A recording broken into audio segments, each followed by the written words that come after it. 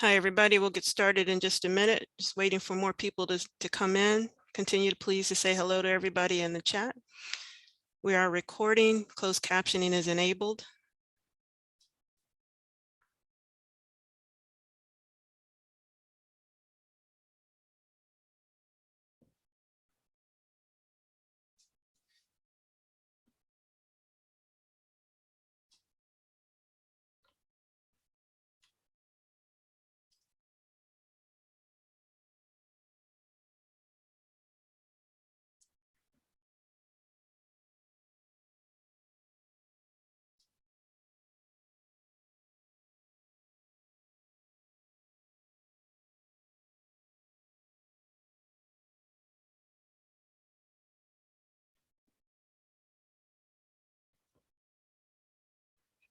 Hi, everybody. Welcome.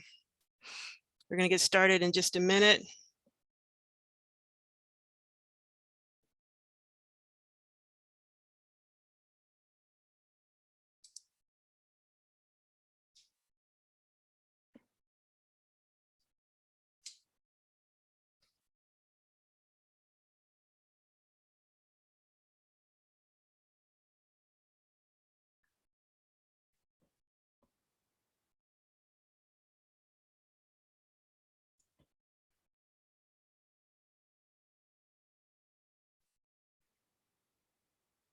I'll just wait from the logistics signal. Let me know as people are coming in. Want me to go ahead and get started?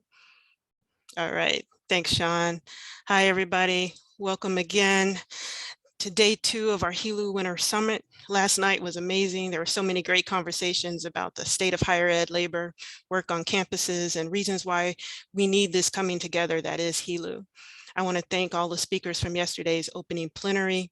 I also want to thank the other members of the program committee, Ian Gavigan overseeing the event, McDonald chairing both the National Coordinated Organizing and Policy Development Committees, Ariana Jacob for her work overseeing political engagement, Tracy Berger on media and website development, Joel Thomasula covering outreach, and Sean O'Brien covering logistics. I'm Naomi R. Williams, serving as Program Committee Coordinator. And I also want to thank the volunteer committee members, those who have come forward to help over the last couple of months, the facilitators, and those who have agreed to speak on various panels, organize workshops, and done their part to help our summit come together. We only win when we show up and do the work together. And as Ian said last night, we are constantly in transition. We are building an organization of organizations with union locals, AAUP advocacy chapters, and other voluntary membership-based higher education worker organizations at the core of HELU. Everyone is welcome here, and we urge people to organize their collective groups to join if they haven't already. We want and we need deep and broad engagement to make all of this work. Our shared conversations over the following days are going to shape the commitments we make to one another. Looking towards next steps, we are going to return to our member organizations to affirm these decisions and move us forward. So we need full engagement. If you're here as an at-large participant, or if you're part of a union, advocacy, chapter, organization of workers that isn't yet at the table, please reach out to any of us, any of the organizers at any point during the summit or after, and we'll get you connected. And a few technical notes and etiquette reminders. During our large group sessions, stay on mute. We have a tight schedule and we want to respect the time of our speakers who have prepared their remarks for relatively short windows. We encourage you to use the chat feature. We will not have breakout sessions during our political education workshops. So the chat is a place to add comments, ask questions, and stay engaged. And we are serious about making HELU a safe, inclusive, and respectful space for everyone.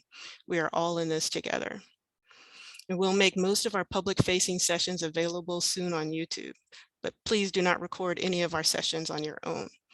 Closed captioning is available, and you can activate closed captioning by selecting More at the bottom of your screen. And finally, today starts our political education segments of the summit. We will begin together for our first session, National Coordinated Organizing, and we'll go until 3:40 Eastern Standard Time.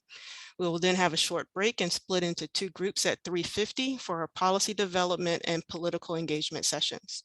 We'll put Zoom links in the chat later today. And be sure to coordinate so that you have union and organizational representatives attending both concurrent sessions. We have a wide diversity of perspectives for today's sessions. Things are going to move fast, so please add your questions and comments to the chat as they occur to you. Trent and Todd will be handling Q&A throughout the presentation today. So without further delay, I'm going to turn it over to Trent. Thank you. Everybody, just be brief. Trent McDonald, he, him, Washington University and St. Louis English PhD candidate and organized with the WashU Undergrad and Grad Workers Union. And I've been so delighted to help facilitate the National Coordinated Organizing piece. I just want to throw a brief definition out there before getting the show started, that coordinating rather than only organizing means, right, overlaying the struggles, right, increasing the capacity with which our workers are uniting on one specific campus, one specific workforce, one specific department. It's wonderful. It's extraordinary that people have been able to win at the hyper local level, but it's not enough, right? That the reason why our higher education system is in such a crisis is because we have not united across job categories, ranks, geographies, race, gender, sexuality, etc. for many, many bad reasons. And so we have to work through them, but to increase our coordinating capacity is what we're trying to really live out. And so we're excited to present a lot of, offer presentations from a lot of folks who have done a lot of that local work and how we're trying to build the muscle, build the connective tissue to have a true higher ed labor movement rather than 17,000, as wonderful as that's happened. Without further ado, I'll pass it to Todd.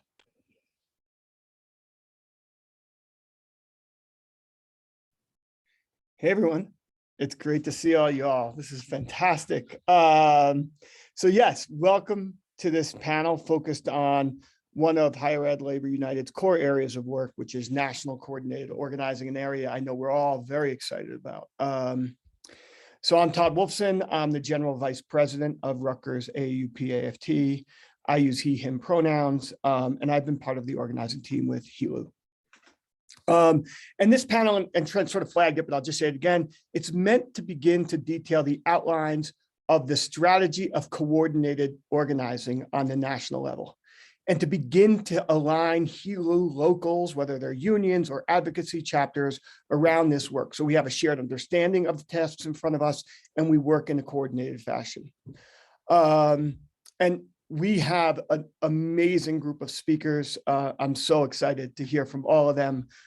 They come from across the country and from all sorts of different job categories, as well as a group of undergrads. And so this is going to be fantastic. But before I turn it over to them, I want to start by detailing the work many of us have been involved with at Rutgers, building out the coalition of Rutgers unions, which is about 17 unions representing about 20,000 workers across the state university.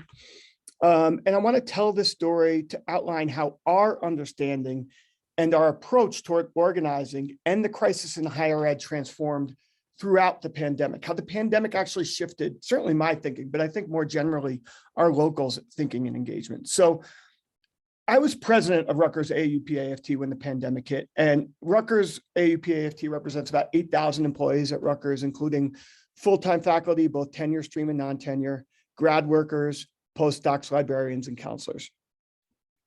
And when the pandemic first hit, as we all remember, it hit the Northeast hard, it hit New Jersey hard, and really quickly, the Rutgers administrators started moaning. You know, they started crying poor. They were trying to set up individual meetings with our local, because we're the biggest and we represent the faculty, to talk about all the financial problems they were facing, et cetera, et cetera. And we stepped back. This is me and Becky, who's now the president, Patrick, Nolan, many of the other leaderships on our executive council. We were also in dialogue with the PTLFC, which is the adjunct local, the medical faculty local, the professional staff local, and a bunch of other locals. And we started to talk because we knew what Rutgers would do, because it is what Rutgers and institutions like it have always done throughout history when they're faced with a crisis. We knew they would attempt to ride out the pandemic and the economic impacts of the pandemic on the backs of the most vulnerable workers at Rutgers. They would do layoffs, they would do furloughs, but most importantly, they would take advantage of the most precarious and the least protected. It's obvious. It's what all of our institutions look to do. when they're in a crisis, and when they're not in a crisis, they look to use the possibility of a crisis to do those same things and to reformulate the job, the workforce, and speed us up, et cetera. So our response was to revitalize what was an already existing but sort of skeleton coalition of Rutgers unions. And we wanted to do that to get out in front of the administration and publicly put out a proposal about how the university should approach the pandemic. And so for us, we called it the people-centered approach to the pandemic. And at the heart of our approach was the concept of care and solidarity. Basically, we were asking my members, our members, and Rutgers AAUP AFT to sacrifice in order to safeguard the jobs of adjuncts and staff. So our demands were simple. Rutgers is a public university and it should be a beacon in a crisis. So what we were demanding were no layoffs whatsoever, no layoffs to staff and no layoffs to adjuncts, because we expected that some staff and adjuncts would be hit the hardest. We also demanded an extra year of funding for grad workers, in particular doctoral students who could not move forward their research. We asked for specific support for international students that were not eligible for care support. And then we asked for free or demanded free COVID testing in the surrounding communities. Rutgers is based in 3 cities, Newark, New Brunswick, and Camden. All of them are majority people of color, and we wanted free COVID testing. Rutgers is got a big health center, both in Newark and in New Brunswick, and we wanted them to give free testing. And in return, what we said we would do is enter a Workshare program. And a Workshare program is like a furlough program, except that it comes from Europe. And the only difference is that based on both state and federal support, everybody making under about $250,000 could furlough and be kept whole because they would get unemployment either from the state or the federal government. And the idea of Workshare is that in a time of crisis, the state and the employer share the cost of an employee to save money for the employer in order to stop layoffs. So that's the goal of a Workshare program. And in our program and in our proposal, that the Coalition of Rutgers Unions offered, we were offering savings of, I would say, about $100 million. And our goal here was to use this moment to build a united front of workers, students, and communities.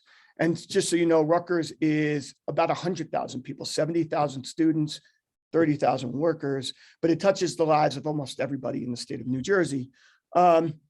And so we built enough power and pressure to force the administration to bargain over this. And we started bargaining in April or May of 2020.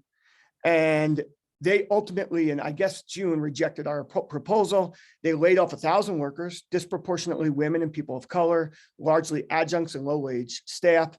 And like heartbreakingly, they stripped them of their health care in the middle of a pandemic. They also canceled the raises of all workers. And ultimately what they did in response to the pandemic saved them much less than what we were proposing. And they were counseled by the anti-union law firm Jackson Lewis, and we believe they rejected our offer because they were afraid of the power of this growing coalition of workers and then also students and community. But we didn't end there. So that happened in the summer of 2020.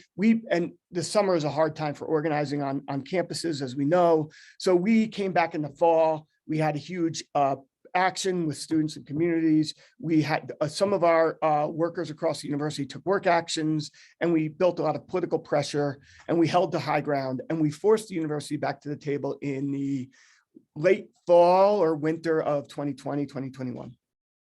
Ultimately, we forced them to give us a deal, which included rehiring everybody who's laid off, 1-year funding extension for grad workers who weren't able to move forward their doctoral studies, job security, so no layoffs, a commitment to no layoffs for about 1.5 years from that point.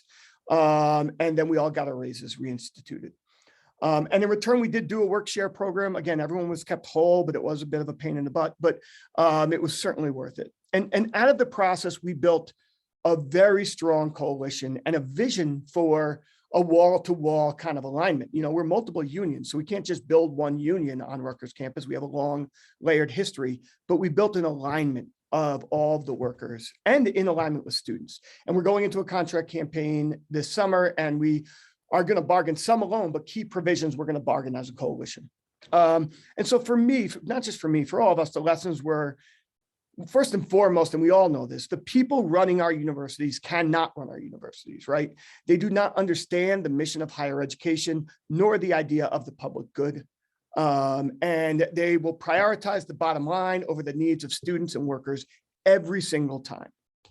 Two, we learned that you have to have a strong organized infrastructure to win. We sent about 100 people to Jay McAlevy's strike school last fall, and we grew out our department rep infrastructure to well over 200 members over the course of this process. We also learned that we have to get out of this craft union approach, which is largely driven by faculty. We need to organize all workers on our campuses, and we have great models. We have models like the Professional Staff Congress at CUNY and UUP at SUNY that are close to wall, right? And then we also have the amazing United Campus Workers model that's spreading up throughout the South, which is CWA, which is wall-to-wall organizing across states in the South and Southwest. So there are models there. We also learned that we have to build with our communities. And here for us, the approach needs to be a common good approach. And there's other unions that have done this really well, particularly in K-12, like Chicago Teachers Union, which has bargained both over their contracts, but also made demands around housing counselors, because students in the Chicago public schools there's a large percentage that are homeless or unhoused. And so they both center community demands alongside contract demands to bring alignment between community and workers. And then finally, I think a lesson we learned, and this is for another day in more detail, but strong contracts are not enough. We have to fight over the governance of our institutions. And we don't want to go back to faculty governance. That's not what we're looking for. We want faculty, student, staff governance. And so that's something we need to start to imagine. So those are some of the key lessons for us through the pandemic. Moving forward into this panel, we want to hear and share key lessons from multiple different higher ed struggles as we build this local to national movement around higher ed and think about how we coordinate across the sector. And I just want to flag, and Jane and Sarah detailed this yesterday, but it's important to remark it, that we are in a moment of heightened worker struggle. Last year, 80,000 workers went on strike, from John Deere and Kellogg to Frito-Lay, Nabisco, et cetera, right? That's 80,000 workers went on strike, but there was also numerous strike votes, from Kaiser Permanente to the Hollywood production workers, to the K-12 system in Minneapolis and St. Paul, which just announced the strike deadline on March 8th.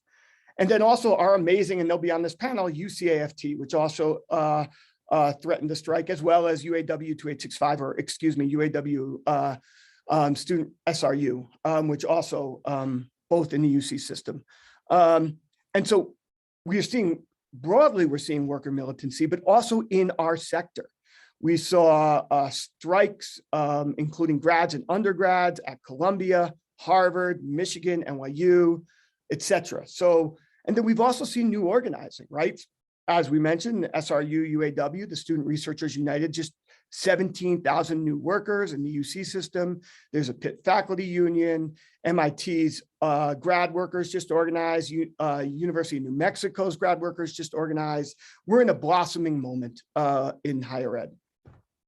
And HELU needs to take advantage of that. We need to build off the organizing and the militancy of the workers to start to build the power and scale up beyond, as Trent said at the front, we have to scale up beyond our local fights to a national fight.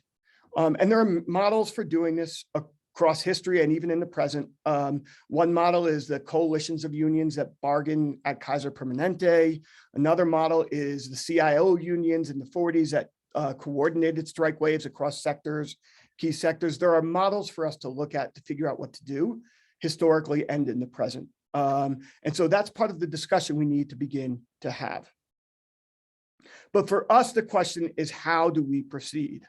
And based on amazing work done by Trent and others in the National Coordinated Organizing Group, we know 250,000 campus workers bargain contracts this year.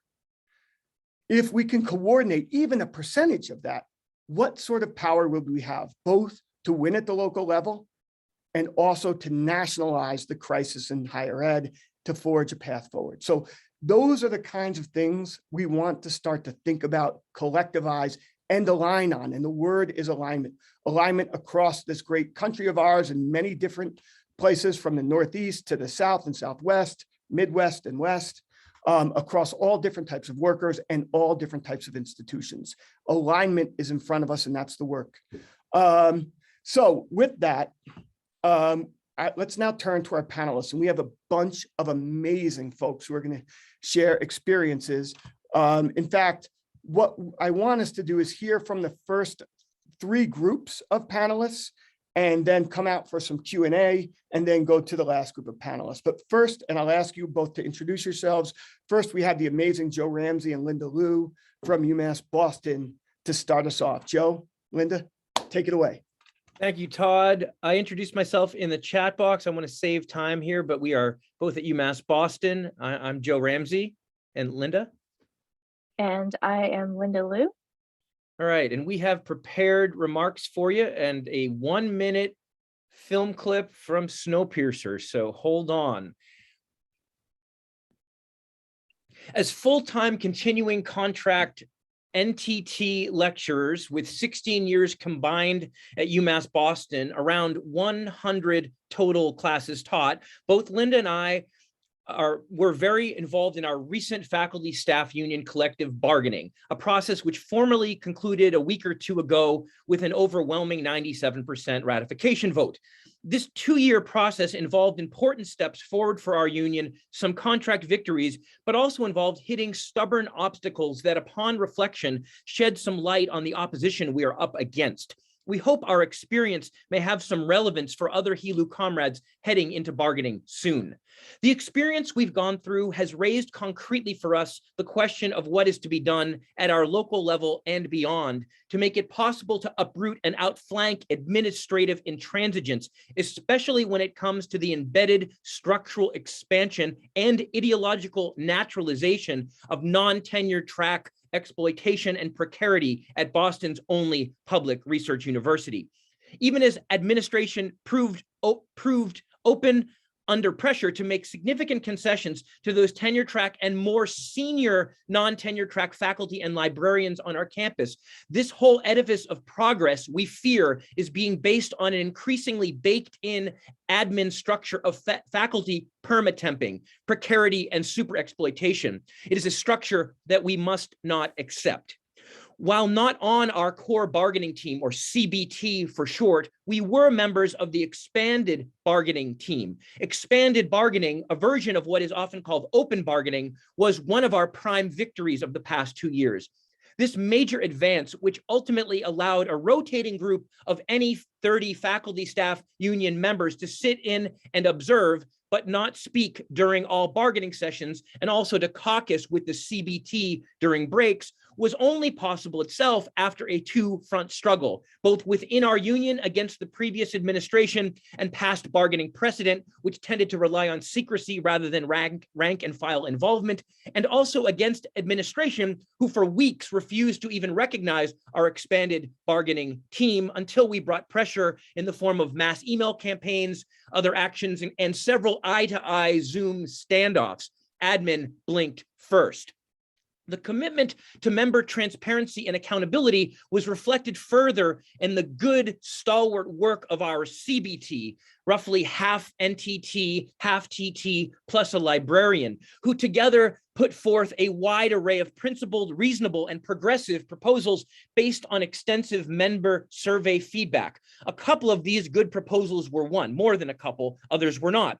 The takeaway I want to underline today before passing it to Linda is that while they represented important steps forward and yielded some important results, in particular for tenure track faculty, librarians, and the most advanced and secure senior lecturer 2s and a new category of senior lecturer 3s, expanding transparency, member participation, and clear progressive team proposals alone were not enough to move administration, at least not when it comes to the bedrock issues of new non-tenure track or contingent faculty, equity, job security, and inclusion. Linda?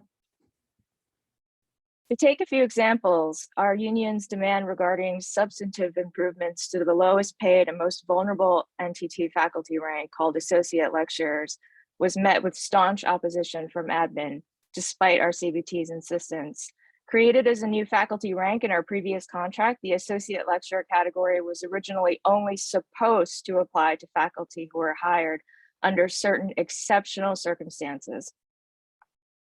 To replace faculty on temporary leaves, to fulfill instructional needs with uncertain or limited duration, and to fulfill highly specialized and occasional instructional needs. In practice, though, almost all new NTT hires since the creation of the associate lecturer category have been categorized as such, regardless of the actual circumstances of their hire. That is, there are many cases of new NTT faculty hired to teach full loads of core required courses for entire academic years and who are not filling in for faculty on temporary leaves, and yet are still classified as associate lecturers. The exception that the associate lecturer rank was supposed to be has now become the new de facto rule. Admin's justification for their opposition involved a choice use of metaphor. Our university runs like an ecosystem, according to them, and to sustain the delicate balance of that ecosystem, we need to depend on an ever-expanding population of low-paid associate lecturers with no just cause rights. Without associate lecturers, there could be no continuing contract lecturers and senior lecturers or guaranteed continuing employment, paths to promotion, and just cause rights. In said ecosystem, job security for some NTTs must be counterbalanced by flexibility, to use admin speak, or in other words, a growing precarious underclass associate lecturers who are excluded from virtually every protection in our union contract. For admin, this ecosystem metaphor has the self-justifying power of a force of nature. It just is what it is, and that's how life overall is sustained. We, of course, recognize it for what it really is, a very much human-made system of exploitation premised on scarcity and built to maintain inequality. Similarly, off the table was our demand that our contract establish language requiring all departments to open department meetings and voting rights to NTT faculty. So admin's adamant refusals here revealed their deep commitment to continued and even expanded misuse of the associate lecturer category, the current structure of dependence and parasitism on cheap associate lecturer, flexible, also known as precarious contingent faculty labor, the attempt to structurally pit both tenure track and senior non-tenure track faculty against new associate lecturers and lecturers through a naturalization of an ecosystem of scarcity and inequality. As teachers and scholars of film and popular culture, we were both struck by an analogy to a recent film, Bong Joon-ho's Snowpiercer. It's set in a perpetually moving state-of-the-art train carrying the last remnants of humanity after a failed attempt at climate engineering has turned Earth into a lifeless, frozen tundra. In the following clip that we're going to show, Minister Mason, the second in command of the train, speaks to the importance of all passengers knowing and keeping to their preordained classes and positions in the ecosystem of the train.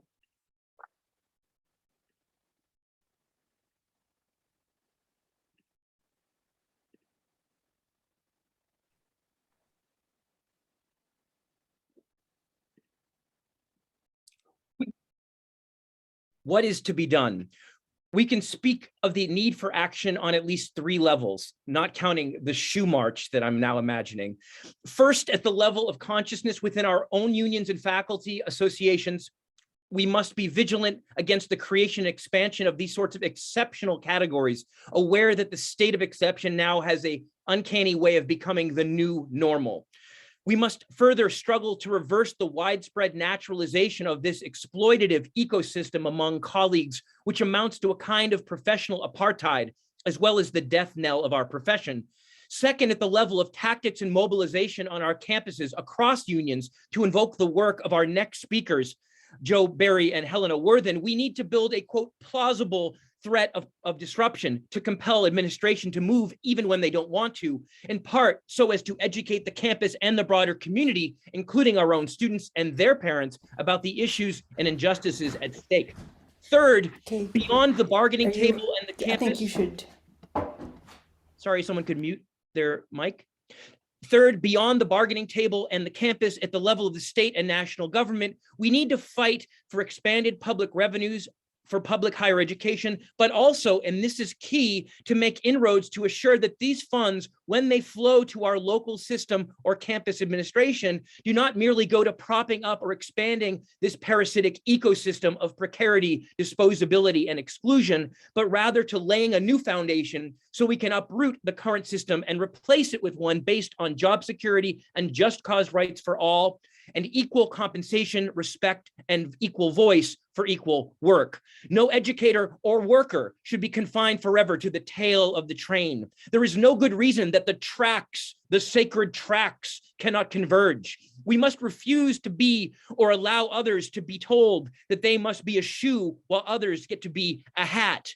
And as a closing coda, I will say that, in spoiler alerts for those who haven't seen the film, Snowpiercer in the end offers only two choices for the rebellion of the back of the train: taking over the train as is with its hierarchy and making mild administrative reform, or exploding the train as such, abolish the university.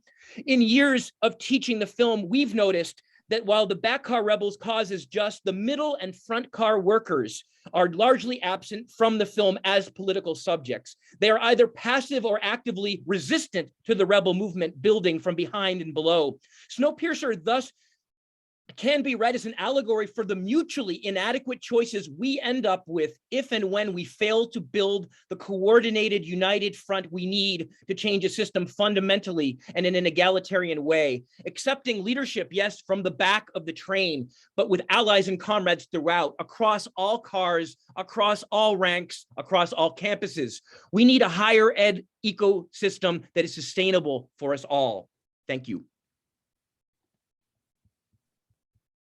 Excellent. Thank you so much, Joe and Linda. And Snowpiercer, wow. Next, we have Helena, Worthen, and Joe Berry, the fantastic authors of Power Despite Precarity. And I think they're going to be on in one Zoom. So wonderful. Welcome, Joe. Welcome, Helena. Please, we're so excited to hear from you. Hi, is this working? Can you hear us? Yes. Right. Yep. Okay. We're using old tech. And the purpose of this is to try to explain and describe some previous efforts at national coordinating attempts, because there have been some, and HELU is going to have to figure out a structure pretty soon in order to get enough traction in order to fulfill its visions. So these are lessons from structure, and that means thinking about staffing, membership, funding, who gets to vote? Do you deal with grants or not? How do you do your communications? Is it union-based? Are there at-large members? All of those things. Those are all structures. Okay, I'm going to hand it to Joe, who is our historian. And since our charge was to draw lessons from the history of the contingent faculty movement, we want to take a look at some of the previous attempts at national coordination that included contingent faculty, some of which were exclusively contingent faculty, and draw some lessons from that experience. One of the earliest was the North American Alliance for Fair Employment, which was a grant-funded alliance of contingent worker organizations and their supporters that took place in 98 and around until about 2005 or so. The unity of it was contingent, but it receded because of the unstable grant funding losing interest, the foundations. But out of NAFI came a very important thing. One of its groups, one of its networked campus action groups, they had various action groups, was the Campus Action Group, which folded in with the beginnings of what became COCAL, the Coalition of Contingent Academic Labor, and really helped it become a national and later binational and trinational US, Mexico, Canada grouping that cohered for the first time a national leadership of the contingent faculty movement. and that continues to the present. The next conference is this August in Querétaro, Mexico, and we encourage people to look at cocalinternational.org for further information.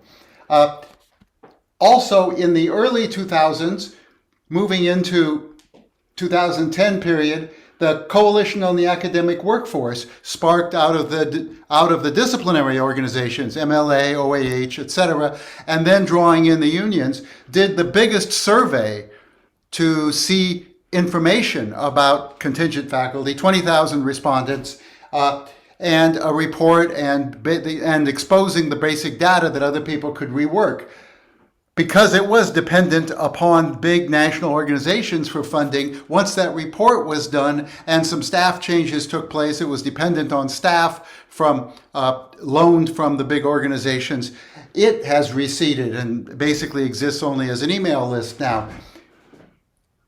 Another national effort was the Campaign for the Future of Higher Education, which came out of the big locals, much like HELU has, and was particularly out of the California Faculty Association, which is the main case study in our new book in the California State University system. And it was very important. It paid good attention to contingent faculty. It didn't have any staff, and it was dependent upon loaned staff and volunteers. It was the site of the beginning of a debate on how we should present ourselves as faculty, laborers, as workers to the bigger public, and whether we should present ourselves as fellow workers, appealing to working class solidarity from the working class majority of the country, or rather traditionally present ourselves as the tenured faculty members who have something special to give to the population and therefore need special protections like tenure and academic freedom that other workers don't have and don't need. That debate really began there and has been carried on ideologically in the movement ever since, and very much has influenced the vision statement of HELU. Also coming out of CoCal in 2000 was Campus Equity Week, a national attempt to focus on the inequalities, first of faculty labor, and later, when sponsored once by CFHE, on all labor and all inequalities on the campuses. Took place during Halloween week on alternate years of the CoCal conference. With costumes. With costumes and, the whole 9 yards. Lots of good press came out of that, but it has receded somewhat, even though it expanded into Canada, and local level stuff still happens and could be resuscitated in some ways. Adjunct Walkout Day was a spontaneous national effort that came from a group of anonymous lecturers, contingent faculty in the California State University system, actually San Jose, but because they were covered by a contract with a no strike clause, this was all anonymous. And there was no staff, but it took off virally and got a lot of press. And despite what some of the established leadership like ourselves thought that it was unrealistic, it turned out to be a very positive thing and has been reproduced on small scale in other places, but it's an example of what's possible once things really take off. Also coming out of CoCal was the new faculty majority, which tried to fill the space that CoCal could not fill as just a floating conference with no treasury and with no permanent staff person. So NFM was also grant funded, which turned out to be its Achilles heel, but it did an unemployment project and still exists, although somewhat inactive, and has a great website, and did some other projects as well, and made some progress on unemployment rights for contingent faculty. One of the places that we can draw the best lessons on a local level to apply to what's needed at a national level with the future of HELU is in campus labor coalitions in places like Rutgers, like the statewide coalition that fought for future of higher education in Massachusetts, like the campus labor coalitions that have developed in the UC system that helped to make those strike threats that were referred to earlier by Joe Ramsey real. And I will stop there and pass it back to Helena.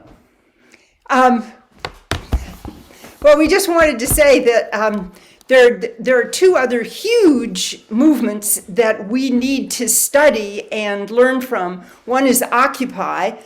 People look back at Occupy and say, well, it didn't accomplish anything, but it actually did accomplish a whole lot, and it permeated the country with the question of, are you part of the 1% or are you part of the 99%, which connects to the issue of, are we fellow workers or are we an elite? Then Black Lives Matter is probably the hottest movement going on right now, and we need to involve ourselves in it and learn from it and move with it. Finally, I think we want to repeat actually two things. We want to emphasize that the community college system is the biggest academic workforce in the country and is heavily working class and heavily adjunct, contingent, part-timer, whatever you want to call us. That is the mass of very angry, very activist faculty in the country.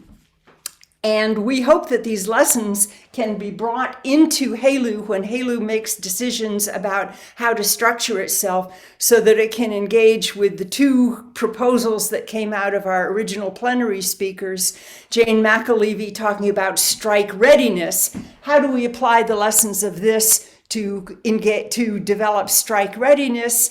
And when Sarah Nelson talked about deep organizing, how do we get down to the individual people who are going to have to be able to speak and present the whole agenda? I mean, what we really need is your typical contingent faculty or tenure line faculty person walking around on the campus, able to say, when asked, so what is HELU? What are you doing? What's the problem here? What's going to happen next? So I think that's it. Anything you want to add, Joe? Yes, I think we want to say that HELU represents some great potential, greater than any of these individually, and can be best if it learns the lessons from these, positive and negative, and that HELU has a big vision, bigger than any of these were able to. It's cross-union. It has a vision of all the workforce, and industrial unionism, industrial movement, and it's an even bigger vision than we put forward in our new book. It has a bigger vision collectively than we were able to put forward in our blue sky vision in our book. And for that, as old folks who are trying to pass the baton to the next generation of leadership in this broader movement, we are extremely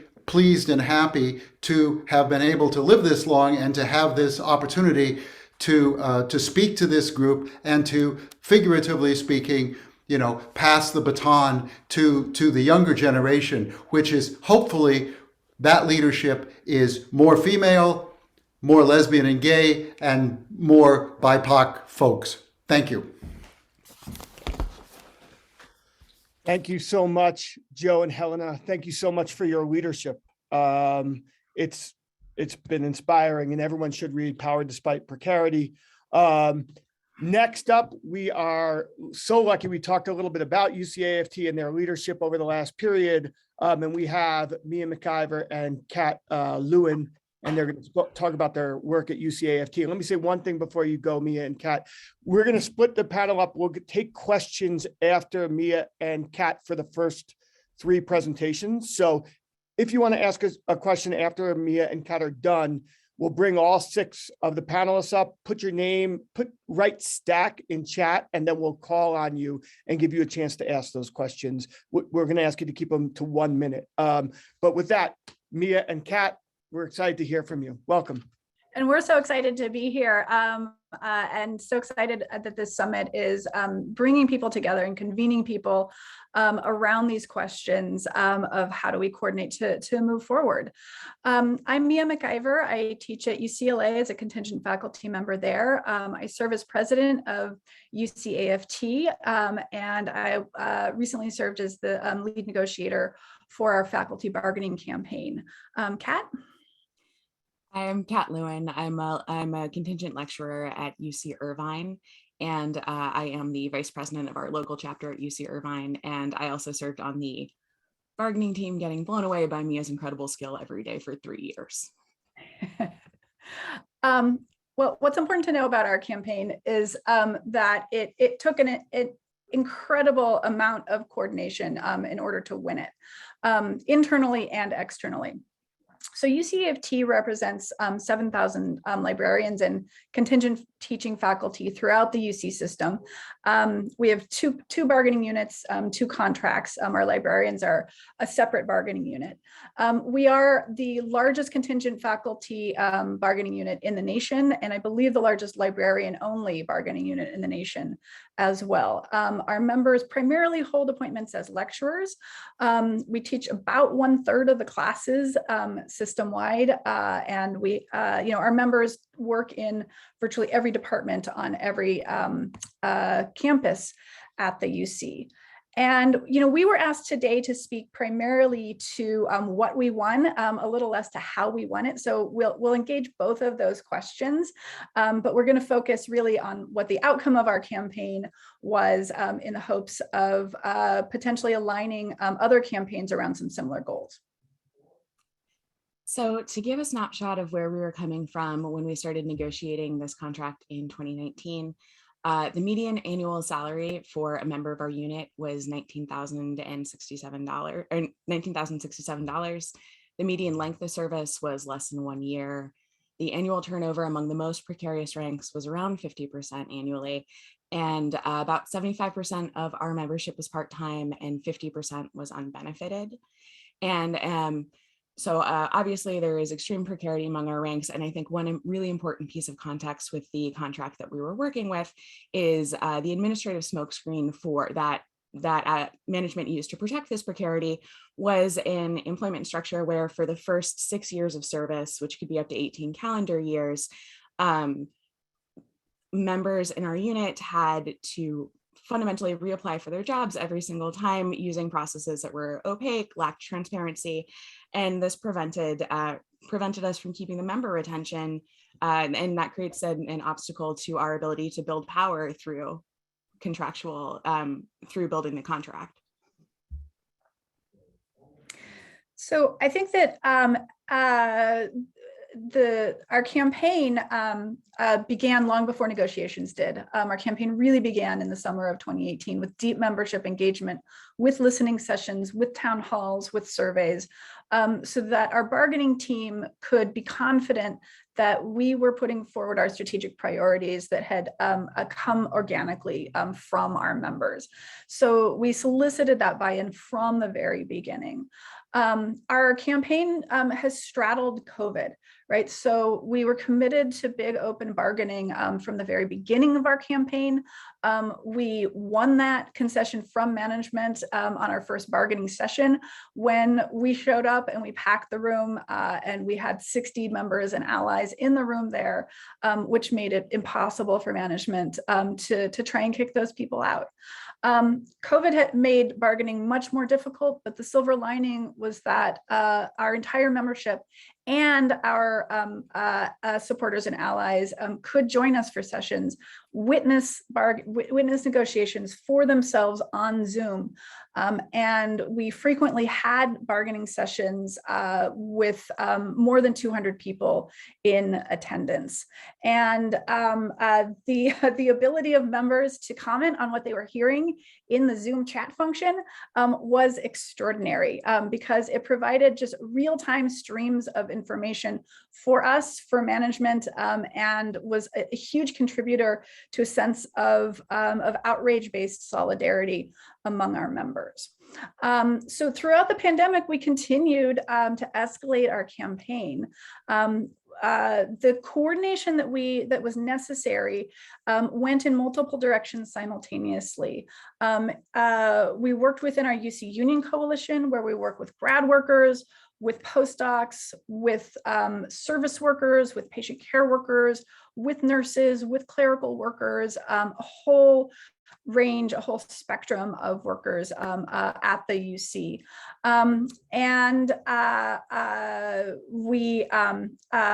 We mustered student support. We mustered Senate faculty support, tenured faculty support. I know representatives from the Council of UC Faculty Associations are here today. We worked very closely with CUCFA in this campaign. We mustered legislative support, and that political support was essential for us kind of in the end game of settling the contract. And I think what was really important was that we were able to coordinate these efforts because we started the campaign with the conviction that we would not win what we needed, what our members needed, and what our students needed without a credible strike threat. And so that was the goal from the very, very beginning. And in terms of, okay. Is that your slide, Mia? That's the wrong slide, sorry. So in terms of what we were able to win with all of this coalition building, we were able to win massive C-level changes in workload that essentially worked to transform from 6 years of gig labor to true career paths for lecturers. And there were a few different pieces that worked together. So we added to, we had the conviction that lecturers who are doing their jobs well should be fairly evaluated using transparent criteria and be able to keep those jobs before they're outside hires. We won rehiring rights so that decisions are performance-based, based on criteria that are in the contract. That was a huge win. Transparent review processes, so regular reviews, which were not guaranteed for the first 6 years, and written feedback so that lecturers know how they're doing. And multi-year appointments so that people didn't have to balance the full-time job of applying for other jobs with the work that they're doing. We instead want a 1, 2, 3 year structure where after your first year, you're guaranteed appointment, you're guaranteed multiple year appointments. And for those who had already achieved the modicum of security of a continuing appointment, also a pathway to a senior lecturer position. So a promotion that comes with a title, that comes with a raise, and that expands the dignity of the position that our unit members can hold. So in compensation, our members are seeing huge salary bumps, at least 10% in the first 6 months of our new contract. We raised the minimum salary on our salary scale 9.5% for those making the minimum immediately. And we shifted actually to a new salary scale in the interest of transparency that is going to enable us to do much better analysis internally of race and gender wage gaps moving forward into the future. So the average raises over the life of this contract will total 30% for our members in the next 3.5 years. I think we might be at time. Is that, do you have enough for this? We won workload improvements, and we have a bunch of other things that our contract features, and we're happy to talk more about them during Q&A. Thank you so much, Mia and Kat, and for the leadership of UC-AFT. It's an inspiration for all of us. So we are a little bit behind time. What I'm going to ask, Sean, if you can help me, bring up the first 6 panelists. If you want to have a question, we're only going to do about 5 minutes of Q&A here. And so we have 5 minutes after the next 4 presentations. So put your name in chat, write stack in chat, and then I'll call on you. Please ask a question for about 30 seconds. So we have enough time to get a little back and forth, and then also get to the other presentations. I see my good friend, Michelle. Jump in, Michelle. You can just take we're not going to bring you up because it's too much logistics, but just, we can all hear your question.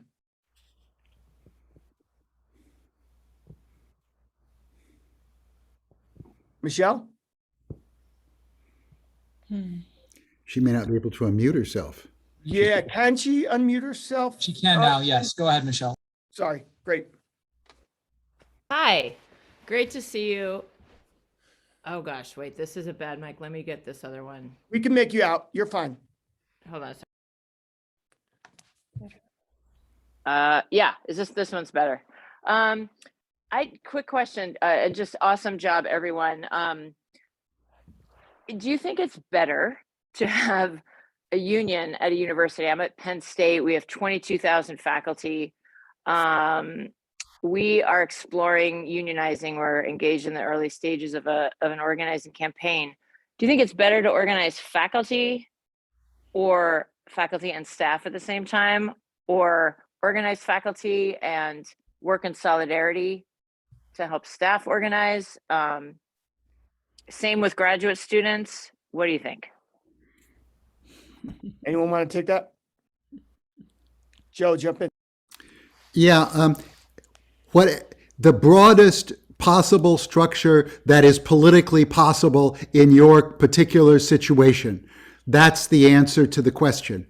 And there is no principled answer to division, but there are practical situations where it is not possible politically to form a union on an egalitarian basis across various kinds of divisions because of historical reasons, prejudices, and employer behavior, and sometimes legal restrictions depending on your state. So there is no answer, but my answer, as I said, is the biggest, broadest possible structure that is politically possible, both legally and in terms of the attitudes of your base and the attitudes of your administration. That's what you want to fight for. And to the extent that you have to be divided into different unions, engage in coordinated bargaining and build a strong campus labor coalition so that in effect, the employer and the state and the public sees a united workforce in action. Yeah, could not agree more. The most powerful unions in colleges and universities in this country are wall-to-wall unions. I think wall-to-wall, the definition of wall-to-wall can vary a bit depending on how we define the walls. That's not to say that wall-to-wall unionism is easy. There are significant challenges, but there always will be. And if we're looking at it simply from a perspective of power analysis, that is the direction that generates the most worker power. Joe, did you want to respond? Joe Ramsey, your mic is off. Okay. Thank you, Mia and Joe. I just want to say I completely agree. We're just going to take 2 more questions in this section, and then we'll go back here the other, and we'll have more time to talk to both the second group panelists as well as this group. I think we have Pranav, and I hope I'm saying your name right. Pranav next. And Sean, if you can unmute Pranav so he can speak.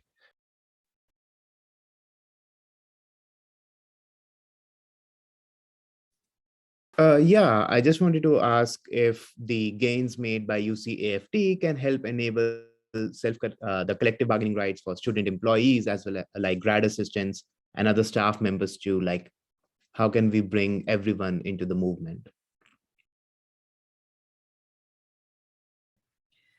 Absolutely. But I think it's important to say that parts of our campaign were actually modeled on the work that grad workers had done previously at the UC, particularly UAW 2865 and pioneering the way with open bargaining. And so, the particular kind of like chronological sequencing that this takes, I think is going to vary from setting to setting and situation to situation. But it's very clear, especially as grad workers become precarious workers, right? That our interest is mutual, and that aligning our goals and our principles and going to management together is always in our common interest. Jump in, Joe. Just a very brief point. I think we need to do more to short circuit the temporality of higher education, namely by putting contingent faculty organizers and graduate students in sustained conversation. The very structure of graduate school often encourages people to imagine themselves as a future tenured person. I think that's probably breaking down under its own power, but the more clear it is that there is no tenure track job for you, the more incentive there is to organize now, because that debt doesn't make sense. So I think one way to think about organizing here is about short circuiting the temporality, bring people's future, and I mean undergrads too, into their present. And that's just my little thing for now. Excellent. Thank you, Joe. Thank you, Mia. So we'll take one more question now from Anna Belay. Anna, you can unmute yourself and ask. Go ahead and ask. Hi, thanks. This also picks up on another question in the chat. I'm wondering if anyone could talk about right to work states and how to make wins that look anything like what you're talking about happen in, I live in Missouri. So go ahead, Joe. We are all right to work states in the public sector now. Mm-hmm. All of us. So that distinction really doesn't exist.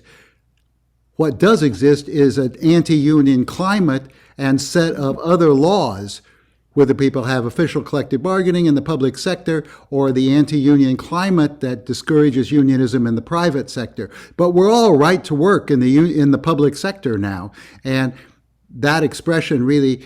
So, but I think the question you're really asking is, what about places where the climate is much more anti-union in general? Than I think that's really what you're asking, if I could try and psychologize you for a minute, Anne. And I think that there are more similarities than differences. I think the emphasis on the differences is the boss's line, and we need to push that down, just like the emphasis on the differences among contingent faculty between the one-class professionals and the freeway flyers and stuff. And the other thing that stands in the discourse in the United States is the fact that the South and the Southwest, where racism was a much stronger factor, has undermined union organizing. And we need, and a lot of, right to work originally came out of the racist movement, the reaction to the advances of Black people and Latinos under the CIO. That's where that came from. That's where literally the idea and the coinage of the term came from, was from the racists. And we need to deal with the issue of racism in our society, in our institutions, and in our own movement. I look at this screen and it's overwhelmingly white people. We got to change that. Absolutely. So, and to Anna, your point, we now have Caitlin Gille, Vice President of United Faculty of Florida, who will have a fantastic perspective on states in the South, for instance, and how hard it is to organize. So thank you, Kat. Thank you, Mia. Thank you, Joe. Thank you, Linda. Thank you, Joe Barry, and Helena.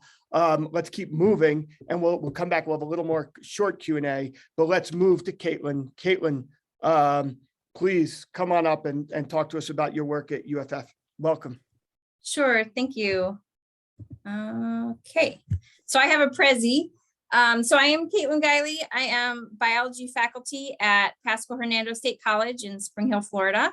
And I'm also the first vice president of United Faculty of Florida, statewide higher ed union for full-time faculty. We'll talk about that in a minute. So we're in the South, and Florida has some kind of unique issues for public sector employees. In 1968, 35,000 public school teachers resigned in a teacher walkout. And as a result, in 1976, the Florida Constitution was amended to guarantee collective bargaining rights for public employees. In the same sentence that guarantees public employees the right to collectively bargain, it also prohibits us from striking. And so we have be more creative. We have to be more creative about our building power in other ways because we cannot strike, well, legally. United Faculty of Florida began organizing in 1968, and this was in response to firing and tenure denying to civil rights activists. Today, UFF represents 25,000 workers. We represent full-time faculty at all 12 public universities, 16 state and community colleges, and 1 private university, St. Leo. We also represent grad assistants at 4 of the state universities. The part-time faculty are not organized through UFF. Some of them are, there's chapters through SEIU. We have about 8,500 dues paying members in UFF. Some terminology. So we have state colleges in Florida. These are basically community colleges that offer a few bachelor's degrees. At PHSC, where I'm at, we offer a bachelor's of science in nursing and a bachelor's in business administration, but most of our degrees are associates. So UFF has seen a recent wave of organizing. We've had 8 new chapters in 5 years. It started with Tallahassee Community College in 2016, and our most recent win was at St. Pete College in last semester. This kind of goes in with the coordinated organizing in that each of the new chapters helped the successive chapters organize. So there's kind of a general unrest because of Florida politics. We've not been getting raises. In the last 10 years, we had 1-2% raise at my college. And so this kind of started frustration, but each campus or each college had kind of their own issues. For instance, State College of Florida, their board of trustees eliminated tenure or continuing contract, and that instigated an organizing movement. They've since won that back because they have a union. And so it's been throughout the state, this kind of wave of new chapters for UFF. One example of this is our recent win at St. Pete College. So the administration proposed a 6% salary cut across the board. The full-time faculty very quickly collected cards so that they could impose status quo. What's unique about St. Pete College organizing is that they didn't have any face-to-face meetings. This was during COVID or currently. So everything was done virtually, phone calls, home visits, Zoom meetings. They collected cards in parking lots, at homes. So it was kind of a different organizing than what we're used to. And what this allowed, though, was in a big geographically large state, the chapters could help each other. So we had Zoom informational workshops with faculty from Tallahassee Community College, my college, Pasco Fernando, that are new, and then some established chapters like Florida State College at Jacksonville and Eastern Florida State College. And they won a resounding victory with 78% of the faculty voting to form a union. So lessons from UFF. One thing is all of these union recognition campaigns were initiated by faculty at those institutions. The staff at UFF is fantastic, but the leadership was done by the faculty themselves. And I'm a biology professor. I've never anticipated being a union organizer. That's not what I set out to do in my life. Just want to teach biology. But that kind of, member organizer has helped because we have shared experience with our new chapters. So this new organizing built a statewide network of new leaders. UFF has a twice yearly Senate, which is our organization or a representational body, and we'll have bargaining councils at the Senate meetings where we share information. And our new organizing chapters are always invited to the bargaining councils. And this is where we share what's working, what isn't working. And so as we kind of gained more chapters, it built a lot of momentum. It also allowed for personal experiences to be shared. So for instance, at my college, they tried to eliminate our department chairs And so we're small bargaining. We have 150 faculty. We had a petition and we ended up keeping the department chairs. St. Pete College, the new one, their administration is also trying to get rid of the department chairs. So their chapter president called us up so they could kind of share what worked and what didn't. And so these personal experiences have really helped us learn from each other. Virtual organizing is another lesson. So there's kind of unique challenges and opportunities. One thing is at St. Pete College, administration didn't even know they were organizing because none of it was done on campus. It was all off campus and virtual. And this also allowed us to help each other. All the state colleges around the state were able to assist St. Pete College. As far as coordinated organizing goes, you can certainly do a lot of coordination even when campaigns are not simultaneous. So this, instead of all at once, this was all kind of in a line. But certainly in Florida, there's a lot of potential for more coordinated organizing, collaboration between UFF and the SEIU, AFSCME. So I think we would build a much stronger movement if we followed what HELU is advocating, to have more coordination across classes of different types of campus workers. So I'm really excited to be learning from people at HELU and getting involved, because I really agree that more coordinated organizing will build our power. And that's the end. Thank you so much, Caitlin. Thank you. It goes to show that biologists, and certainly at Rutgers, this is true, biologists are some of the greatest organizers we have. It's fantastic. Yeah, I think half of our bargaining team is from the biology department. Who would know? Fantastic. Thank you, Caitlin. All right, so next we're going to go to Bret Benjamin from United University Professions at SUNY, which we all know is one of the leaders across the country in organizing in higher ed. Welcome, Bret. We're so excited to hear from you. Thank you, Todd, and everybody. I'm sorry to be running a little bit late today. My daughter had the final performance of her play, and I had to be there. So I beg pardon from my fellow panelists from the earlier session. I missed some of your stuff. I'll have to circle back and get to you. So my apologies. I hate doing that to people.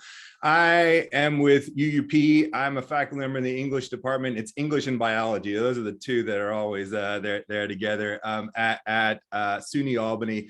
And I'm the chief negotiator on the current UUP contract drive. Our contract expires in July 1 of this year. So we've been spending the last 6 months or so getting prepped, and we're ready to get to the table and do it. I want to sort of talk a little bit about UUP. I think part of the reason that I'm on the dais here today is because of the size of our unit and the diversity. We're not quite wall to wall. I agree with the comments in the last Q&A about the importance of being wall to wall. We're not there, but we're somewhat close. We represent academic and professional faculty on 29 SUNY campuses. So all of the state-funded SUNY campuses. Doesn't include the community colleges. So this is a big gap, obviously. They bargain separately. But of the four-year and university centers and health science centers, UUP represents both academics and professionals. So academics means all tenure line academics. It also means contingent faculty, part-time and full-time. That includes a lot of graduate students, not all graduate students. The graduate students who are on assistantship are represented by a separate union, GSEU, but those graduate students who have kind of folded off of their assistantship funding and are working for the university, often as lecturers and so forth, are in our unit. So we have quite a number of grad student union members, and the connection there between the GSEU and our unit is a really strong one and important. On the professional side, we represent not everyone. We don't do food service workers. We don't do grounds crew. Don't have some of the sort of lower level administrative stuff, but we have most of the other work on campuses. So that includes financial aid and admissions and res life and athletics and so forth. Not wall to wall, as I say, but a pretty good subsection. We represent 29 different campuses. We have 3 hospitals. So we have hospital workers. We have 5 health science centers. So we have academic medical centers, as well as all of the kind of professional staff that work in hospitals and the health science centers. So those are the radiology techs and the nurse managers and so forth. When you look at our unit, we've got about 37,000 members in our active unit. I think some of the, sometimes we get talked about as a 42,000 member unit. That's right. That includes our retirees. But when we're bargaining, we're only bargaining for people who are currently employed. So that's 37,000. It's split about half and half, 53% academics, 47% academics. You can see that our health science centers, HSC here means health science centers and hospitals. That's a little bit over a third of our unit. So we're across the state in a pretty complex unit with one contract. We bargain together. We bargain as one. We bargain with New York State. We bargain with the governor's office, not with SUNY, not with any one campus. So we're bargaining directly with the state. That has some advantages. It has some drawbacks. It's what we do. Contingency is going to be a crucial place of intersection between our unit and all the other folks here. I think this is going to be one of the places that HELU can be most effective, is thinking through the crisis of contingency. Our unit splits about 60-40 tenure line to contingent overall. When we look at the academics at the non-health science centers, our unit looks a little bit more like most of yours, I think. Probably still better than a national average, but it's about 50-50. The instructional staff at our main colleges and universities is 50% tenure line, 50% contingent. The bulk of that is part-time adjuncts, lecturers, a subsection of full-time lecturers and people who are on visiting lines or clinical lines or research lines. All of those don't have pathways to tenure or permanency, so we count them as contingent. They all have particular needs and trying to sort of represent the different segments there. Our professionals, one of the I think positives for us of bargaining with New York State is that our professional faculty have pathways to permanency. So our professionals on our universities look a lot more like state workers in New York than they do like a lot of the other professionals on some other higher ed campuses.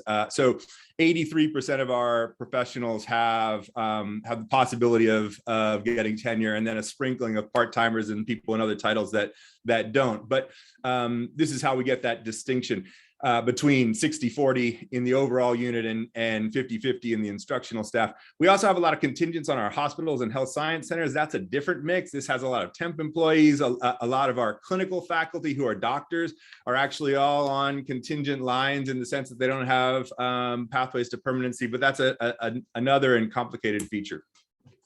What I want to say really quickly, I know we got short presentations here, is that when we go to the table, we have the challenge of putting together a single contract that handles this really diverse unit, geographically diverse in terms of the campuses that we work at, the types of jobs we have. It's all has to go into one contract.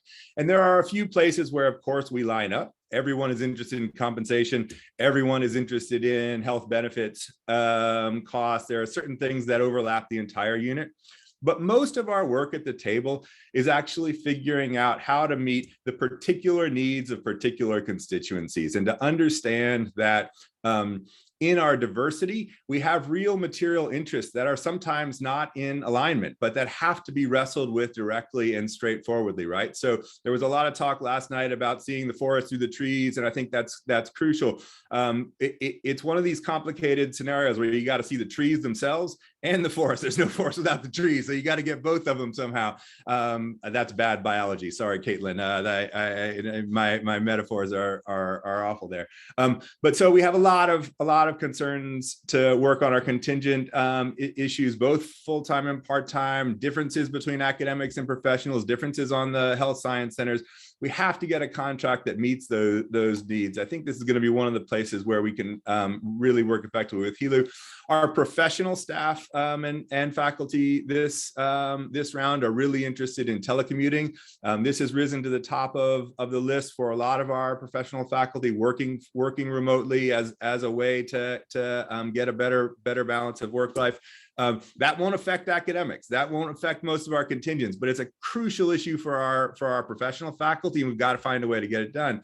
Our hospitals have very unique sets of concerns. We have a batch of bargaining proposals around our hospital and HSC faculty. Again, they'll have nothing to do with the majority of our other faculty, but it's essential that we bargain for them, because these are the things, I mean, our hospital workers have been under enormous duress during the last 2 years, working really short-staffed and under great stress.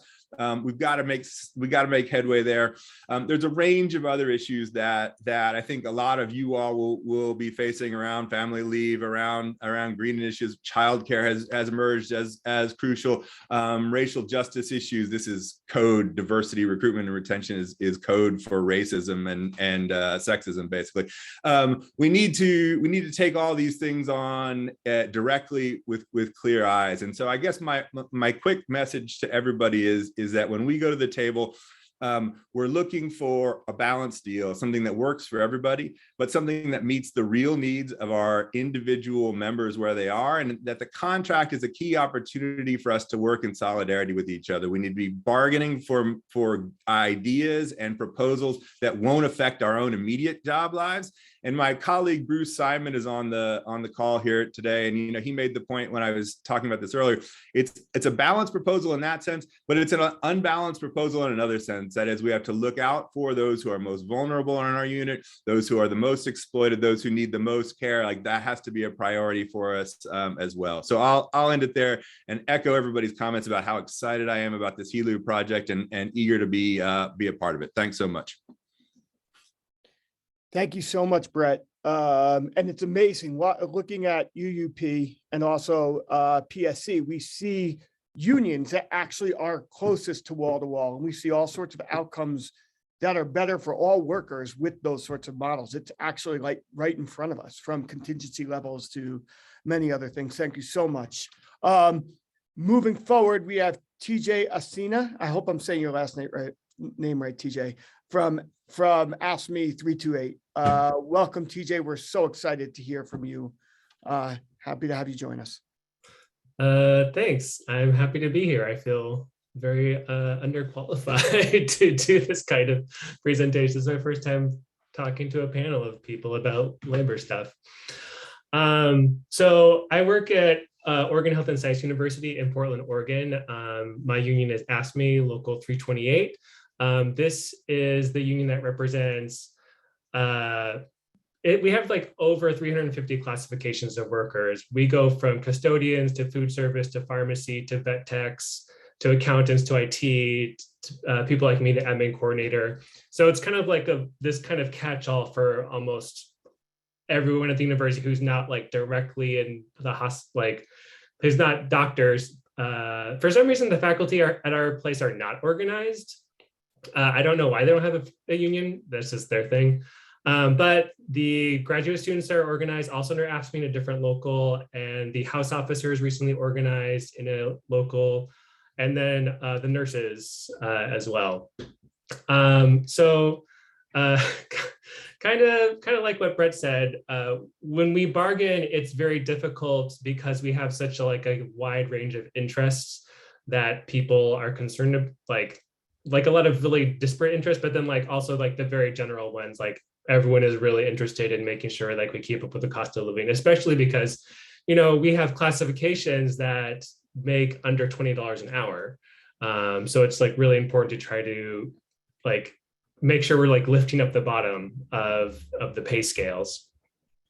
OHSU has had kind of this very, very nice reputation for a long time as this really great institution. And it used to be that workers at OHSU can identify more with working at OHSU than being a part of our union. And that's kind of changed over the last few years because OHSU actually became a public corporation. So now it begins to operate more and more like a business. And we begin to see this more and more as time goes on. So we kind of had several years of kind of slow takeaways. And then in 2019, we just suddenly had a huge resurgence of union activity. Part of this was because OHSU they were just not engaging with us at all. They would have town halls for bargaining members to come talk to management, and then they would not take any questions that were not pre-approved.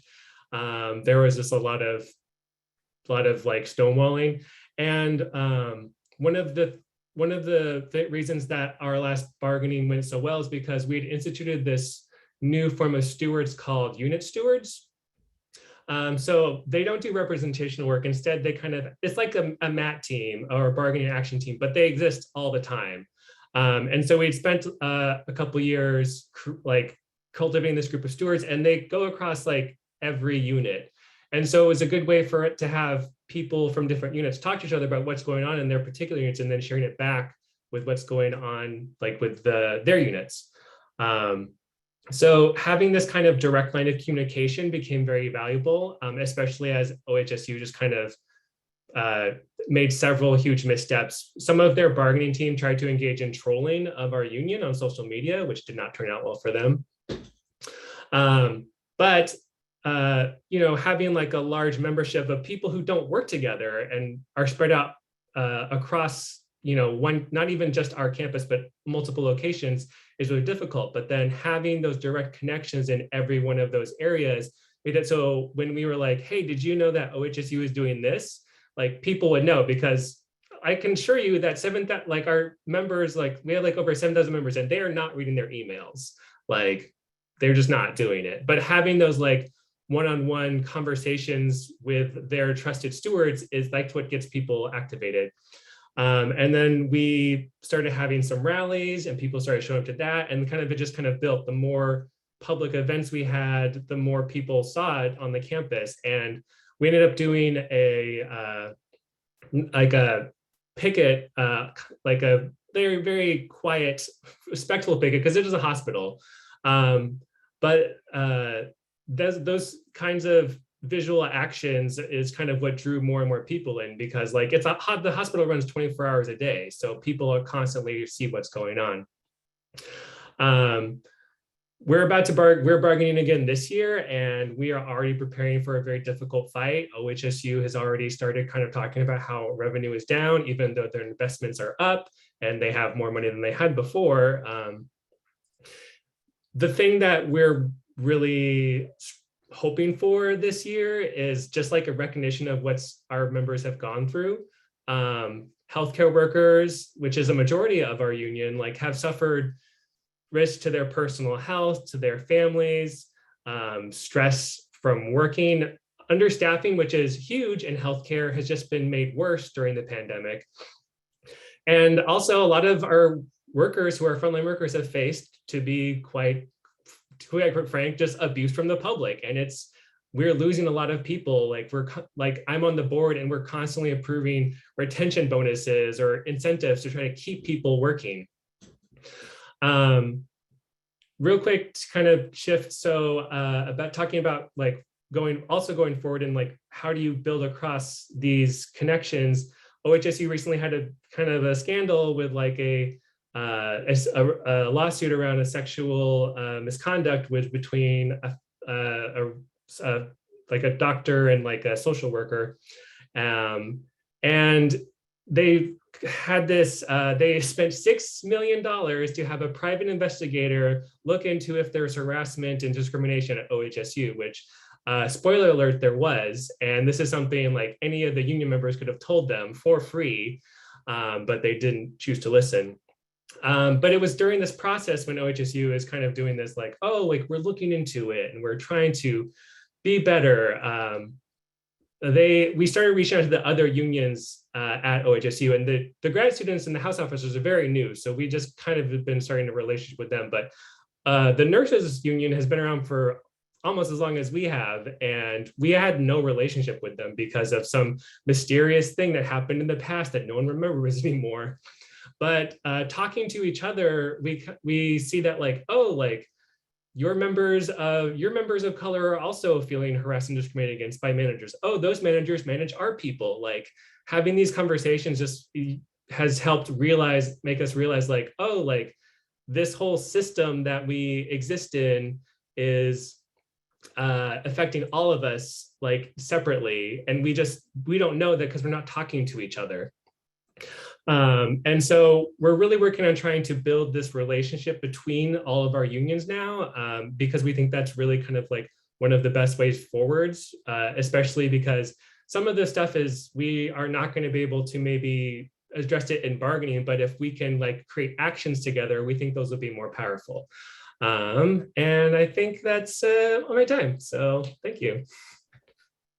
Thank you so much, TJ. Those are really important lessons, and the work of organizing across different locals is real. It's hard, but it's important work. So we so appreciate you sharing it. Last and definitely not least is Molly Orr. Molly is part of the Kenyon Student Worker Organizing Committee. And we're so happy and excited to hear from you, Molly. So please take it away. Thank you. And thank you everyone for being here. This is very exciting to me. I'm Molly from the Kenyon Student Worker Organizing Committee. For a little context, Kenyon is a small liberal arts school in Ohio. Enrollment is about 1,700. We're in rural Ohio. The labor landscape on campus includes the IAM local, maintenance workers, and UE local 712, which is 26 of the skilled trades workers at Kenyon. So we started organizing in March 2020 or around that time, in response to all of the instability that came up during the pandemic. In 2020, in December of 2020, the college rejected voluntary recognition, which was our first demand, that we went public with a week of action, and they denied that. And so then in the spring last year, we had a one-day strike and then subsequently a 2-week strike over unfair labor practices, with the demand of a community election. So not voluntary recognition, but let us vote and then recognize the results, which they also declined. And then last fall in October, we filed for an NLRB election, which we had waited to do until after the Trump NLRB was out. And we have a more sympathetic board now. However, we've been in delays legally for I think 11 weeks now with the NLRB. So Kenyon has retained Jones Day, these union busting lawyers, to fight us, and the legal side is stalling. So we have authorized a one-day or a short strike over unfair labor practices committed at the Kenyon farm, which is my workplace. So I work as a writing center consultant and a student farmer on a 10-acre farm that's supported by the college. And they've decided to remove the residential program at the farm, which is sort of the core of what the experience is, what it's our working and living conditions, unilateral decision. So we're striking, not currently, but we've authorized and we're gearing up and organizing other workplaces to strike with us. KSWAC is a wall-to-wall student union, so that means all student workers will be represented. And so this ULP strike is about the farm, but it's also about Kenyon fighting us and delaying at every possible step. Our president just wrote a blog post yesterday about how respect is a two-way street, which is really funny, because we have not particularly been respected by their 2 years of resistance to our organizing efforts. So that's sort of the broad arc of the campaign so far. We had 60%, to our best estimation, 60% cards signed last fall, and we consistently have strong support. And our strikes last year were, as far as we can tell, the first 2 undergraduate strikes on any campus in the United States. So in terms of national organizing, our context, we've started trying to expand our organizing into alumni and targeting trustees who are off campus. So getting alumni involved, having alumni action committees in cities where trustees live, so that trustees can't just they can't live apart from the fight. We can, on campus, we can target the provost, the president, senior staff, but we can't reach the people who have the decision-making power and are retaining our legal counsel, Jones Day. So our alumni are beginning to be mobilized towards actions, picketing in cities, letter deliveries, that kind of thing. And then also we've developed a good relationship with Dartmouth student workers, whose campaign is also really exciting. They have worked in communication with us and our campaign as they went public with their campaign to unionize dining student workers. And they're actually ahead of us now because Dartmouth is not delaying. So they went public with like 80% cards, and Dartmouth didn't give them voluntary recognition, but is working with them through the NLRB, and they have a stipulated election agreement. They have an election date, and Dartmouth has signed a neutrality agreement, so they aren't even fighting. So we see that Kenyon has other options, and Dartmouth has made the calculation that they don't want to be like Kenyon. They don't want to fight students unionizing. So our partnership or our working with Dartmouth has been really helpful because we have seen their campaign has been influenced by ours, and Dartmouth's decisions have been made in large part knowing what's going on here at Kenyon, and then for us to see what's possible when an administration doesn't fight, and for us to see what it's possible to win with a union when you have a cooperative or a union that's forced to be, or a college that's forced to be cooperative. That partnership has been really helpful. As far as the asks, I guess, this is just a letter that can be sent to senior staff, our board. It's just a template email. We're trying to sort of hit them from as many directions as possible at this point in the campaign, as we get ready to go on strike. The other thing is that we're fundraising for a strike fund. This is our Venmo. And if you want to donate to the strike fund, just put strike fund in the notes on the donation. And then our email is, I'll put that in the chat if you are interested in getting involved. If you live in Cleveland, Columbus, New York, Boston, DC, those are places that we know we have trustees, and there are action teams getting mobilized, mostly of alumni. So if you're interested in any of that, you can email us. And that's all I've got. Thank you so much, Molly. We're so excited about the work you're doing. And obviously, as you all organize and become leaders, you're going to move us all forward. You're the future of this labor movement. Thank you. So we're going to have everyone, the second grouping of folks, come up. And we're just going to take like one or two questions because we're running over. And I'm also going to ask Trent to come up because we're going to want Trent to show, as I said at the top, we have 250,000 workers whose contracts are up in higher ed.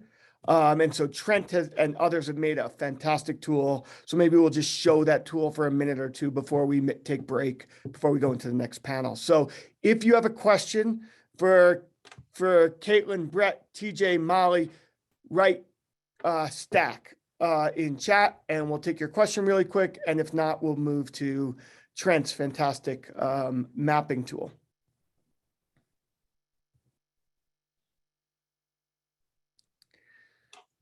We are an hour and 40 in, so I understand that folks are a little bit tired. All right, there we go. Ian, you should be able to unmute yourself and ask your question. Please go ahead.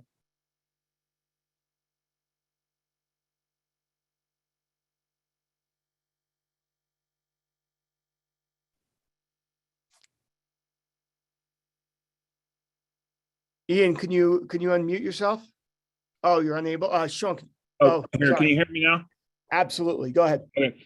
This is just a quick question for Molly. I'm an Oberlin College graduate alumni, and I was wondering if there's any labor organizing among students there or other Ohio campuses that you've been in contact and conversation with. Yeah, I think we have been in contact with some Oberlin students. They're not public, and I don't know the exact state of their campaign at the moment, but there definitely is interest. And we hear from other undergrads occasionally about interest, but nothing that's public as far as I know.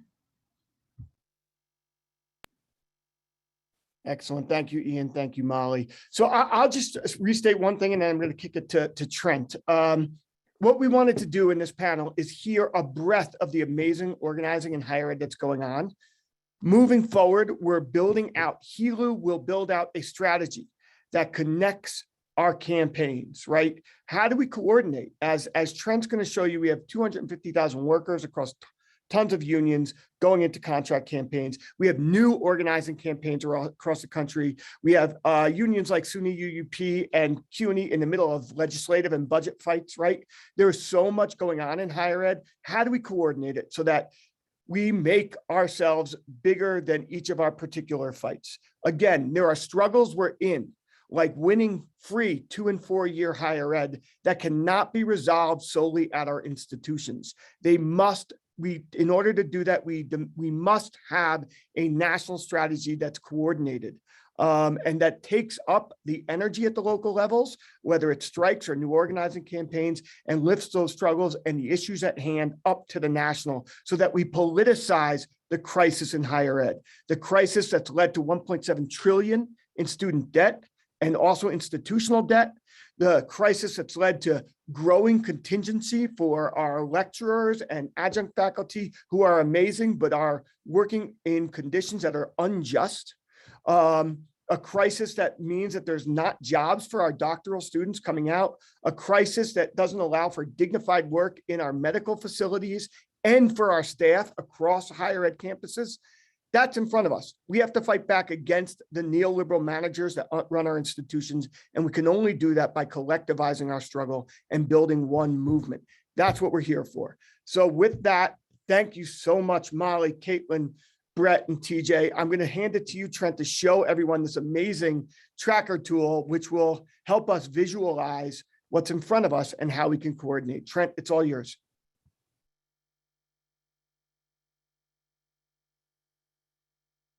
Trent, you're on mute.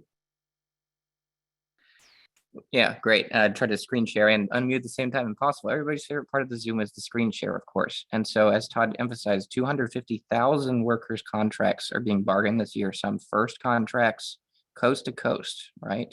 And so we have plotted where each specific campus is, and then each specific union that is bargaining there.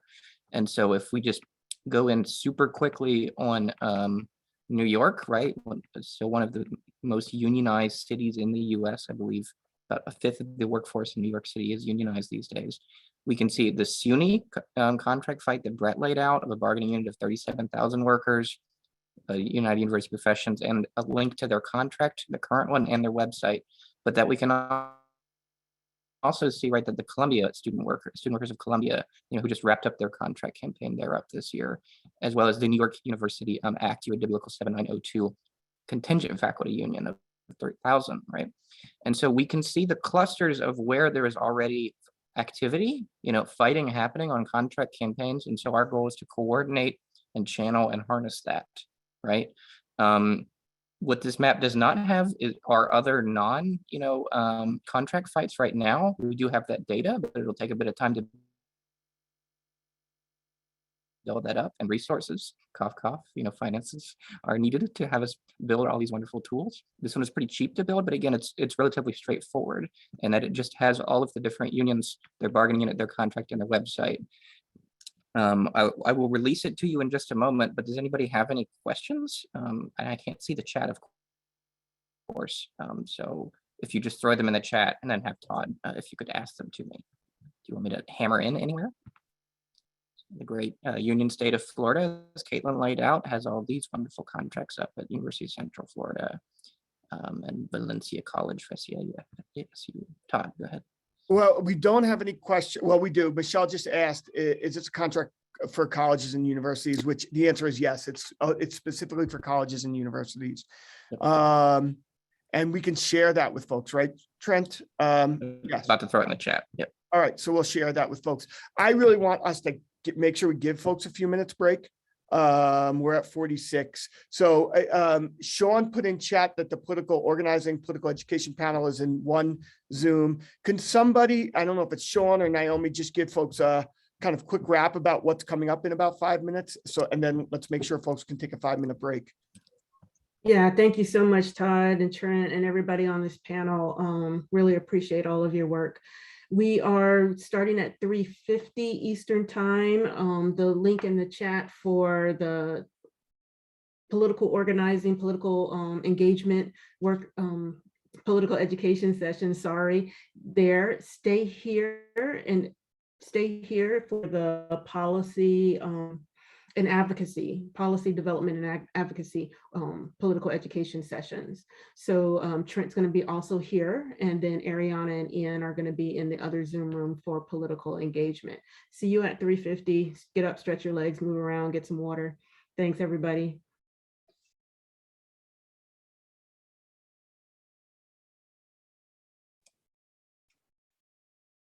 Hi, everybody. We're going to get started in a minute or so. This is going to be the Policy Development and Advocacy Political Education session. If you want to participate in the political engagement session, the link is in the chat for you to join that Zoom room. And I will try to repost it here.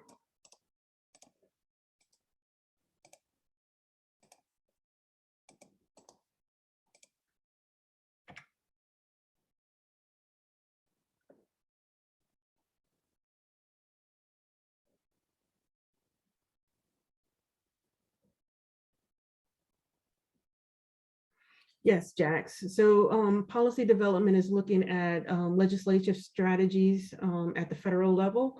Political engagement is about how to build engagement within your union to address politicians in your local and state areas.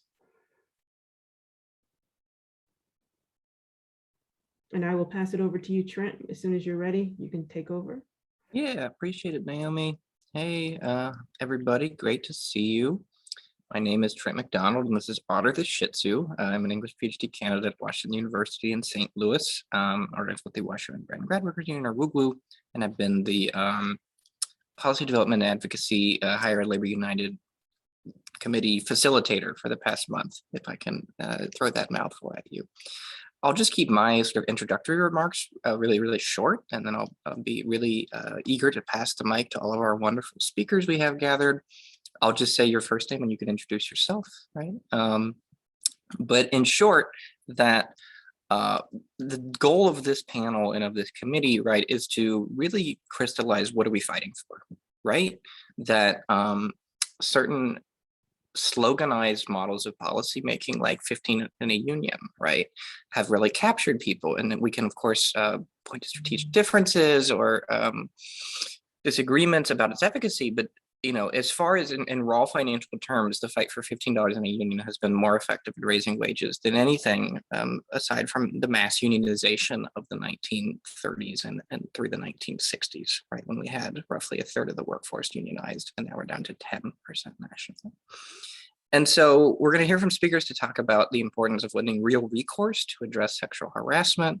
We're going to hear about how we can leverage the federal funds that flow to all of our campuses to win organizing and bargaining protections.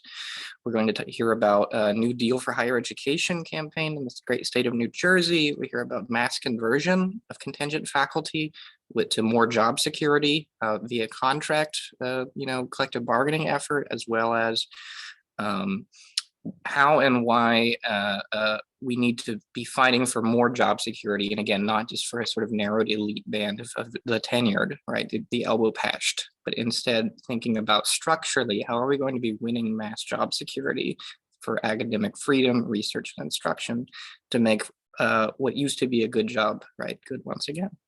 And so without any further ado, I'd like to pass it over to Jewel.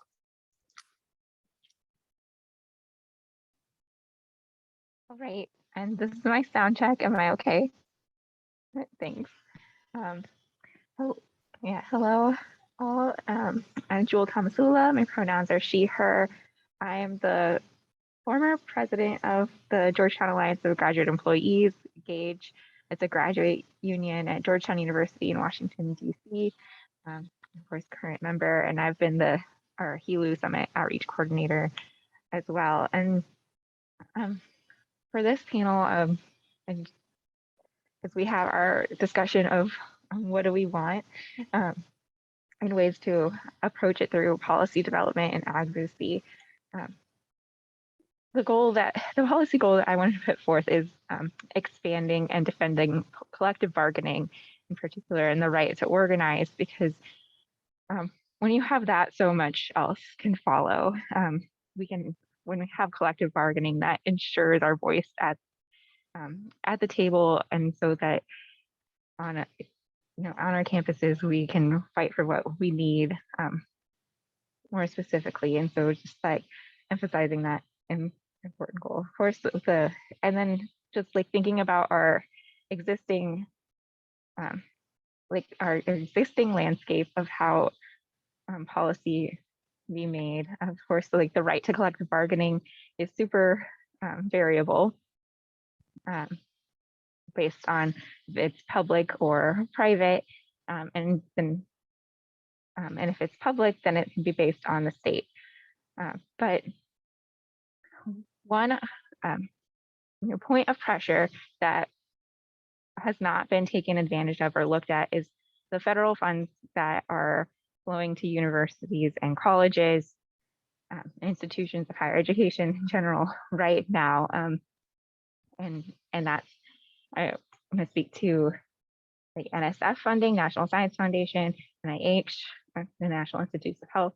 There's all these different grants that are going to institutions and just existing federal funding, and how universities and colleges, these institutions, higher ed, can take a cut of these for overhead, and that it's not just going to the research. Of course, I'm just reveal that I'm sitting in a lab right now as a PhD candidate in biology, and working on NSF funds and seeing that my university can take money from this, and it just that they can just take some of these public funds and the union busters, and sitting at a private university, that's where my perspective comes from, and seeing how these very wealthy institutions are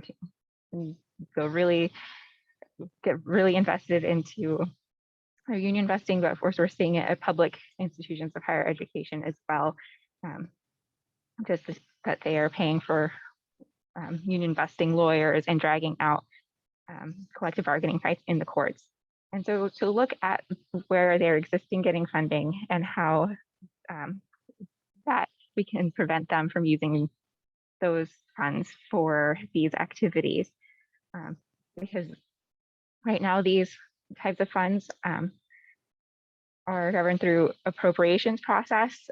Every year in Congress, there's a way to influence some of the guidelines around how these are used just through an appropriations process. So not through a big bill or through, like these passing new legislation. Appropriations has that different threshold, and also through executive orders and just an federal agency operations. And so that's some White House policy. And so I do not want to sit here as a biology PhD candidate saying that I know all the details about this, but what I want to put forth is that as higher ed labor united, that we could work on this together, and that we could form the committee that researches how to do this, develop the language, develop the strategy. It's not something that we can do just just me sitting here or just me and Trent can just write and make it happen. We need this coalition to look into it, look into the different ways. And the next thing I wanted to mention was getting around legislators, again, thinking about just our existing situation and how we could avoid this issue of like, do we need to elect, change up the composition of our Congress or legislation, and that many states have ballot initiatives, and this could be a way to secure public sector bargaining rights through that, through democracy. And so there's, I think, just kind of looking at ballotpedia.org, states with initiative or referendum, easy thing to look at. 26 states have this initiative or veto, like have these initiative and referendum processes, including like Arizona, Arkansas, Missouri, and that could be something that we as a coalition look into as well. And so that way it's at the ballot, and if we can get around the composition of the legislation, we don't have to look at just trying to change the law. So that's the approach that I wanted to put forth for this conversation.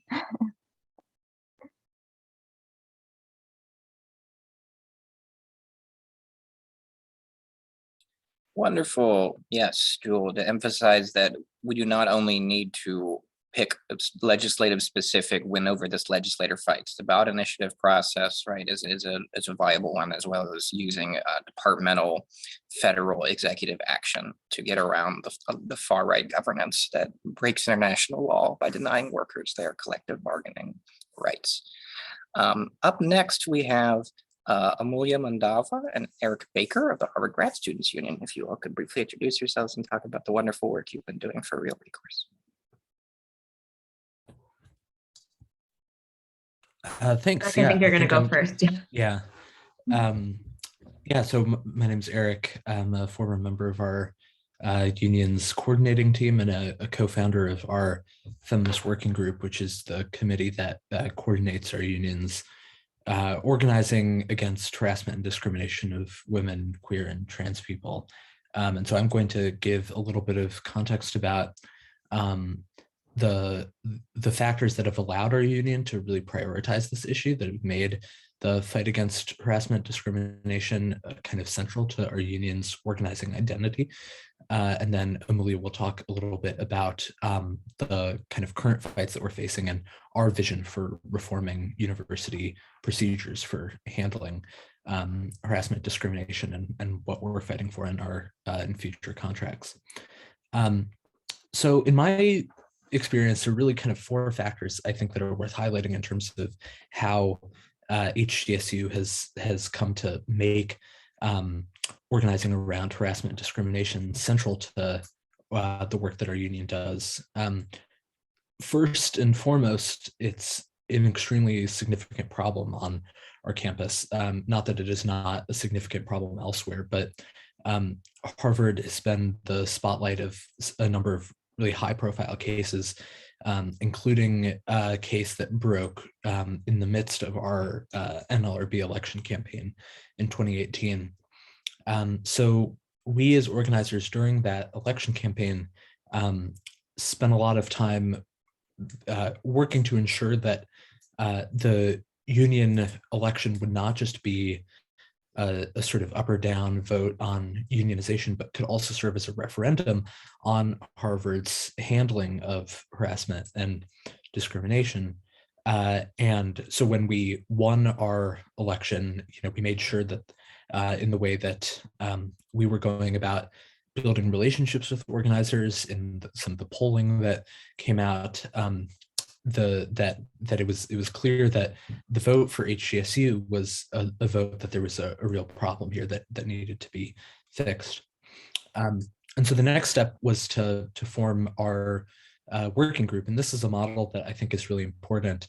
After our election, our organizing crew kind of constricted, but we still thought that it was important to create a dedicated space that we initially called our Time's Up Committee, and then eventually became rechristened as the Feminist Working Group, that would sort of serve not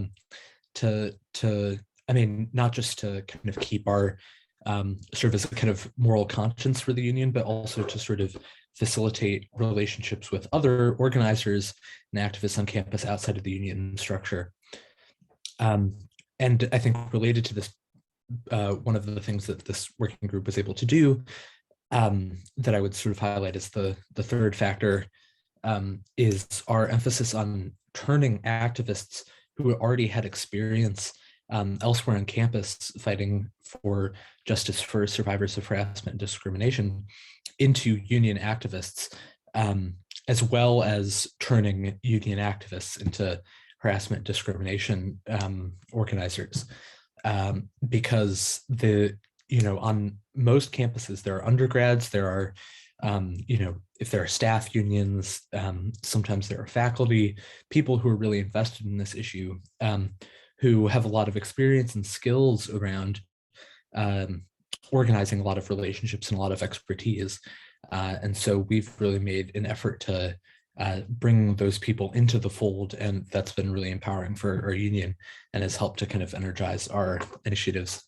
And then I think the last thing that I would highlight, we always joke that the boss is the best organizer, and that's certainly been the case in our campaign.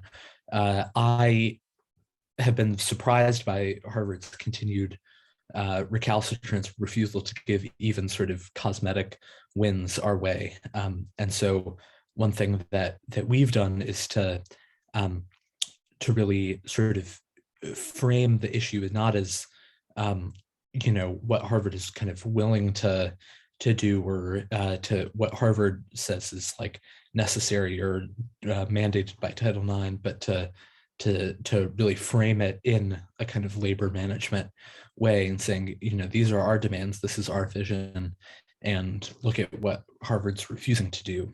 And so that's built up a lot of credibility for us, again, not just within our union and within our bargaining unit, but more broadly.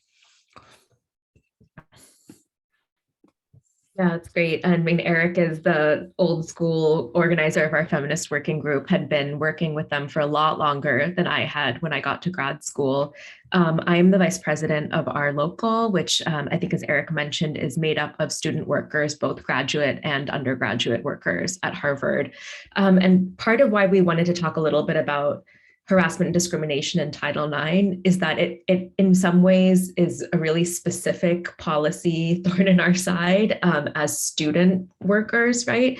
So a lot of graduate student unions, I think, in the last several years have tried to bring some justice into this process for survivors of gender-based discrimination by putting or trying to fight for third-party arbitration in the union contract, right? So the idea there is that the Title IX internal process of the university is broken. We're not going to get any justice there. We need a different kind of arbitration system for workers that can deal with all forms of harassment and discrimination.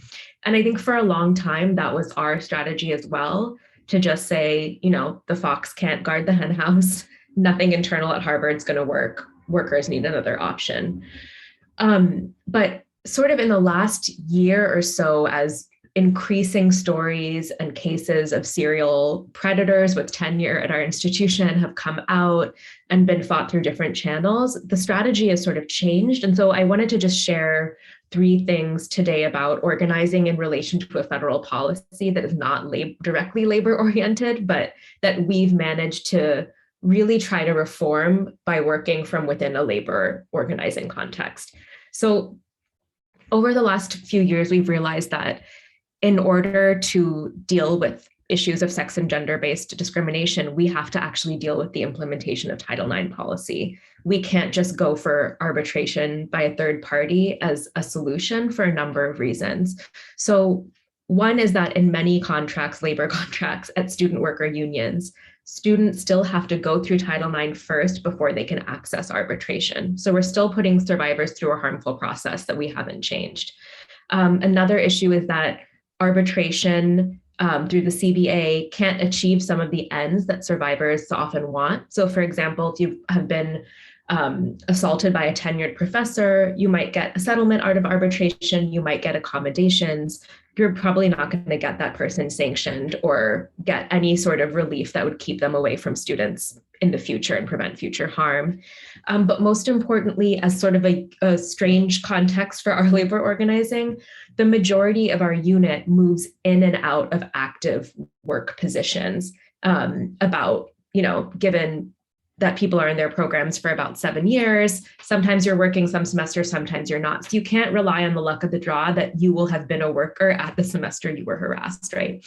So given all of that, part of what we have started to fight for is independence across the board, meaning third-party arbitration's one way to get an independent process, but we've also demanded lawyers for every single student worker who goes through the Title IX process. And our last CBA had a fund for legal funding for anyone who wants a lawyer who's going through Title IX. We're demanding independent investigators for every Title IX process, majority third-party experts on Title IX panels. So it's not just Harvard faculty policing their own. So at each stage, sort of independence has become our policy push. So that quickly, the second thing I want to say is that because this is an approach to policy reform that will affect all students, not just those covered by the contract, it means we've had to really push past thinking about strike power and withholding labor as our only lever, right? So this has required a really capacious analysis of power at our institution.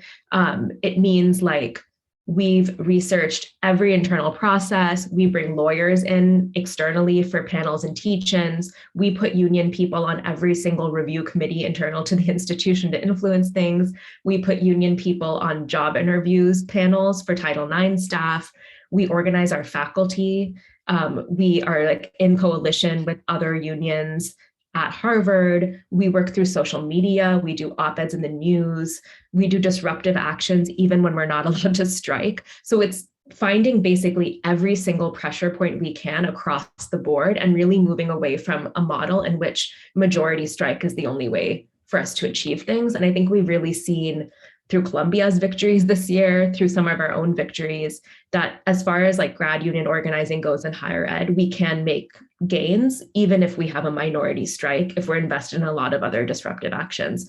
I'm running out of time, so I just want to say one more thing as a survivor of this process and as one of 3 women who recently actually filed a lawsuit against Harvard University for their management of our Title IX cases, that a kind of anthropological insight we've gotten through this about the culture of labor organizing is that it intersects really productively with organizing that I think direct survivors of harassment and assault end up having to do to make their voices heard. So a lot of scholars of Me Too have written about how it's a watershed moment historically because it's about collectivizing witness. You're no longer an isolated survivor with your story pieced apart. You're establishing patterns by co-witnessing and fighting collectively. And the union is a place where that's already happening. So it's a place where when survivors plug in, it becomes like a base, things don't fizzle out. You help people who have gone through something horrible cultivate an adversarial mentality in relation to the institution. There's a real fit there between how I think a lot of people who survive discrimination have to organize collectively and the existing infrastructures of unions. So making that sort of a base for how we've been able to work has been really important. And I'll just end there. Thank you, Trent, for letting me go a little over. Wonderful. Really appreciate all your hard work and leadership here, Eric and Amelia. Moving things right along, we'll next go to Rebecca Collins-Given, the wonderful president of Rutgers AAUP AFT, and a very dedicated labor scholar, particularly in healthcare and education. But if you read an article about unions or workers these days, you will often find a quote from Becky, and I don't know where she finds the time. Thanks so much, Trent. I'm a little daunted going right after Eric and Amelia. Your work has been just unbelievable. And so I'm going to flip a little bit what I was going to talk about to highlight what I think we've learned from you and your brilliant fight against horrendous harassment, which is absolutely, rife in academia. And you've really, really exposed this culture of sort of elitist protection among tenured faculty that's to all of our detriment, and that we need to absolutely undo if we're going to organize, as Ian said yesterday, wall to wall and coast to coast. So we're all inspired by what you're doing. So I want to sort of frame things up in that regard, which I think you really set up, which is, I really believe that we need all of our tactics. We can't cede one. So, I believe in bargaining. Not everybody believes in bargaining. We have amazing people who don't have a bargaining table right now participating in HELU, who are doing fantastic work in United Campus Workers. And I think that kind of organizing is great and essential, but I do believe in bargaining. I believe in trying to achieve an enforceable contract, but we need all of these tools together. We need organizing, we need bargaining, we need grievances. We need to bring grievances under our contracts. We need direct action, whether it's strikes, whether it's non-strike action, but we also need things like litigation. So your use at Harvard of litigation, I think, has been absolutely critical, and we've done the same. We have 5 plaintiffs in a lawsuit against Rutgers for violating the state's Equal Pay Act, which is a very, very strong Equal Pay Act. And then you also need advocacy and policy organizing, including electoral organizing. And that stuff is hard, but it's important. I think Jewel laid out really well. When the law is not in your favor, you need to see if you can change the law. You can't always change the law, but you should look at it. Is it something that your city or locality has some influence over, not just state or federal level? Where are you, and how can you change the constraints that are not allowing you to build power and to reclaim our universities, our workplaces in the way we need to reclaim them? So I think using all of the tools is absolutely essential.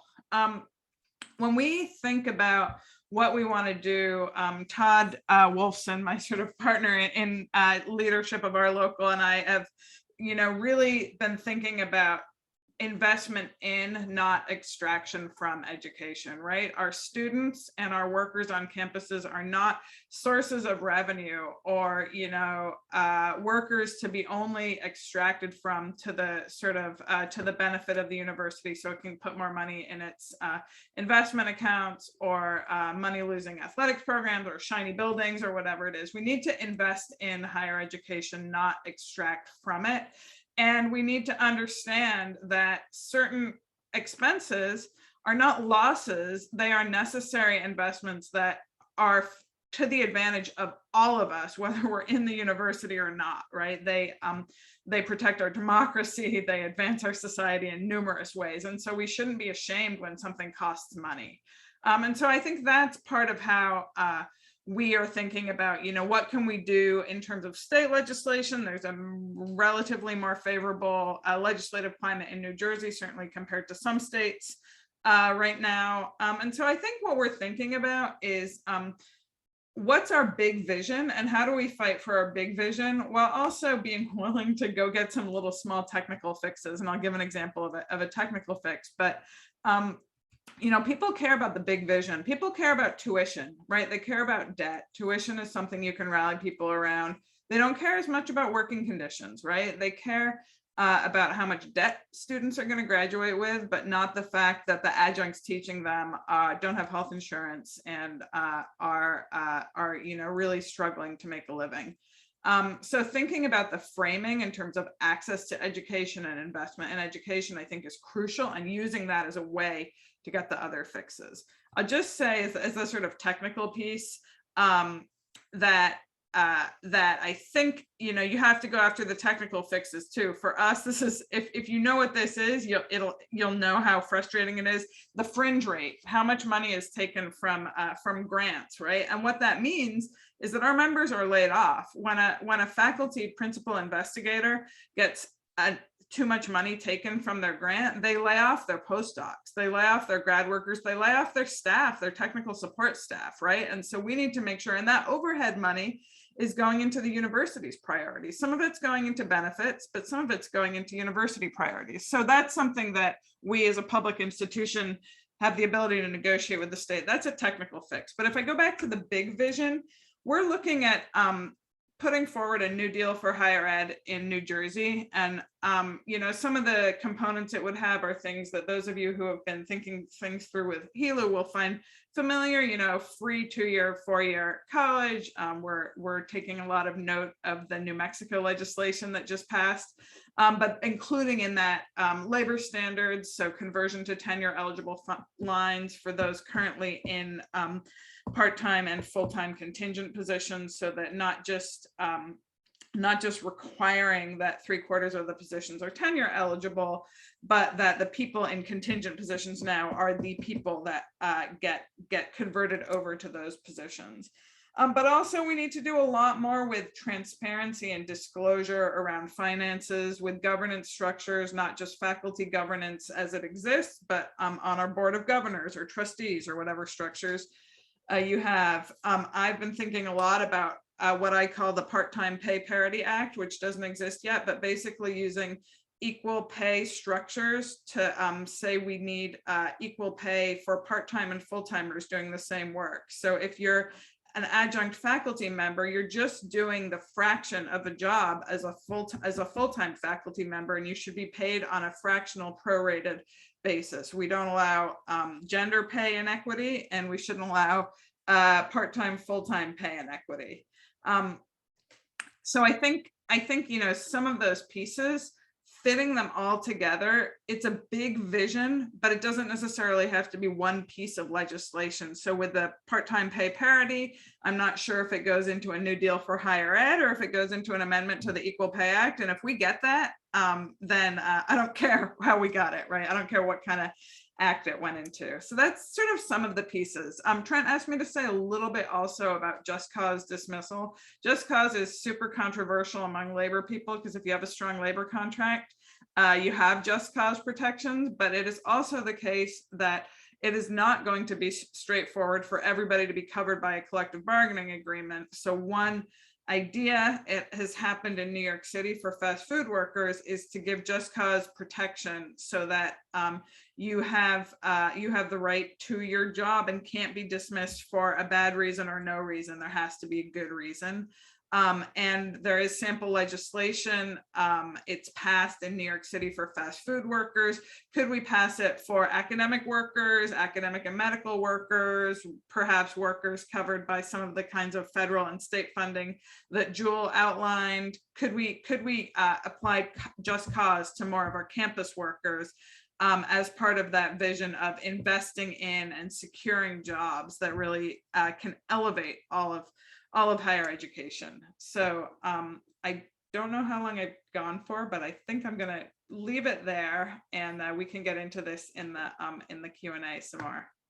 That's perfect, Becky. And I'm so sorry, I miscalculated. We'll next hear from Mike Kramer, and then do Q&A of the first half of the speakers, and then Q&A of the back half of the speakers. And so we have Mike Kramer. You might hear Local 26 in Boston, representing many private university food service workers, including at Harvard and MIT. Indeed. Good afternoon, everybody. My name is Mike Kramer. I'm the Executive Vice President of Unite Here Local 26. We're a union of 12,000 members in hotels, casinos, and food service across Greater Boston and Rhode Island. And several thousand of those members work in the dining halls of universities across the Greater Boston area. So I'm here today in relation to those folks.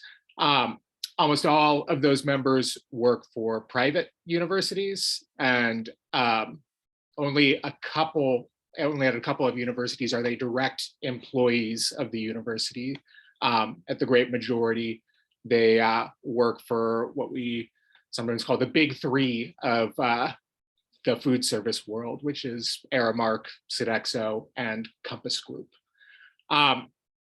So hopefully what I'm going to say today is, fitting with this panel. It's, you know, I'm not talking about any specific policy prescriptions, but maybe highlighting some of the problems faced by a university workforce that might be a little bit less represented in the discussions today.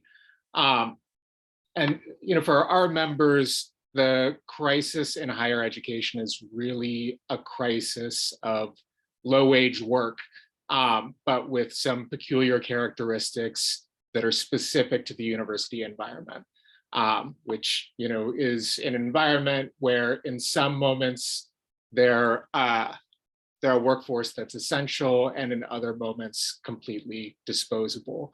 So we've seen that essential aspect highlighted throughout the pandemic, when in the earliest and most intense moments of the COVID-19 pandemic, our members were at work. There were some students who couldn't leave campuses, and you know, our members were there to feed them. You know, they were obviously afraid of what that might mean for their own families, but they were there.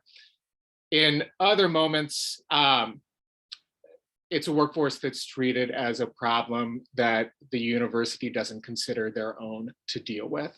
And that plays out in a couple of ways that I want to highlight here. One that affects the workers who are directly employed by the universities, and another for those who are contracted out. And the first of these, really, this is an issue that affects all of our university membership, is the question of year-round income. You know, our members are some of the lowest paid workers on every campus. And a piece of that isn't just about their wage rates that we negotiate in every contract, right? Our members aren't seasonal employees. They work for the entire academic year. They're often expected to be available during the periods between academic terms if there's need for them, an expectation that keeps people from having some other form of reliable employment and income. But they are laid off for those periods during the summer, during the several weeks of the winter. People are laid off, and for the folks who are employed by a subcontractor, they're able to collect unemployment during that time because they're employees of a private food service company. The employees of the universities, who often have better pay and benefits in general, because they're employees of an educational institution laid off between academic terms with a reasonable expectation of return, they are ineligible for unemployment benefits and have no income during those summer months, which are the hardest months. So in 2016, this was one of the two key issues motivating a 22-day strike of our members at Harvard University, where we brought together a coalition of students, faculty, community members, but led by dining workers, to create an escalating crisis on that campus over this issue. And we're able to win some recourse, some form of supplementary summer income for our members that they now rely on when they're not employed during the summer.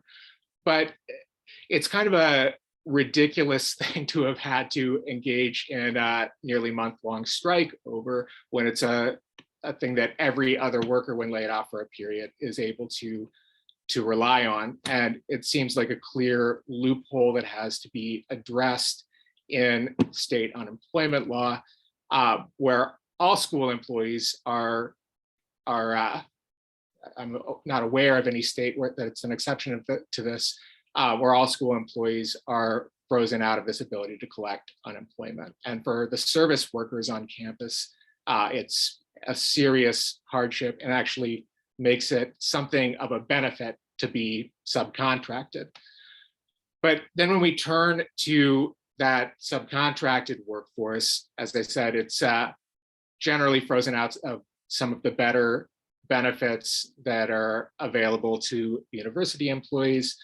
But more importantly, they're a workforce that it's easy for the university to wash its hands of altogether.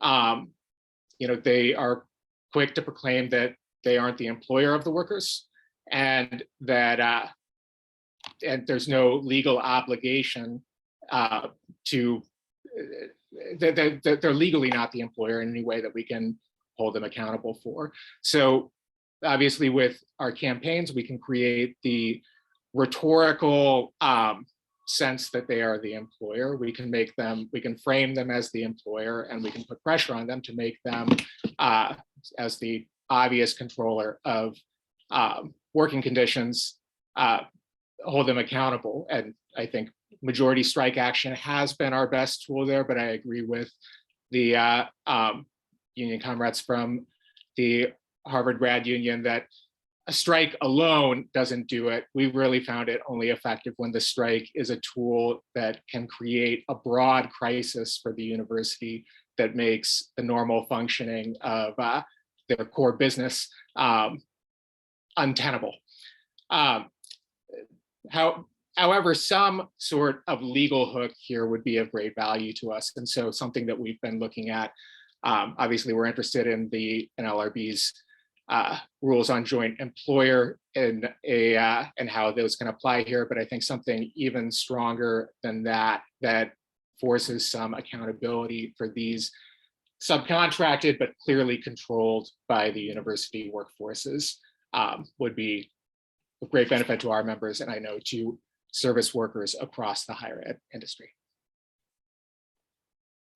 Wonderful, Mike. Really appreciate you bringing that perspective to the table as you highlight, right? Some of the lowest paid and most forgotten, about workers frequently. And one of the wonderful achievements of Unite Here Local 26 in coalition with many student workers is, I believe the minimum wage now is like $22 or something. I mean, it's extraordinary to be pushing that upward pressure on food service industry wages. And so wishing you many successful fights to come. And so now all of our first half of the speakers are back. And so if you have questions, please say STACK stack in the chat and we'll call on you. Again, please try to keep your questions tight because we are on a tight schedule and have some other wonderful speakers to hear from shortly. Any questions for Mike, Jewel, Amelia, Eric, Becky? And you can ask questions to each other too, of course, if you'd like.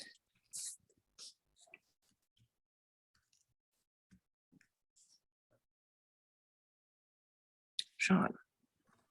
Yeah, thank you. Could a lot of the ideas that we've talked about here have been coming from very different sectors with very different interests. Can any of you speak on how we take different workers in different higher ed sectors and get them invested in these disparate and separate fights and make it personal for those groups?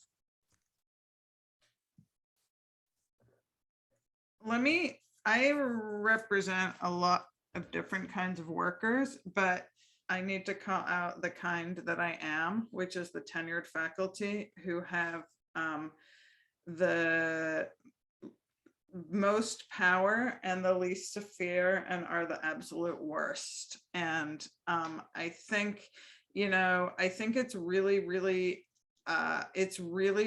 challenging.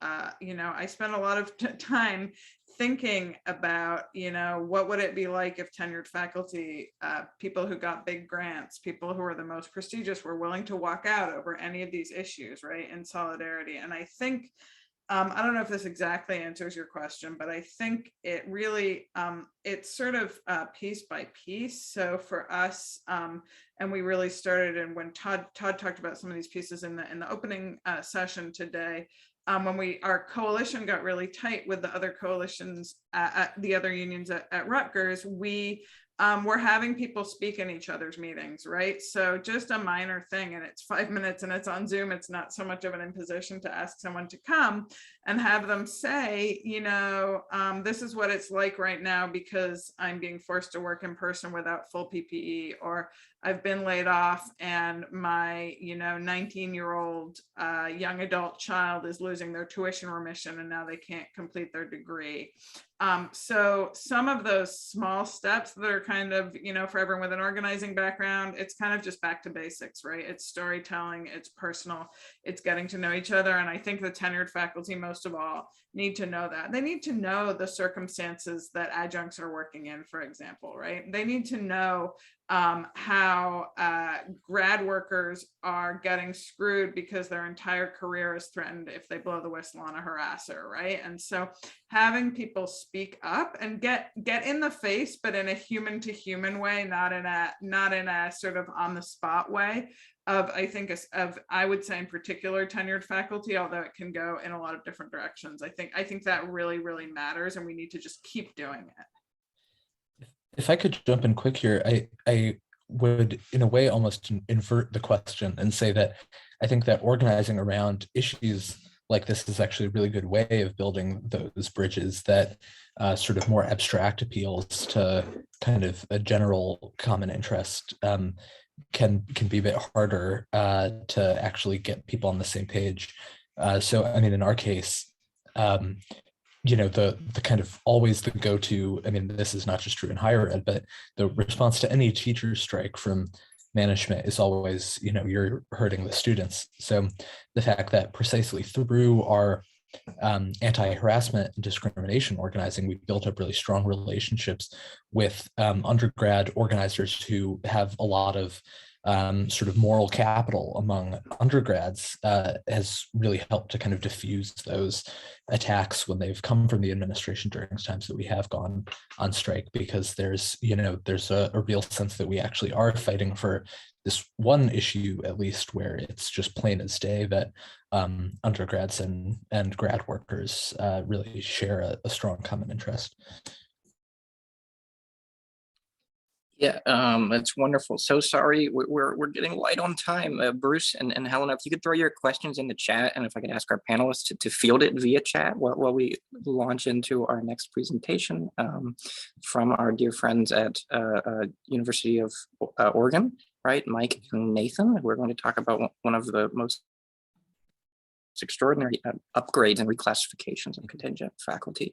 And again, if folks could try to keep their comments tight. Again, so sorry, but we're getting low on time. I'm Nathan Whalen from the University of Oregon United Academics, and this is my colleague, Mike. Why don't you introduce yourself quickly?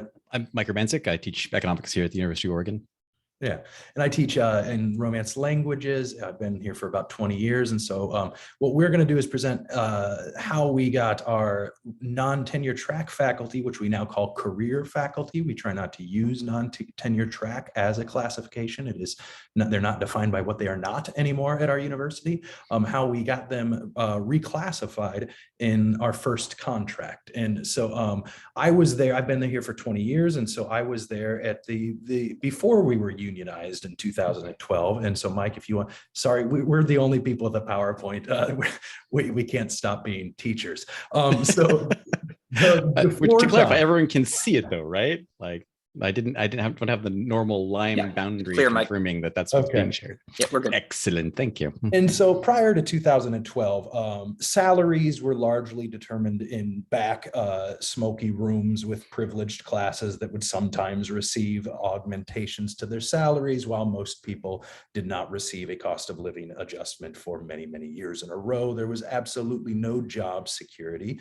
People were there for decades as virtually as adjunct adjunct employees. Shared governance did not exist for career faculty at this point. Oftentimes, people that were in charge of the curriculum were not even allowed to be on curriculum committees within their department. And so there was a huge separation between the tenure track faculty and our career faculty. And that played into university and departmental culture. Of course, I actually remember when career faculty were first invited to a faculty meeting and in my own department. And there were some people that really didn't appreciate that inclusion. But slowly, it's been 10 years now, I guess, slowly that has changed as a result of active participation by career faculty in the department and not just nominally. And so that's just a very brief presentation on what things were like before we unionized. And so our first contract we viewed as quite a big win. And this is what we got in our first contract for our career faculty. We had at least, and I will just go over the highlighted part here, at least 1-year contracts for everyone in their first 4 academic years, right? We had up to 3-year contracts for people who had reached a certain promotion levels, such as senior instructor 2. And so we were, the how is very different, just to reflect just a moment on the questions, how do you bring people with such different roles at the university together? We very much had a lot of cohesion around this, people that tenure track faculty, which I appreciated. The Rutgers comment on that. We had the folks that were heavily involved in the union at the tenure track level understood both the ecology of the university and the importance of career faculty, and also were decent human beings. And so they understood, just the human worth of their colleagues as well. And so they advocated for them. But also our president at the time he was probably our best organizer for us. And he would often make very disparaging comments in public in means of communication about the lack of value for the non-tenure track faculty. That helped as well. And so we got these, we thought great 3-year contracts for our most established faculty. What could possibly go wrong? And so I think Mike can take it from there. Yeah, so I know that one of the things that you really want to see here is this piece that was part of our first collective bargaining agreement. So Nathan and I weren't on the bargaining team at the time. In fact, I'd only recently arrived on campus at that moment. But as an addendum to that first CBA, there was an MOU that was established that created a process where the department heads would be the point folks who would evaluate the positions they had in these adjunct positions.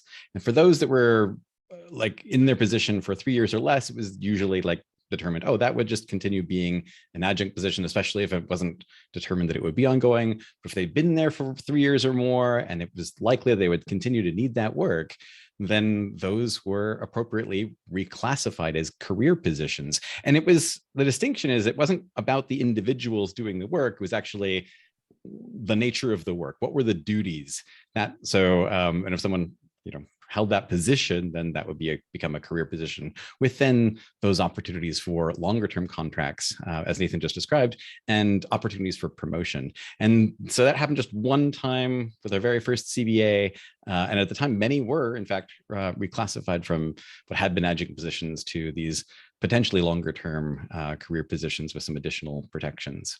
But again, Nathan and I weren't on that team, so we don't know all of the ins and outs and nuances of how did that happen and how did the admin team respond. So we could lean on colleagues for questions that come, but I know that's something that people really wanted to know about. There were still adjuncts, as I sort of mentioned. The shorter term positions ended up still being adjunct, and there were some cases where there maybe have been a programmatic reason that a department or unit or school or college could say, no, well, this is exactly why it makes sense for this to be an adjunct position, and there was some of that as well. So that continued. Another point that we thought was really important was the establishment of the principle that the university needs, wants to create positions that are 0.5 FTE or more that include benefits, and couldn't just decide, helps our budget if we just keep you at 0.49. Nope, that wasn't the game they got to play. All right, and as Nathan, coming back to Nathan's idea, it was working out until it didn't.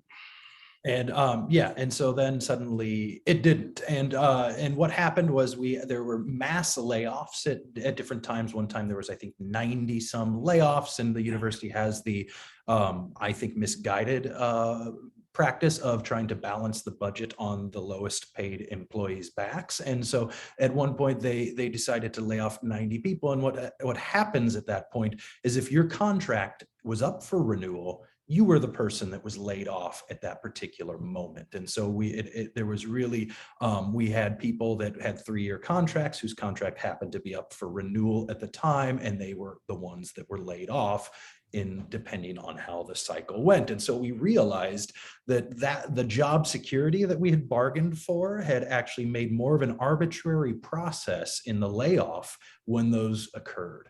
The other problem was we also had people being laid off in May of the academic year, which gave them absolutely no time to find a new job in academia for the upcoming year. We also had departments that got a little tricky about manipulating those contracts. And so while it is true that we had a proviso in our CBA that said that they could not deliberately give less than 0.5 to preclude giving benefits, well, we had departments giving 3-year contracts, but they changed the FTE to a 0.1 for some individuals. And so, yes, they had a 3-year contract, but one that that was 10% of full time.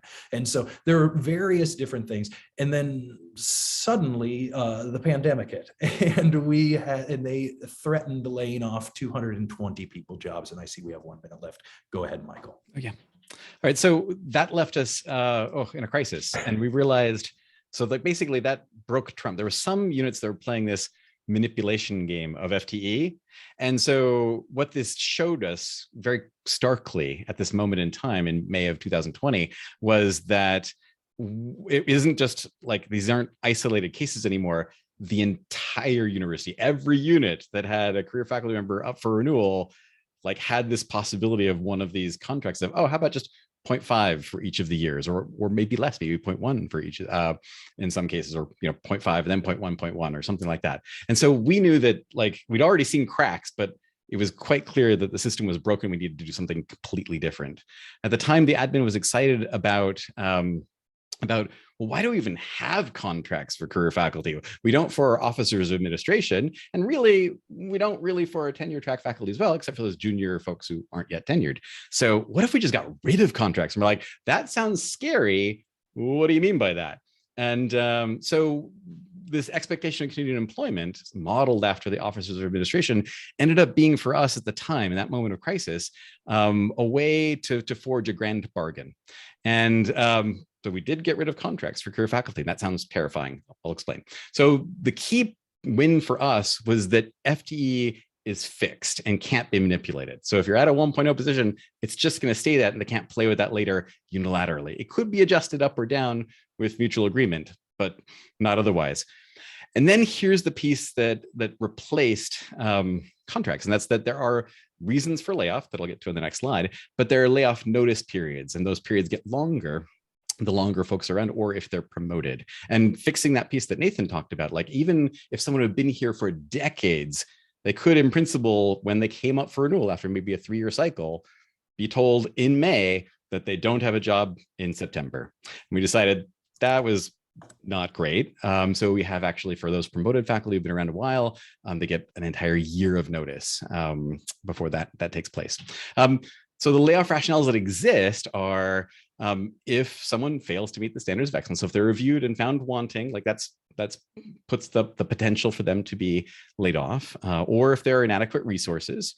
So if money is tight, that's something that can produce a layoff still, or if there are pedagogical or programmatic reasons. We have some difference of opinion with the administration about what those might entail.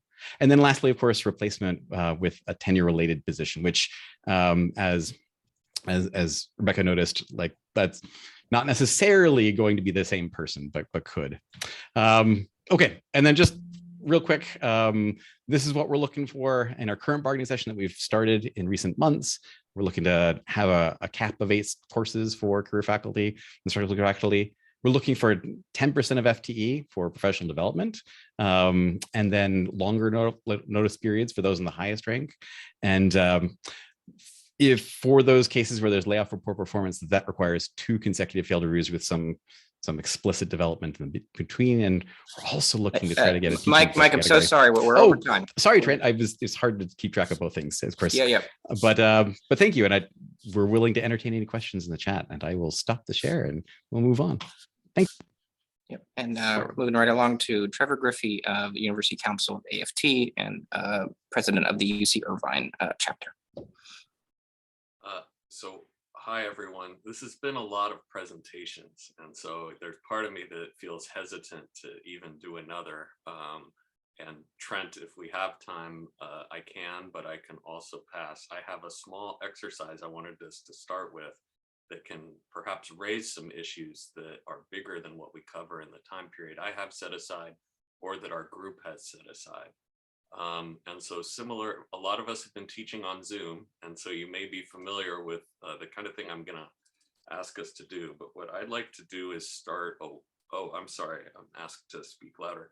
I'd like to do what's called a word cascade, which is, I'm gonna ask you a question, and if you could provide one word or up to one sentence, but don't hit return in the chat. So the question I wanna ask you is, what is the root cause of the deprofessionalization of workers on college campuses? Or what is a root cause, maybe not the, and then you can type an answer, but don't hit return yet. I'm going to do a countdown, and then when I say so, then you can hit return on your entry, and then we get this sort of cascade of entries all at once.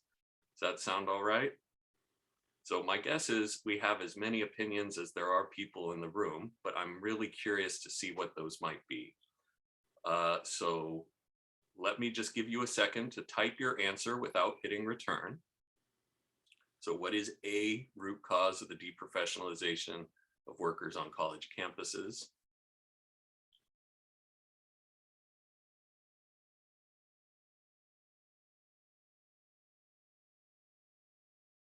All right, are folks close to ready? Go for it. All right, so when I get to 0, hit return. 3, 2, 1, all right, hit return. All right, I love it. And I mean, we could have like a whole panel. I mean, we could talk about these for quite some time.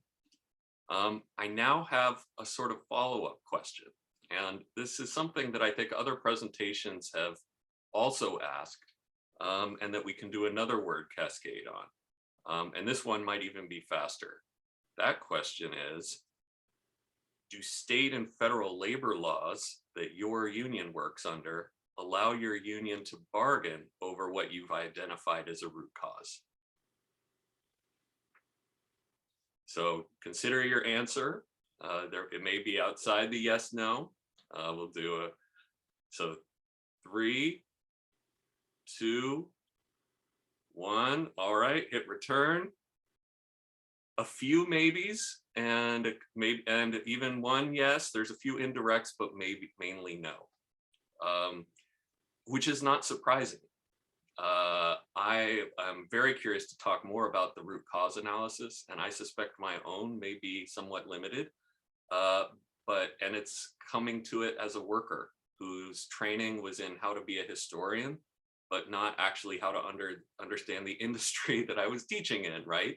And so I've had to be self-taught, and I'm very humble about wherever I kind of end up in my studies of where it is I think I am and where we're going. But in my trying to understand California's kind of adjunct problem, as extreme as it is, but as not unusual as it is, I started by kind of being concerned about the fact that most of our non-tenure track faculty in public universities are represented by labor unions. And in our community colleges, their pay is largely abysmal. In their teaching colleges, the workload is unacceptable. And in our research universities, until very recently, their job security was mainly awful.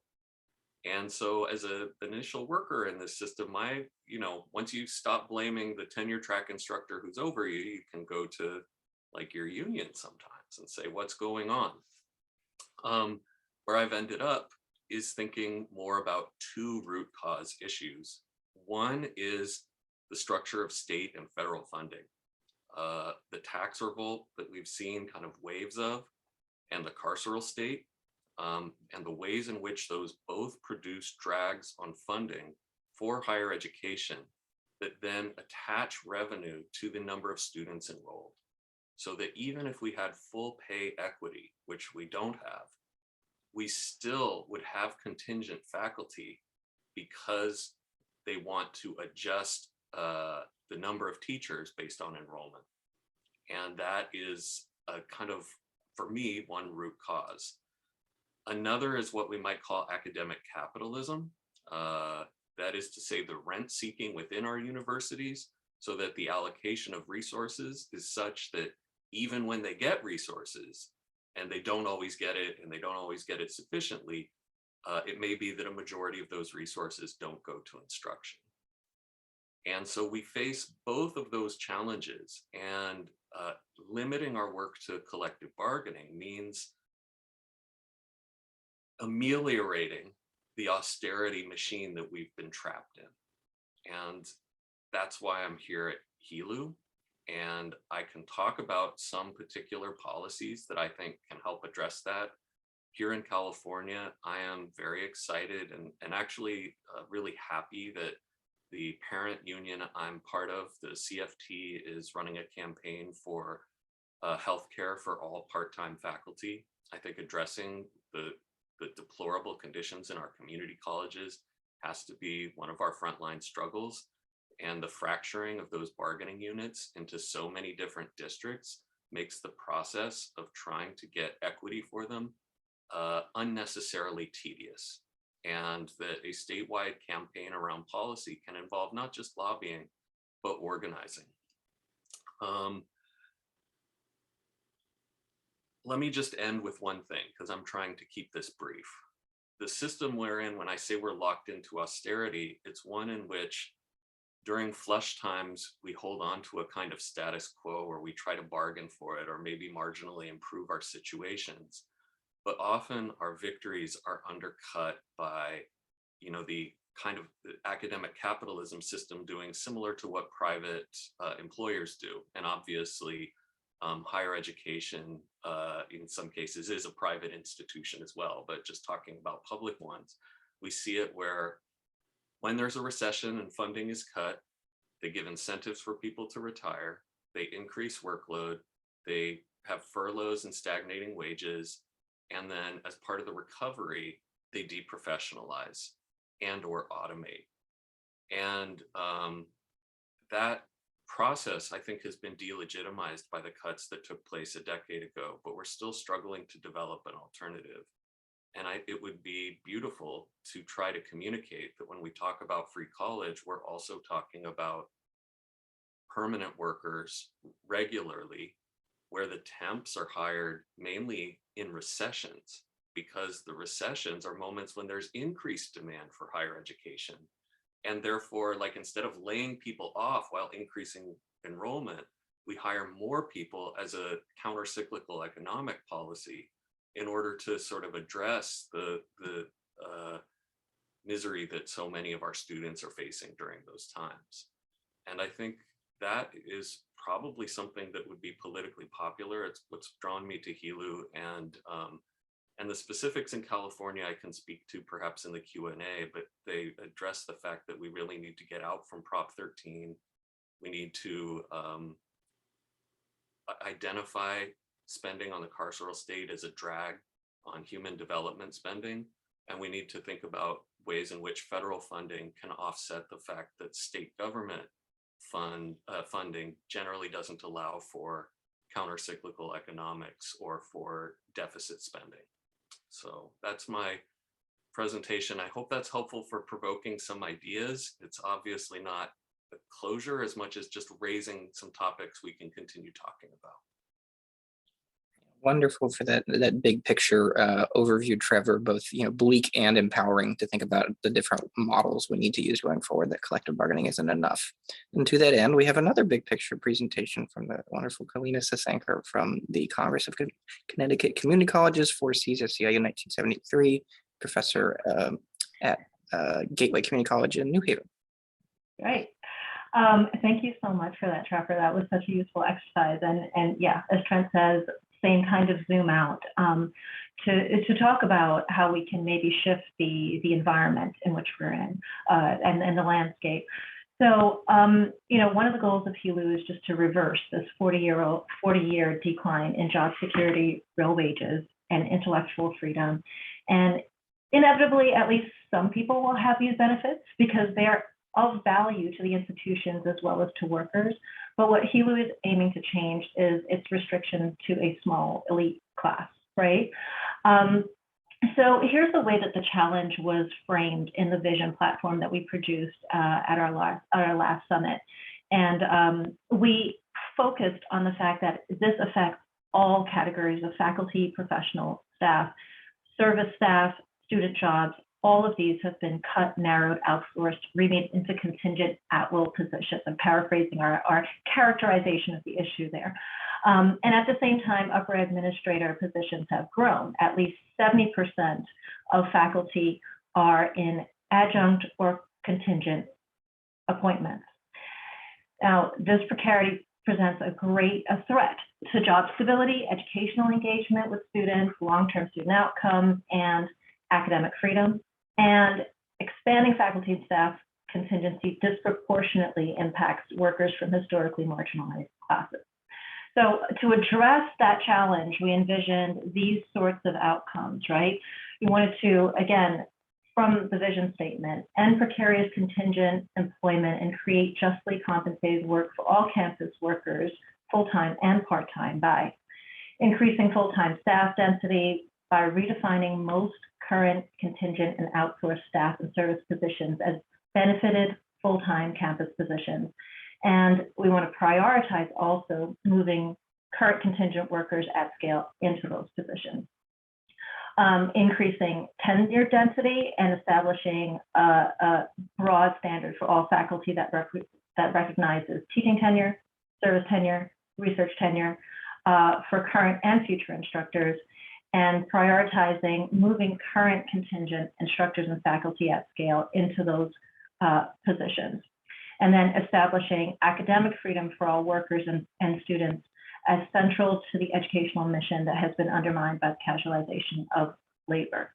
So on the policy side, we propose to get it through organizing to win the College for All Act, including provisions for a pipeline to tenure track and full-time jobs for current contingent faculty and staff, and pursuing federal rulemaking with both Departments of Labor and Department of Education regarding sorts of categorizations and ratios of full-time and part-time workers, labor standards for contingent and contract workers, employee status, job definitions, and wanted to tie these rules to accreditor recognition criteria, federal funding sources, and procedures.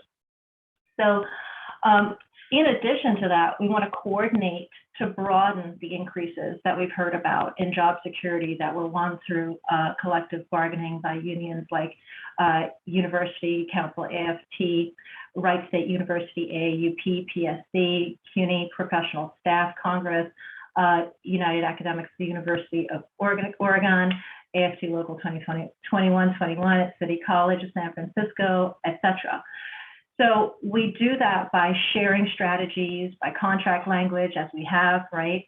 By opening up space for contingent and adjunct faculty to challenge and to change the fact that, as Joe Barry and Helena Worthen and John Hess said in their recently published book, no current adjunct faculty is more than 3 seconds away from total humiliation.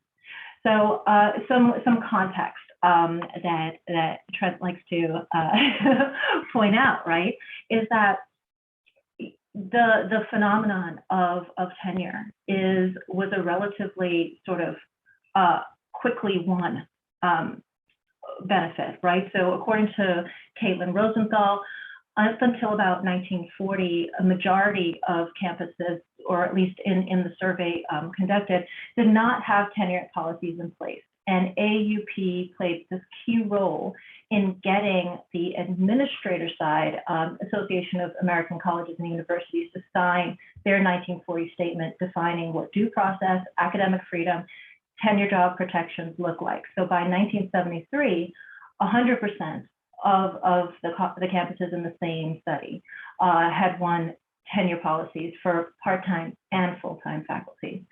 So what we're trying to do is replicate that past success by winning fair wages and job security across the campuses. And there are three takeaways in that sort of win that we just talked about.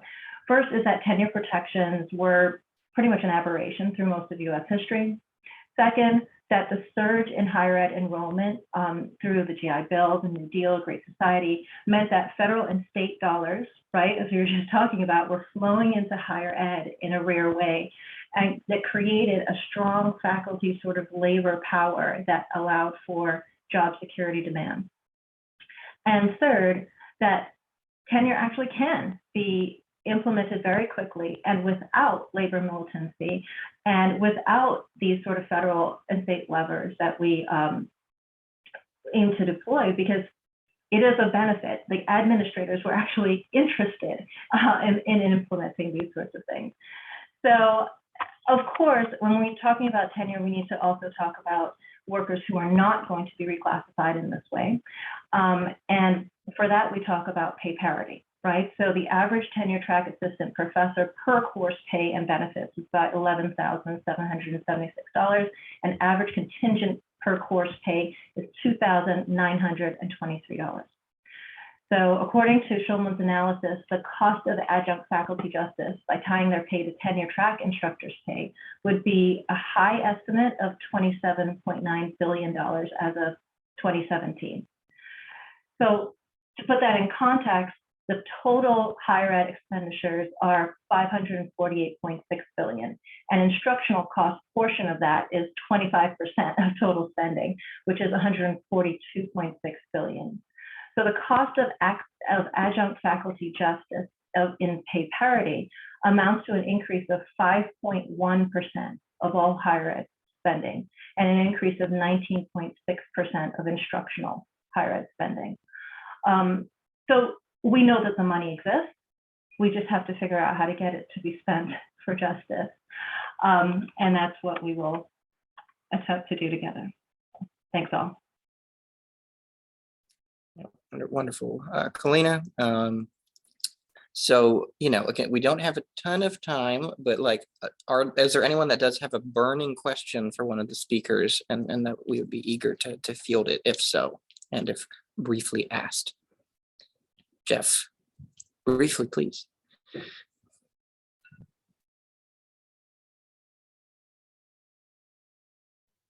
Oh, yeah, working on it. Okay. Speak now? Yep, go for it. Okay, I'm sorry. Yeah, I just wanted to ask Helena, that's a great statistic, and I'd really like to get a hold of that. Where can I find that on the web or in print? I'll send it to you, Jeff. Okay, great. Thank you so much. Any other final remarks, questions, comments for all the wonderful presenters? And please just send me an email if anyone is interested in that doc that Helena cited. I have it ready at hand. Just send me a quick email at trentamc@gmail.com. It's research done by our colleague Stephen Shulman at Colorado State. Do you want me to drop it in the chat, the link? You go for it. Even better. Oh, it's huge. I could respond to Troy's comment with a question. He says discussion is focused on what workers want, but we need to focus on management greed. I'd be curious how folks talk about these issues at a moment when, on the one hand, there's resentment towards higher education mismanagement, but there's also movements to further kind of eviscerate higher education itself, and how we balance our advocacy in terms of not playing to those who are sort of anti-school or anti-higher ed, while at the same time calling out the corporate mismanagement.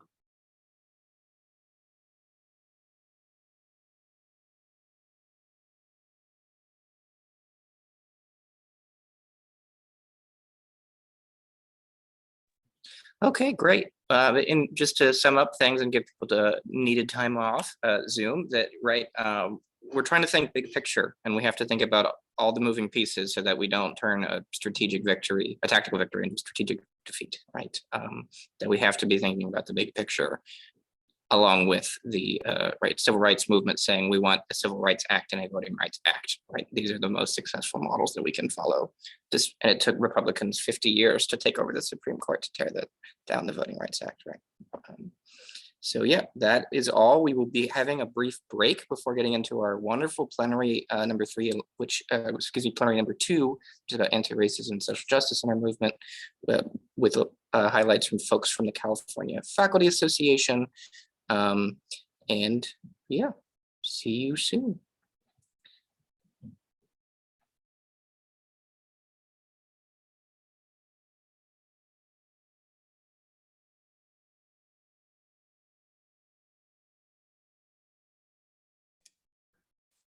Hi, everybody. Welcome.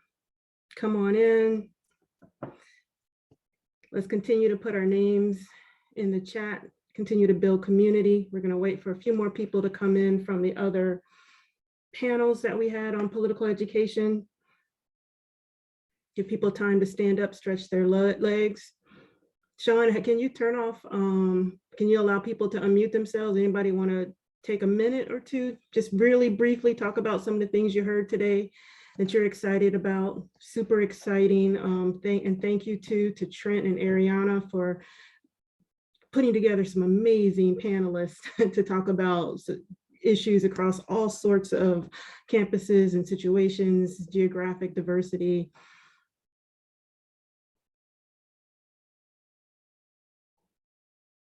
If anybody wants to take a minute or two to say what they appreciated from the political education today, go right ahead. Appreciated your work, Naomi.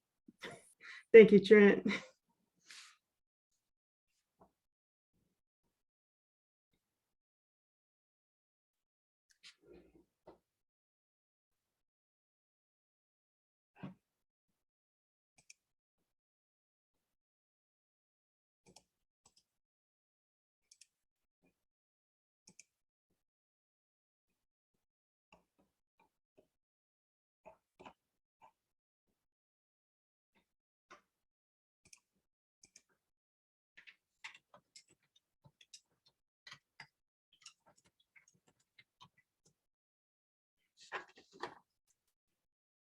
All right, everybody, I don't want to lose too much time tonight, so I'm going to go ahead and get started.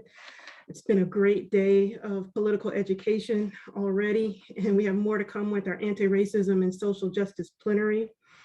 And as a reminder, please use the chat function to post comments and questions. Remember to be respectful, to practice inclusion when using the chat.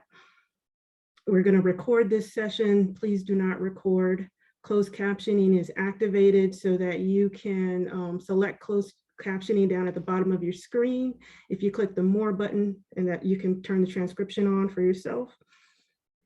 Tonight we have 3 featured sections. We'll begin with opening remarks by Erica Smiley, then a panelist of activist scholars discussing their experiences doing racial and economic justice work in their communities.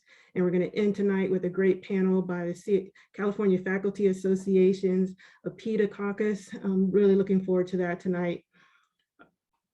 But first, Erica Smiley. And it is my pleasure to introduce Erica Smiley. Great to see you, Smiley. How are you tonight? Smiley is the Executive Director of Jobs with Justice, a longtime organizer and movement leader. She's been spearheading strategic organizing and policy interventions for Jobs with Justice for nearly 15 years. Prior to her current role, Smiley served as organizing director, developing campaigns that resulted in transformative changes to how working people organize and are civically engaged at their workplaces and in their communities. Smiley's a great person to get us started off today. Really appreciate you being here. And I just also want to take a minute to say thank you to Smiley, because Jobs with Justice has been a huge supporter of HELU and has given us so much logistical support. Sean is saying thank you very dramatically. So we really appreciate that. Smiley is a Will Empower Fellow, which is a joint project of Rutgers University and Georgetown University, and has co-authored a new book on bargaining and working people's democracy with Sarita Gupta, and she's co-founder of the Advancing Black Strategists Initiatives. So without further ado, please help me welcome Erica Smiley. Take it away, Smiley. Hey, thank you, Naomi. That is, wow, that's a lot to live up to. And I can't tell you how excited I am to be here this evening. And I'm just like seeing so many like common names that I recognize in the chat, like Ian, who was in the summer class that I was part of with UMass, and Bruce from Florida. I haven't seen you in years. So holy cow. It's just a real privilege to be able to join this group this evening. So I can't tell you enough how honored I am to be able to open it up and to share some words in the lead up to the book that Naomi mentioned that my colleague Sarita Gupta and I just finished, entitled The Future We Need, Building a Better Democracy in the 21st Century. And we can stick a link in the chat for those who are interested further on that. So without further ado, let me just dive in then. You know, I think it goes without saying that this is a pretty pivotal moment for our country. More workers are taking actions now than in the past 3 decades. I think last year saw more strikes since 1986. And, you know, the spring of 2022 and frankly, the fall of 2021 sees us close to matching that, if not surpassing it.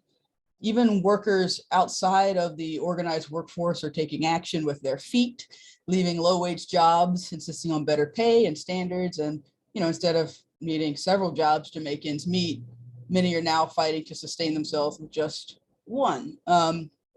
But before I go any further, let me just start with a story, especially given the topic of this particular session.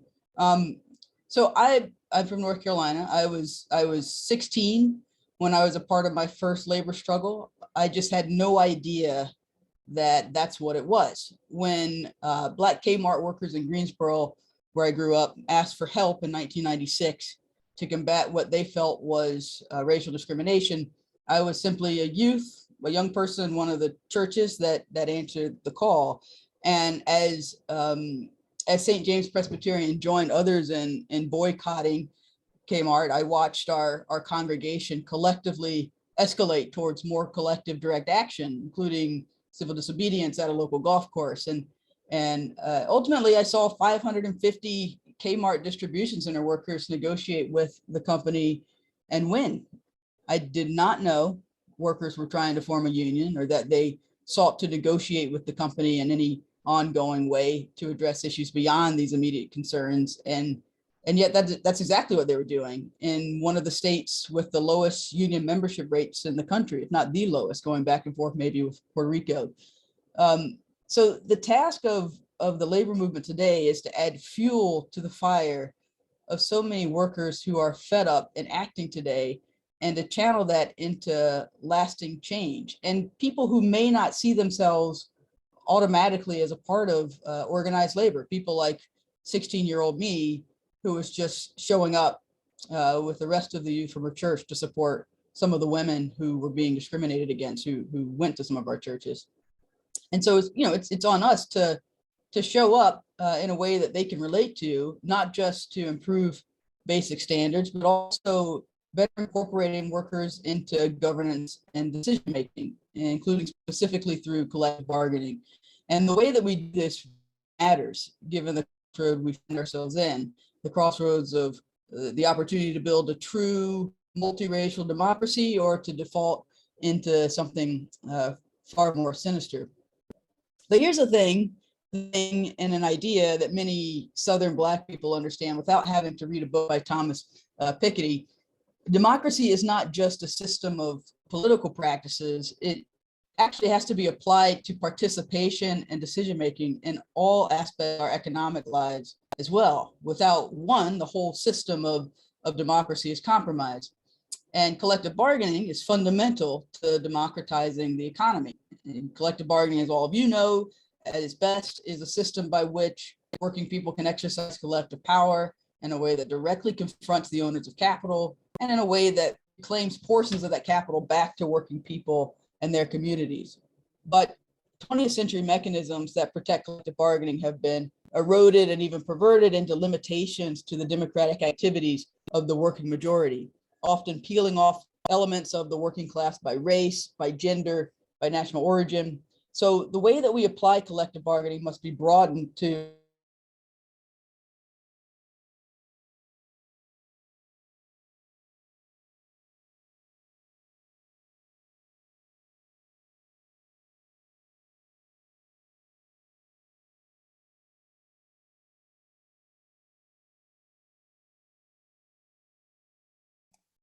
Looks like we just lost Smiley. Hopefully she'll be able to link back into the Zoom fairly quickly here.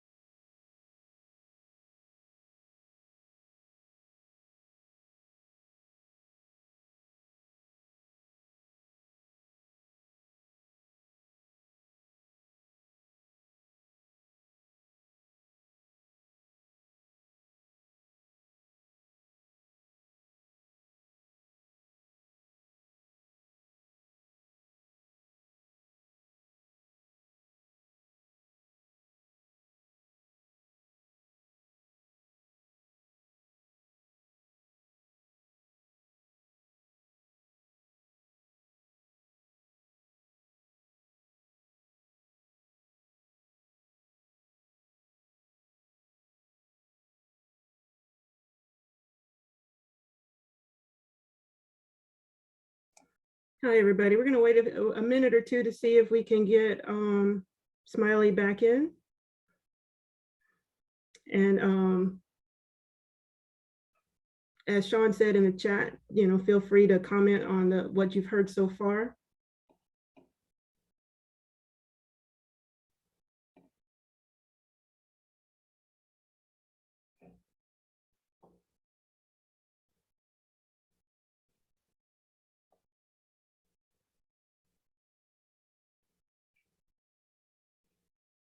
Happy to have conversation too. So, Sean, if you want to let people come off chat for a few minutes.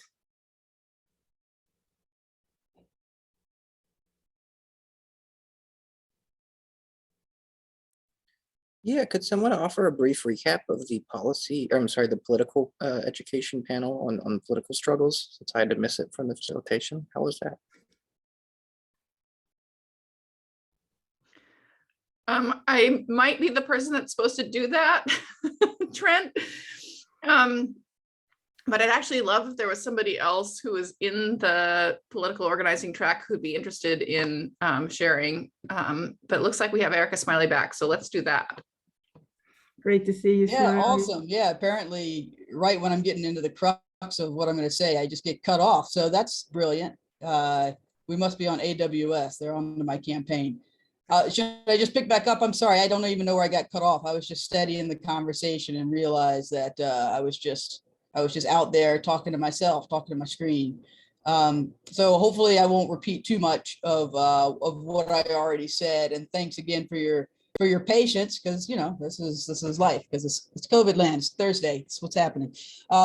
So anyway, thanks for your patience. I think I was probably just saying that we're in a situation where the 20th century mechanisms that protect collective bargaining have been eroded into actually limiting the democratic activities of the working majority, like often peeling off elements of the working class by race, by gender, and national origin. So the way that we apply collective bargaining has to be broadened to all economic relationships and account for the ways in which the economy and our experience of the economy have shifted ultimately changing the very nature of what a union contract covers, broadening what individuals can negotiate over and who they can negotiate with, from their direct boss to the individuals with concentrated power in their sector or community. And confronting, just to speak to the issue of the session, right, confronting the system of white supremacy and movements for white nationalism has to remain a central element of this overall strategy to prevent the opposition from dividing workers and weakening our collective power. And so just speaking to this, because this is really where I want to focus for the discussion today, you know, most Black workers, particularly Southern Black workers, have long been ready to get behind a democracy that's worth fighting for.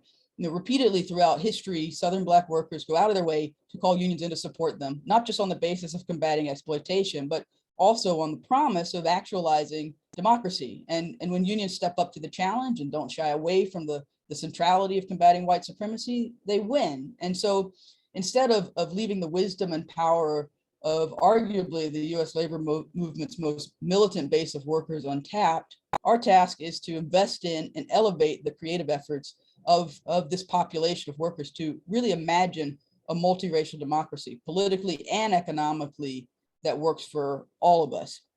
So I want to talk a little bit about, like, a little more about why I think this, why this is kind of the school of thought or the theory of change or whatever language you use that I'm projecting. You know, despite defeating Donald Trump in the 2020 elections, the political situation is still characterized by right-wing populism and how motivated or disgusted you are by it. A resurgence of right-wing populism has grown in numbers and boldness, both in the United States and globally throughout the last decade, emboldened by authoritarian leaders like former US President Donald Trump, like Vladimir Putin of Russia, like Brazilian President Jair Bolsonaro or Boris Johnson of Great Britain. You know, the reckless, Modi, right? We could go on, but like the reckless rhetoric of these administrations and their antagonistic relationship with facts has emboldened the most racist, xenophobic, sexist, homophobic elements of society as a political bloc. You know, perhaps nowhere was this more apparent in the US than during the insurrection on January 6th, when the Confederate flag made its first public appearance in the US Capitol, maybe since the Civil War. And the act was a reminder of what we're up against, and not just a symbolic reminder. Historian, those of you who've heard me talk before, I talk about this a lot. Historian Eric Foner elaborates on how Reconstruction-related policies sit at the root of modern day conflicts in his most recent book, The Second Founding, which I highly recommend. The Second Founding, How the Civil War and Reconstruction Remade the Constitution. And, you know, so the early Reconstruction periods were by many accounts marked by attempts, kind of shared attempts, to build a multiracial American democracy in all aspects of society, to actually figure out how they were integrating a population of formerly enslaved Black people fully into the political and economic life of the country. And so you had these Reconstruction amendments, right? You have the 13th Amendment to the Constitution, which abolished slavery and all forms of forced labor. You have the 14th Amendment, which guaranteed citizenship, or started to begin to define who could be a citizen. The 15th Amendment, which guaranteed or started to define who had the ability to vote. And, you know, all of these represented efforts to fully actualize democracy, and they saw them in these same lanes. And you'll notice, not surprisingly, the lanes of the progressive movement today and over the past 150 years, whether it's labor and economic power, thinking about immigration or voting, right? Like the gains that our movements have made since Reconstruction were designed to actualize the promises of these constitutional amendments in trying to build a multiracial democracy. And our opposition has oftentimes tried to roll back the promises of these. But this Supreme Court in particular really beginning to divine things even in ways that that we haven't seen since before the Civil War. So, you know, it's important to see that the work before us today, the crossroads that I referenced, the crisis in democracy, is 150 years in the making. And the challenge for us is to really think through how our movements aren't just seeing our struggle as one for workers' rights or racial justice, but to actually see these things as a part of completing the grand project of building a multiracial democracy in the United States. And I'm, you know, obviously talking about small d democratic fights, right? Like, again, democracy is more than elections. And while passing legislation is an important aspect of democracy, policies also made at our work sites, our apartment buildings, community centers, various other programs and agencies, places where we often spend the bulk of our time. And working people, we must have enforceable, not just advisory roles in governing everywhere in order to have a healthy democracy. It's not just about voting once a year or negotiating a contract every now and then, but actually being a part of ongoing governance of our conditions, of our situations. And our opposition couldn't be more clear about what democracy means for them. And they've spent the past 150 years trying to eliminate it, right? And so we have to really think about our work as fulfilling the promise of the Reconstruction process, which in itself was incomplete, stopped in its tracks by those who wanted to reclaim control of wealth for a select few and put Black workers and immigrant communities back in their place, if not on a plantation, then as precarious wage laborers. Even the protections we've managed to put in place for wage laborers in the New Deal, and since then included many exemptions for work done by women and people of color, such as farm workers, domestic workers, migrant workers, currently and formerly incarcerated people. And corporations have built on the practice of establishing subcategories of workers with limited rights, such as the modern day gig worker or a misclassified independent contractor, all direct descendants of laws preventing Black workers from earning wages through exploitative employment relationships like sharecropping or receiving tips based on a subjective experience of their service, as opposed to receiving a fair wage, such was the fight of the sleeping car porters. So I think Barbara Fields was the person who was interviewed in this 1980s Ken Burns documentary series on the Civil War. I know I'm going back for a deep cut here, but she said, the Civil War is still going on. It's still to be fought, and regrettably, it could still be lost. And I really take that seriously. And as we think about like the task of our movement today, thinking about it in that context is both daunting, but also perhaps gives me a little fire, knowing what my ancestors went through to get here. Then I should be able to deal with anything. I want to also note that our movement and our institutions are not without responsibility for our current predicament. Moderates and progressives have done their share of limiting our understanding and practice of democracy, limiting ideals of democracy to just voting once a year, the supposed choice to spend your money at one place or another, and maybe most importantly, to be left alone, like, don't tread on me, right? And over again, Black and immigrant and workers have called on unions and political leaders to wage the struggle for democracy with them, only to be rejected for not fitting a narrow, winnable framework defined by leaders in, say, New York or Chicago or Los Angeles. And so, democracy depends on our active collective participation in all areas of the economy, and based on the culture and experience of working people in their communities. So this is where we must have our enforceable, not just advisory roles and decision-making in order to have a healthy democracy. And again, this broadened view of democracy is not a new concept for many BIPOC workers. In 2021, Amazon workers in Bessemer, Alabama, mostly Black, called for the help of RWDSU, of the union, in their bid to form a union with the at Amazon.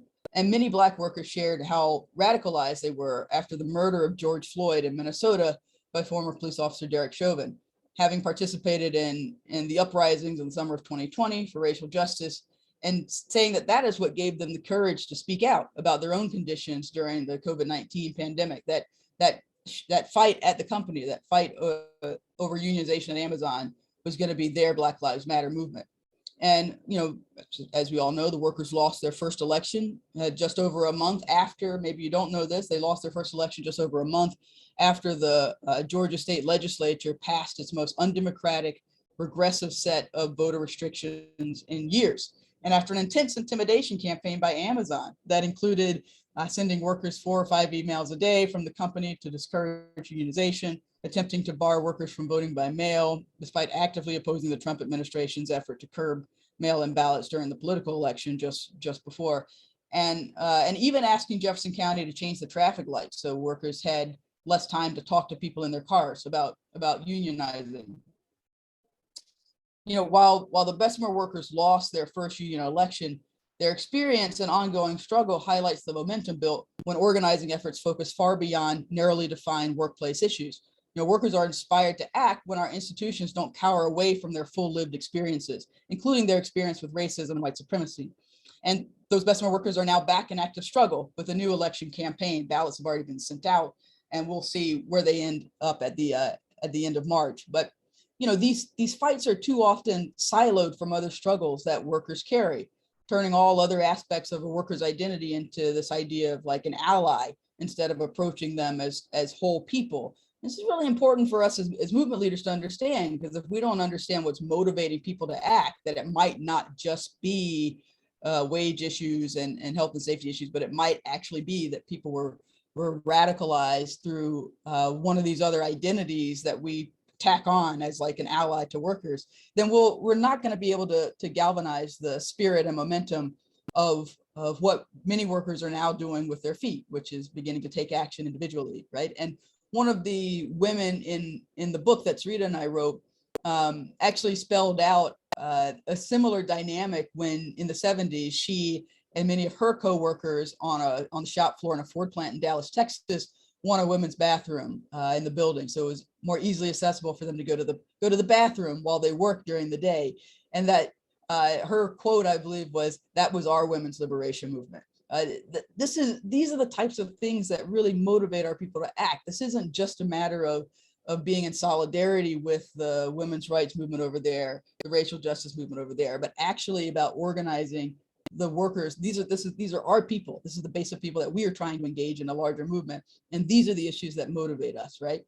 So, you know, we sometimes are falling behind just focusing on kind of the narrow kind of union value issues. And meanwhile, corporations are building their business models off of exploiting those other identities that workers carry, intentionally creating a downward pressure on labor standards, knowing they can prevent their overwhelmingly BIPOC workforces from organizing successfully. So, you know, for example, right, and I'm going to share a couple of these. Like, so you've got transnational auto companies such as Nissan, Volkswagen. They focus their U.S. manufacturing growth in the southern part of the country, where the remnants of Jim Crow and extreme limitations on union representation remain particularly virulent. And in some places making it almost illegal to form a union. In fact, in my home state, it was illegal or is illegal for public sector workers to negotiate, for the state to negotiate with public sector workers. And this trend of moving transnational companies moving their manufacturing to the US South is not an accident.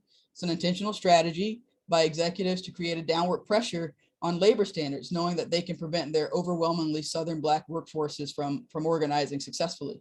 And the impact of weaker labor standards and organization in the South make it difficult for Midwestern auto workers to maintain gains won over the last several decades, conceding to increased numbers of temporary and contract workers, regressively tiered wages, cuts to healthcare, you name it. And, you would think that this would be the perfect setup for a robust, national campaign highlighting the industry's active use of Jim Crow era political climates to suppress the standards of its entire workforce. I mean, with Nissan in particular, it was interesting, right? Like this was the only two plants predominantly run by Black workers. They were the only two plants in their entire global network that didn't have union representation, right?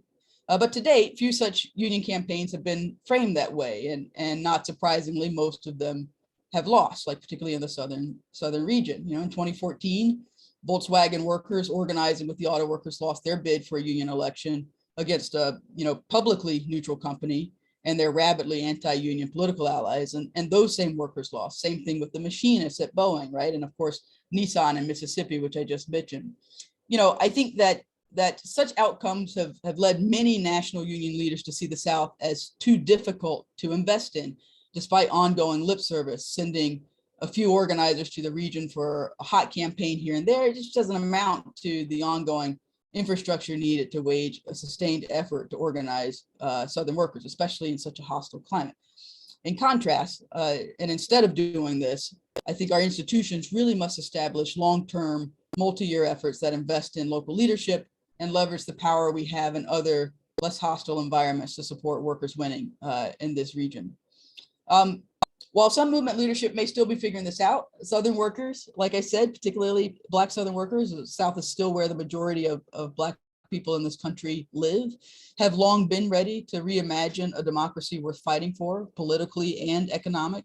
And you know, in her book, Putting Their Hands on Race, Danielle Phillips Cunningham discusses some of the struggles, both from a historic perspective, the 1800s, when there were often integrated strategies of Black and Irish domestic workers, when Irish women had yet to be defined as white, and the success that they had, both I think in the popular campaign that people know about with the Atlanta Washing Society in 1881, but frankly throughout the region, where they were able to negotiate a set of standards by coming together in a multiracial force.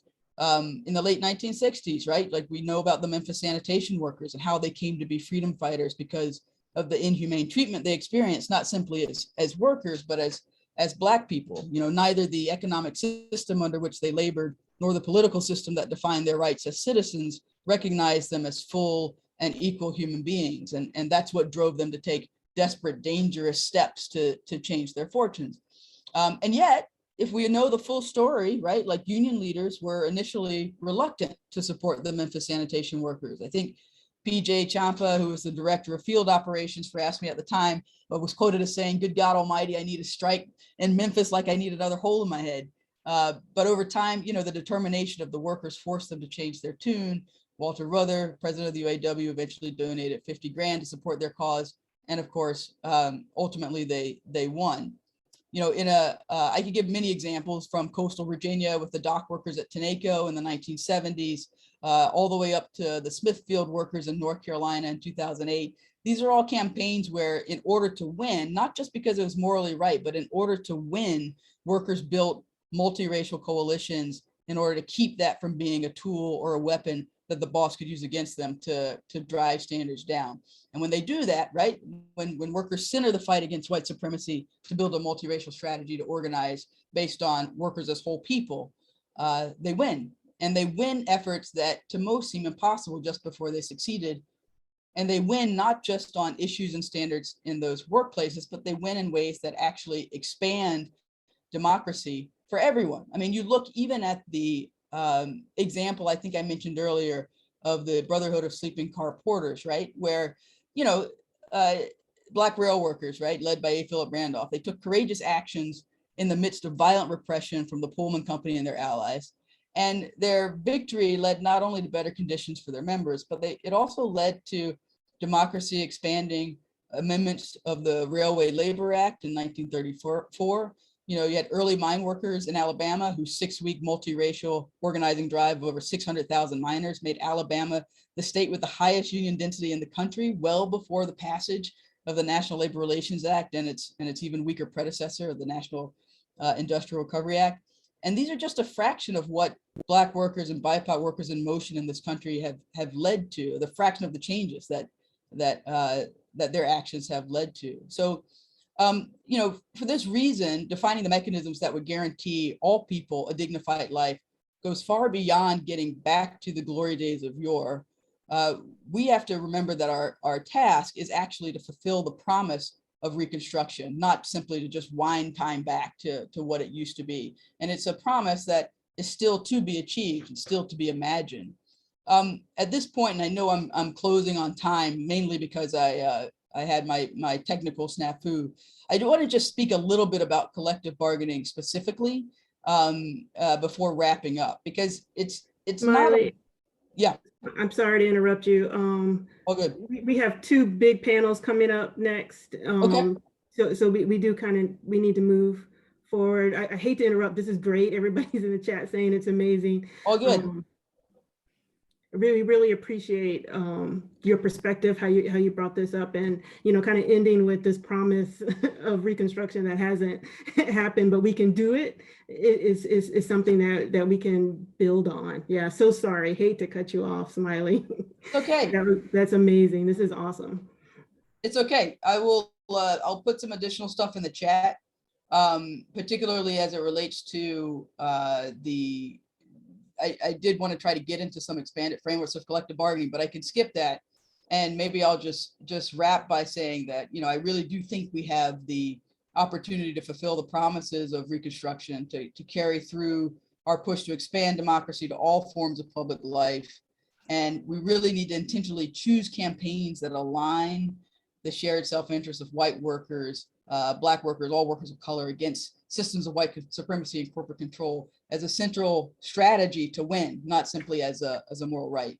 And ultimately to join together and imagine a democracy we're fighting for. So thanks again for your time. Apologies for the technical snafu, and just honored to be in the space with you all. No, it was so worth the wait, Smiley. Thank you so much. I put the link for the book back into the chat, so it's there. Donna is going to join us now. Melissa Mason from New Haven Works and Annalise Orlick should also be coming on screen. We're going to have a great conversation with these scholars and activists about what they're doing in their communities to address the issues that Smiley brought up for us today.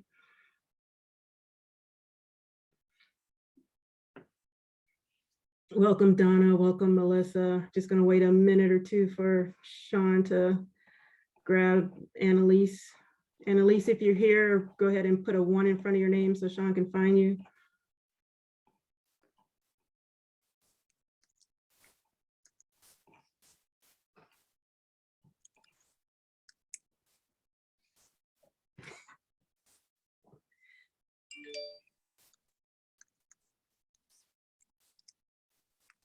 And so while we're waiting, Melissa, if you'll start, introduce yourself and tell us a little bit about New Haven Works. Just give us a snippet and then we'll come back around and get some more detail. Sure. Good evening, and thank you I'm really excited to be here. My name is Melissa Mason, and I'm the Executive Director of New Haven Works. We're a nonprofit organization in New Haven, Connecticut that connects local job seekers, hyperlocal, so New Haven City, right? Residents to good jobs in the region. Thank you. And Donna, if you will, introduce yourself and position yourself for us in HELU, so most of us know who you are. Thank you. And thank you, Erica Smiley, for that amazing, amazing talk. Still processing it. My name is Donna Murch. I'm an associate professor of history at Rutgers. I'm the chapter president of the New Brunswick chapter of the Rutgers AAUP, AFT, and co-chair of the BIPOC committee. Thank you. And sorry about that. I was just making sure Annalise wasn't sending me a note. but let's start and then we'll have her join in. Sorry to rush through. I don't want to rush too much, right? Because these conversations are really important and the work that y'all are doing is really important. So let's just kind of just jump in a little bit. And Donna, if you will, talk about the Racial Justice Caucus within the AAUP, AFT here at Rutgers, across the 3 campuses. So, following on Smiley's remarks about how important it is to do organizing around race and gender, my own entree into our union was centered on the transformation of the Rutgers Union around 2013, 2014.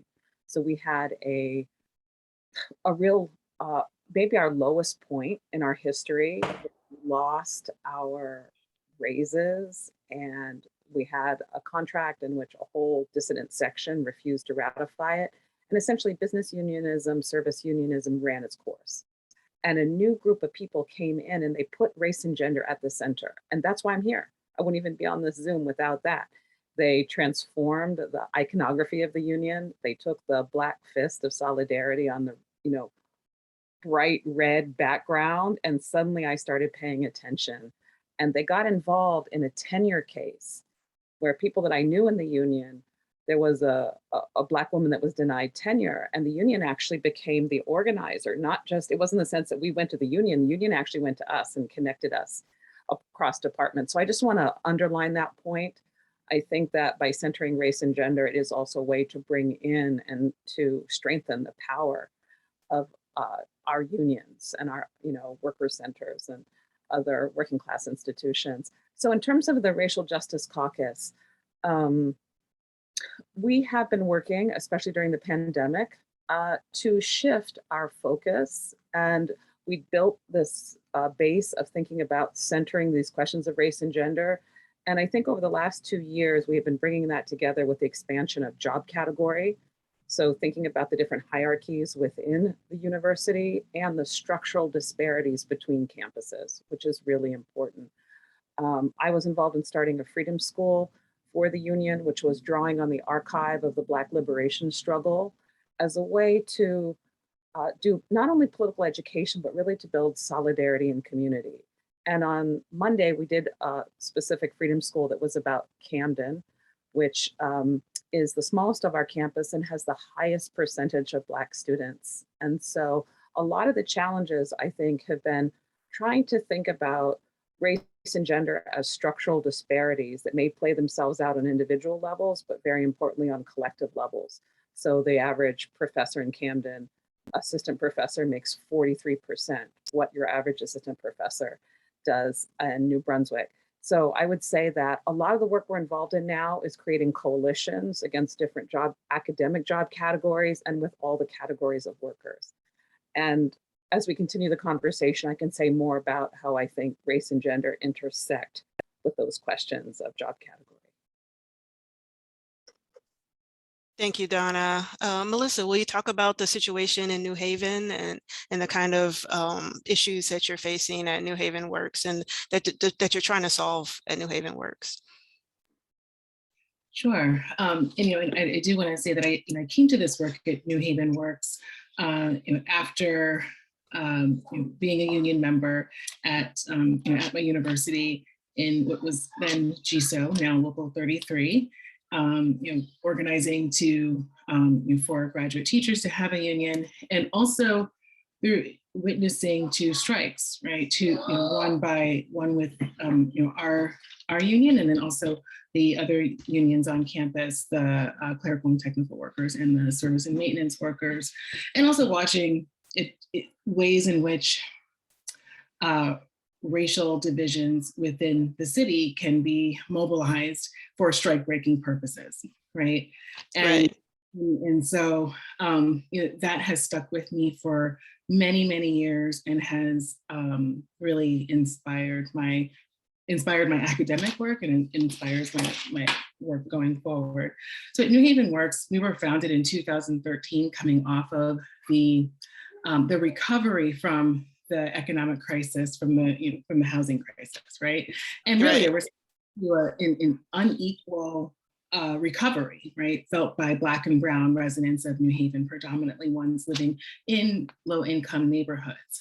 And so, one statistic that I think about is at the time, there were around 80,000 jobs in New Haven at the time, and 80,000 good jobs, right, considering living wage, and 2,000 of those were held by residents living in those low-income neighborhoods. And that's actually half of the residents in the city, and it's disproportionately residents of color. And so, given that fact, right, we had a tremendous amount of organizing in New Haven led by the labor movement, particularly the unions at Yale University, community organizing that really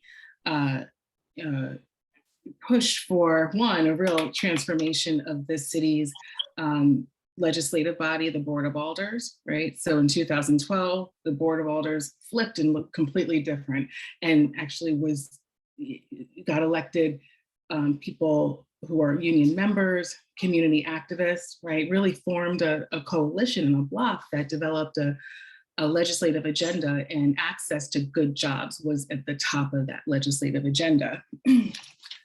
And that board then commissioned a working group to really take a look at, well, what are the barriers for New Haven residents to get access to these good jobs that are now being created coming off of the recovery?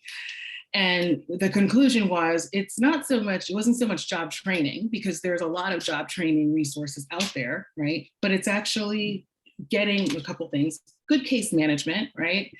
Having job seekers get individualized attention, but then two, commitments from employers, getting employers to commit to local hiring one way or another, right? Maybe it's because of their mission, maybe it's because of pressure. It doesn't matter. Get them to the table and get them to commit, right?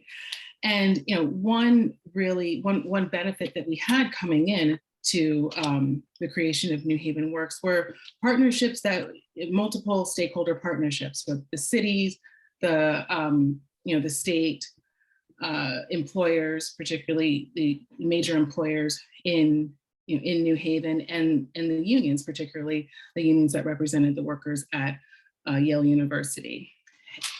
And so, I can talk a little bit more about what makes that unique, but there is something, I would like to talk about, some of the relationship that our organization has with Yale University, one of the largest employers, but also the unions that represent the workers there. And so I'll just say that since we've opened, we've placed over 1,060 people into jobs with partner employers. Over 80% of the people we've placed have been people of color, and in most Black workers. And over 50% of the people that we've placed have been from low-income neighborhoods. And so that's a little bit of an overview of the work that we've done since we opened in 2013. Thank you for that, Melissa. I'll just ask you one follow-up question. If you could talk a little bit more about the role of workers in the Yale unions in supporting your work and in interacting with these new job entrants, right? How is that going? Yeah, so the jobs, particularly the union jobs at the university, are known and are some of the best jobs in the region, right? And there's applicants to these jobs from all over the world, right? And there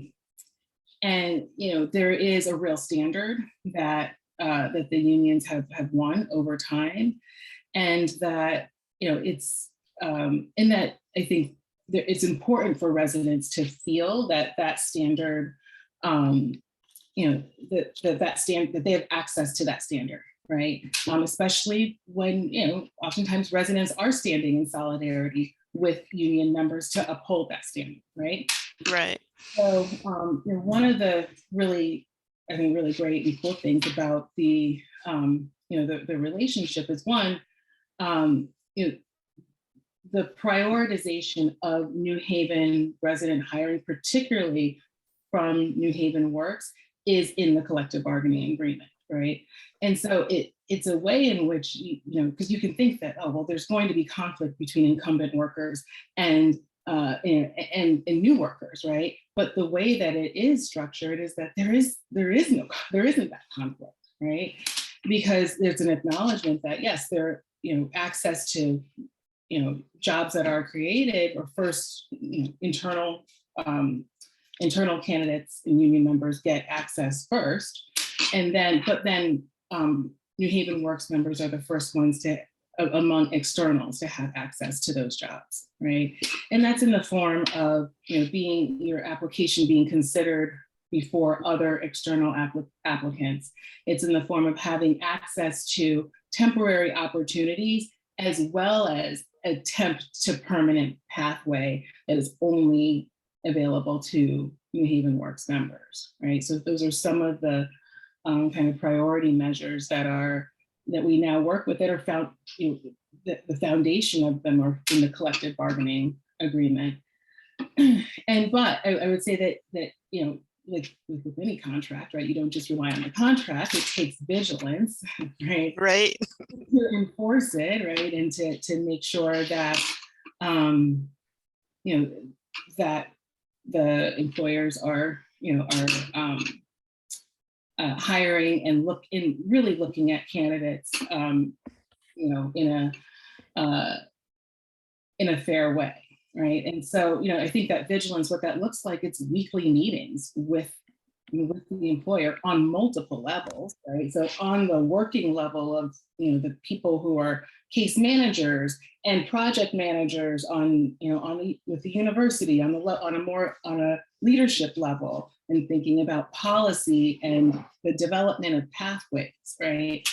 And that's the kind of work that it takes. And, you know, in that work, it being willing to challenge feedback, right? So part of a pipeline, right, is, you know, people apply and maybe the employer gives feedback on why they did not move forward in the process. And I think an important key to the relationship is being able to push back, right? Right. And the union partner makes it possible to push back. Yeah, and you know, people find that so useful in these types of arrangements, and especially when they're embedded in the collective bargaining agreement. You know, it's true for utility workers in California, right? And they have all these job training programs where people are coming in and they're getting stopped at that, you know, job application point. And really, it's because, you know, of hiring discrimination. And if it isn't for the union enforcing it, then they don't get through. And so they're like, oh, we're winning on this training and development policy initiative, but really they're only winning because of union activity. Yeah, so thanks for that. It's a great comment. Don, I'm going to ask you to kind of talk more broadly too about issues that communities are facing around Rutgers, if you can, and the ways that Rutgers workers are participating in making things better in communities. I know that's a broad question. It is. And is it okay if I also talk about some of the internal dynamics of the union? Yeah, go there instead. Yes. For me, I think that, you know, I've been at Rutgers for almost 20 years, and one of the true blessings of Rutgers is that it is a huge state university and 3 majority non-white cities, and that we have 70,000 students, 50,000 undergraduates, and 30,000 workers, you know, of which we have a variety of different faculty and graduate students and other academic workers. And I think one of the challenges that we're facing in this moment also is building bridges and solidarity across job categories, across race and gender, and dealing with the kinds of structures, some of them financial structures, some of them relations of power with the communities in which universities are situated. So I see the university as a real site of possibility. It has always been, particularly the public university, an important site for organizing. You know, in the United States, which is such a repressive country, and we have such a small percentage of unionization now compared to what we had in the 1970s. So protecting and fighting for these platforms is really important. So it's in that context we also think about what's happening with critical race theory. I think Annalise may be here, so I'll save one more minute and make sure we can get a chance to hear from Annalise. But I think one of the challenges that we're facing in our higher education unions is dealing with the hierarchy, particularly of tenured faculty versus contingent faculty and graduate students, but also an older generation of union leaderships that were predominantly white male and saw themselves as kind of experts who had inside knowledge of renegotiating with the administration. So I've seen this process at Rutgers. It was a process of 5 or 6 years to think about how to change and turn the union and create real, you know, anti-racist, robust left unionism. But I think that that is a struggle that goes on. And unfortunately, as in Smiley's discussions about the way that Reconstruction haunts politics, sometimes we're seeing the weaponization of these differences. So I think active anti-racist organizing is key. And in making, to return to Naomi's original point, and how we connect to the communities which we are located in. I think building those relationships with bargaining for the common good, looking to the Chicago Teachers Union and the really vibrant K-12 radical unionism of the last decade is really, really important. Thank you for that, Donna. And it's actually a great link from the conversation that started on that last panel last night in the plenary. So thanks for bringing that. Welcome, Annalise. So sorry about the internet issues. We're glad to have you. If you will, introduce yourself and talk about your positioning in New Hampshire. Okay, my name is Annalise Orlick, and I think I'm here wearing both the co-president of the Dartmouth AAUP chapter and one of the founding members of Scholars for a New Deal for Higher Ed hats. So in both of those cases, it seems to me, for all the reasons that Erica and Donna and others have talked about, really crucial to foreground racial justice and gender justice in our organizing. And I think, and forgive me if there's overlap, I'm sorry that I dropped out of this discussion due to the internet gods at just the wrong time. But I think for two reasons. One, I think because, so many of you've mentioned issues of racial justice and gender justice have been central to the revival of the labor movement in this country and around the world in the last decade. And I think, on our campus, obviously, my campus is a private campus, and we're dealing with issues of corporatization and some of the same kind of neoliberal ideology that people have been talking about. We are not yet facing some of the economic constraints that our colleagues in public universities and community colleges in New Hampshire are facing. And so we maintain a slightly higher percentage of tenure track faculty. I think we're only around 30% adjunct, and because Dartmouth is located in the middle of nowhere, we've been able to negotiate.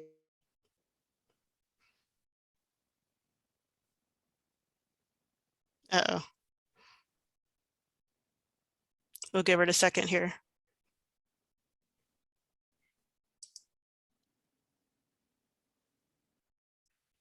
And I will say, oh, sorry, go ahead, Donna. Just saying the internet gods are not having it. Are not happy. But I will say our political education on this topic, anti-racism and social justice, that's happening on Saturday, are going to have people from Scholars for a New Deal and their racial justice action group speaking as well, and also someone from the Yale unions and an undergraduate from Yale University to kind of talk about some of the issues that have been playing out here. So hopefully Annalise will be able to come back soon. And I want to open it up. If you have questions for Donna or Melissa, please pop them into the chat. We have a few more minutes before we have to jump into our next panel, so we can talk and answer questions that have come up while we're waiting for Annalise to come back. I honestly think you guys should talk, because I don't know what's going on with my internet, but the likelihood is that it's going to go out again. So I'll jump in as I can, but I think you guys should run the panel. It just keeps cutting out. All right. Thanks, Annalise, and we'll try to keep you here while you are here. Sean, if you can open up so people can come off mute, and then Kathy, you can go ahead and ask your question. Hi there, folks. Thanks. Those were wonderful. Thank you so much. I have a question for Donna. I'm at Miami University, where we just launched a public stage of our union campaign, and we would really like to have an anti-racist union from the ground up to build our governance and our mission and so forth to enable that. And I wanted to see if you or anyone else had advice for us about how to do that. Yeah, thank you for that. I just put in the chat a link to our Freedom School. It's our union's Freedom School, and it's the public archive for the Rutgers Coalition. And yeah, I would love it if some of you would subscribe, and then we'd like to subscribe to your channels too. We've been really trying to do that work of archiving the organizing. I think that the first thing is to think about how the outward facing piece of the union, that making it racially inclusive. As I said, I'd never thought about the union. I mean, I was of course a member, but we had a faculty member who was very senior, and when he would give the union reports inside the faculty meetings, he would make it so complicated and would only use acronyms that it always made you feel that he was expert and that you could never, ever understand this information. So I think just that core principle of organizing is that making information clear and simple. And in terms of racial justice, choosing iconography and organizers that will appeal to a multiracial workforce. I think that's really important because I was at Rutgers for 10 years before I ever went into the leadership of the union. And it's because I was recruited. This is the other thing. I think we have to draw on what political organizations do. We need to actively recruit people. And it's a lot of work, you know, like Jane McElvey, her vision, it's important. It does, people don't just join. So I think that would be like number two. And I think moving away from bread and butter, purely economic demands to the demands of like this notion, one thing I found really compelling of the way that Erica Smiley framed it was that we need democracy in all parts of economic life. And one of the great joys I've had being in the union, also because we have all these different categories of workers. So we have 3 different categories of workers inside the faculty grad union, but then we have 17 other unions that we're allied with. And this politicization of everyday quotidian things, seeing that negotiation over work, that has also been really compelling. So, you know, when you have different groups of workers come in, one thing we're thinking about now is how to build a racial justice contract campaign for our upcoming campaign this summer. And I think it's going to be also crucial to address the political moment that we're in, the level of anxiety that people have. And so the way the plenary opened with Sarah Nelson and Jane McElvey, framing the anxieties that we all have about the insurgence of white supremacy, the attack on our democracy. So I think that is foremost in people's minds. Thanks for that, Donna. And thanks for the question, Kathy. We'll go ahead to Jeff. If you want to come off mute. Yeah, thank you so much. This has been wonderful. I wanted to ask you about if you'd thought much about the role of shared governance involved in all of this. And the reason is because a lot of time we approach issues regarding labor, but often hiring practices are controlled in that matter and the way that communications are set up. And the reason I guess I'm asking is because one of the things that we're trying to do through our academic senate, we have union actually involved in positions of academic senate, is to work through a committee on diversity, equity, and inclusion to kind of address these issues, particularly because of the longstanding problems, particularly with hiring practices in the past. Melissa, did you want to speak to that first?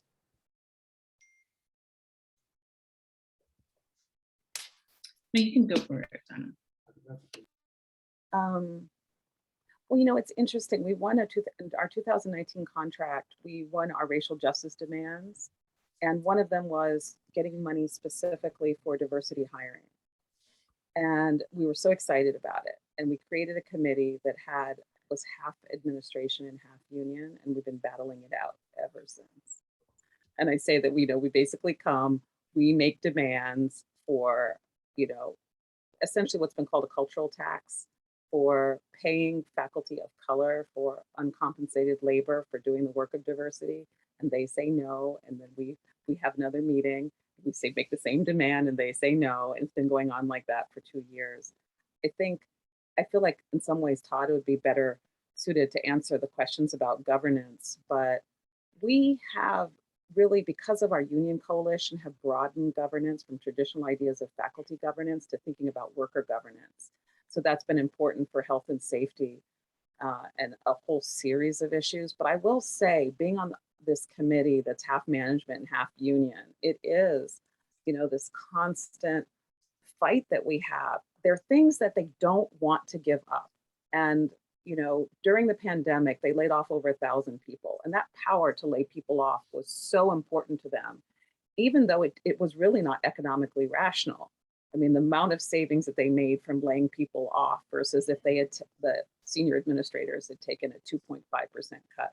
So I would just say that, like, the level of control at the beginning of the University Diversity Committee, we just wanted to collect statistics across all 3 campuses. And it took a year to get that information.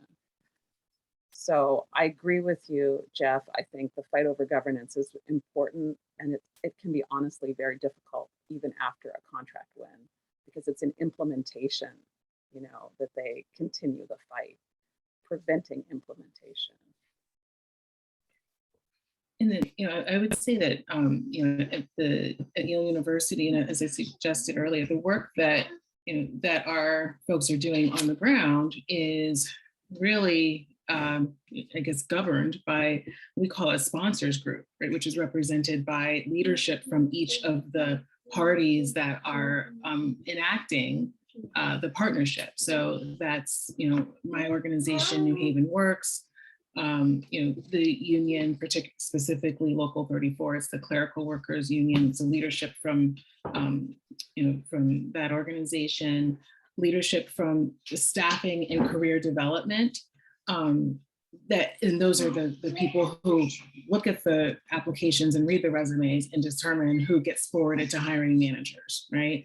And then also leadership from an office that was created to help with this partnership, a hiring initiative based at the university. And then that sponsors group then answers to what's called a policy board, which is basically the union leadership, a labor management group, right?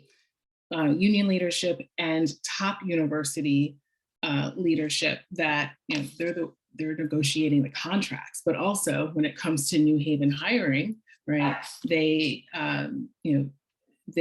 are, they oversee really what the overall outcomes are and really the direction of where the project is headed. Thank you, Melissa. Thank you, Donna. Thank you, Annalise. And again, these topics we're going to delve into them on our political education day on Saturday, where we'll have representatives from New Hampshire also on that scholars panel, right, Annalise? But I want to give you space for the final word here. Sorry, we missed you. Yeah, I'm sorry too. One thing that I did want to say is that that in our negotiating, one of the things that we've tried to do is to take the stance that it's not quote unquote rocket science to have greater justice for and greater representation among faculty of color on our campus. And we've tried to have people lay out their needs versus the corporate rhetoric. And I really wanted to throw out here a need to go beyond the corporate rhetoric of inclusive excellence. It's been a particularly pernicious set of frameworks that have appeared on campuses across the country and corporations around the world. And I think in the same way that we need to understand the budgeting ideologies that have supported, the constant claims to austerity, I think we need to begin to take apart that idea and all of the ways that it restricts actual strides toward justice for around issues of race. So that's one thing that I was going to put in my presentation, and maybe we'll get to talk about it later in the conference. Yeah, thank you so much, Annalise. Really appreciate your work. And in the chat, there's been a couple of things that Donna's dropped from Freedom Schools. And I think Amy Loisel dropped some stuff about Annalise's work in the chat. So we have that there. Thank you again for this amazing panel. Sorry about the technical issues, and I really appreciate all of you kind of sticking through this. Thank you so much. And I'm gonna pass it over, call up our CFA comrades from the APITA caucus, Vang, and colleagues, if you can come in. I think Sean is gonna start spotlighting folks. Welcome, hi, great to see you. And I'm gonna yield the floor. So Sean, you can stop spotlighting me so they can get started. Welcome, everybody. Thank you. I think we still have Lisa. We're waiting for her, and I think I see her here. So if you can get her in, that would be perfect. Okay, so thank you for having us. We're all excited and happy, and we can't wait to share out the information we have and all the exciting things that we had planned for you today. I just wanted to start off to say that, hello, good afternoon. My name is Vang Vang. I'm a librarian from Cal State University, Fresno, or Fresno State. I'm also the co-chair of the Asian Pacific Islander and Desi American APITA caucus in the California Faculty Association, CFA. I'm going to quickly cover CFA's path to anti-racism and social justice, ARSJ work, while Lisa Komarua, my APITA's other co-chair and professor in the Communication Studies Department at Cal Poly San Luis Obispo, will talk about briefly on the caucus's work in combating API hate in the age of COVID. Then Andrew Chang, our Phil representative, will highlight APITA's ARSJ demands. CFA's path to anti-racism and social justice work was neither straight or easy. It began in 1983, and like most unions at that time, it was a service or bread and butter union. It defined justice as winning contract fights with the CSU administration and securing improved salaries and benefits for its members. In the late 90s and early 2000s, CFA continued being a service union, but there were pockets of activists wanting more, especially women and BIPOC members and leaders and faculty. We needed our union to reflect us, to reflect our students' experiences and communities. We needed change and growth. In 2015, under the leadership of Jennifer Egan, CFA adopted a resolution to commit to an anti-racism and social justice transformation, ARSJT. But it was only when CFA started from the top down that began to embrace, learn, and practice its own guiding ARSJT principles, which my colleague Andrew will drop into the chat, such as we acknowledge that we in CFA are part of the problem of racism. We acknowledge that we can be part of the solution by being intentionally committed to addressing it. We engage in courageous conversations about racism and discrimination in order to transform our union. We practice anti-racism and non-discrimination behavior with one another and with others, including our students, our colleagues, in order to become a more socially just beings and to ensure a stronger, more inclusive union. Fairness and justice should be a faculty working conditions. Only when we embrace and learn and I want to say practice our guiding principles did CFA grow, evolved, and thrived. For ARSJ, work is a constant struggle every day. It needs to be practiced. It demands to be integrated into every meetings we have, into every council, committees, and caucus within the union. As quoted by Dr. Cecil E. Canton, ARSJ work is not a state of being or mind. It is an action. It involves not just knowing that exclusion of others is wrong, but actively doing something to stop yourself and others from doing it. It means valuing and building relationships and authentic connections. It also means challenging power relationships and structures at all levels and building collaborations and coalitions that's designed to confront and change the status quo.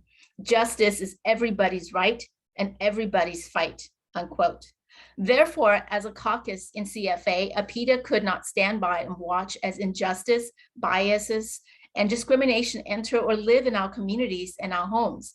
We confront, we educate, we advocate, we fight, and we stand together for ourselves and especially others that cannot, because we know that our union stands beside us in the work that we do every day.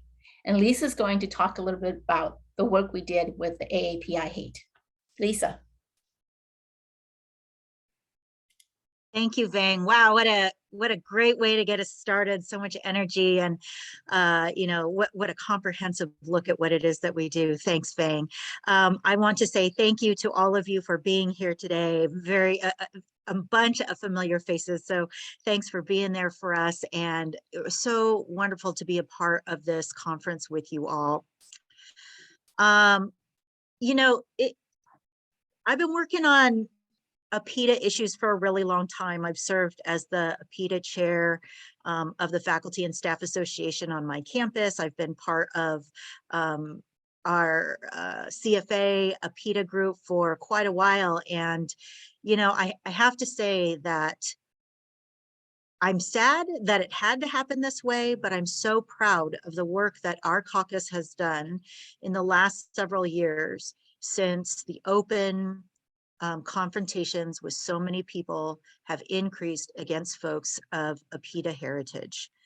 And when the pandemic started and people started to associate the pandemic COVID-19 as coming from China, it opened the floodgates for us to be attacked by every group, even those of us that weren't Chinese, that may have some sort of Asian appearance, were being attacked.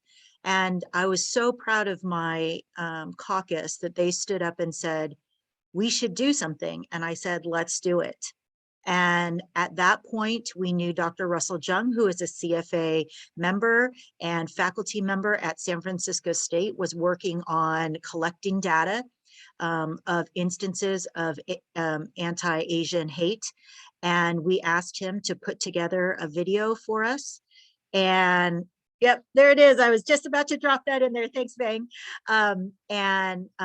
He got a graduate student to work on a study guide. And this is something that we put together in less than, I think it was less than 2 months. Is that right, Andrew and Vang? We did it very quickly. Is it perfect? No. But it was the kind of advocacy we needed right then. And we didn't let lack of money. We didn't let lack of support. We didn't let anything else stand in our way. And we talked to Dr. Jung, who found, a filming crew and found a student to write the curriculum guide to go along with it and have it openly distributed to anybody who would like to use it. That highlights a lot of these issues that go around with the assumption and why it is that we target all of these different kinds of folks as part of this group that we call APTA. And it has been one of my proudest moments to have been one of the people to say, yes, we can, and yes, we will. And thanks for doing it. I'm so glad we got it done.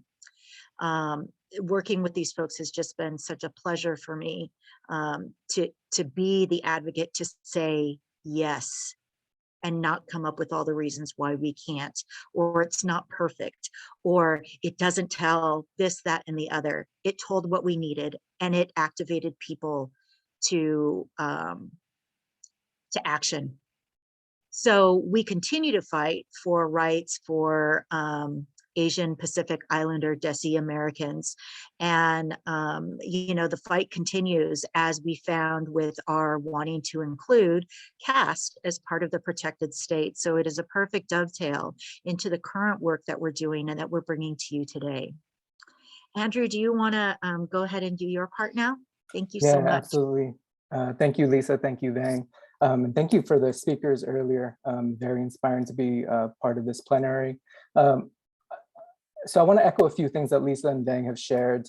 Essentially, and this is also going to be a theme that folks have talked about on this plenary, and that some of our other CFA participants will talk about more this weekend. But essentially, the California Faculty Association, our anti-racism social justice work is really informed, by the commitment of our member activists and leaders.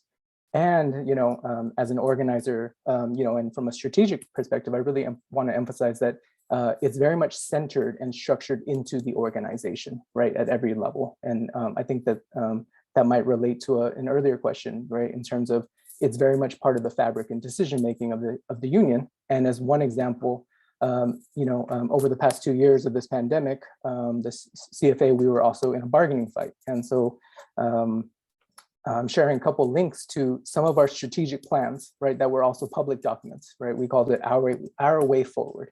And these essentially were, as you know, during some very dark days of this pandemic, and also some very difficult days in bargaining with the CSU here in California, this was crafted by our officers, leaders, and staff really to guide us through, right, and kind of set some of the vision for what we're fighting for. And as you'll see, this document covers things like health and safety, mental health, workload, evaluation, job security, right? all across the board, but it also centers ARSJ and intersectionality. So it's not an afterthought, right? It's part of these visioning documents.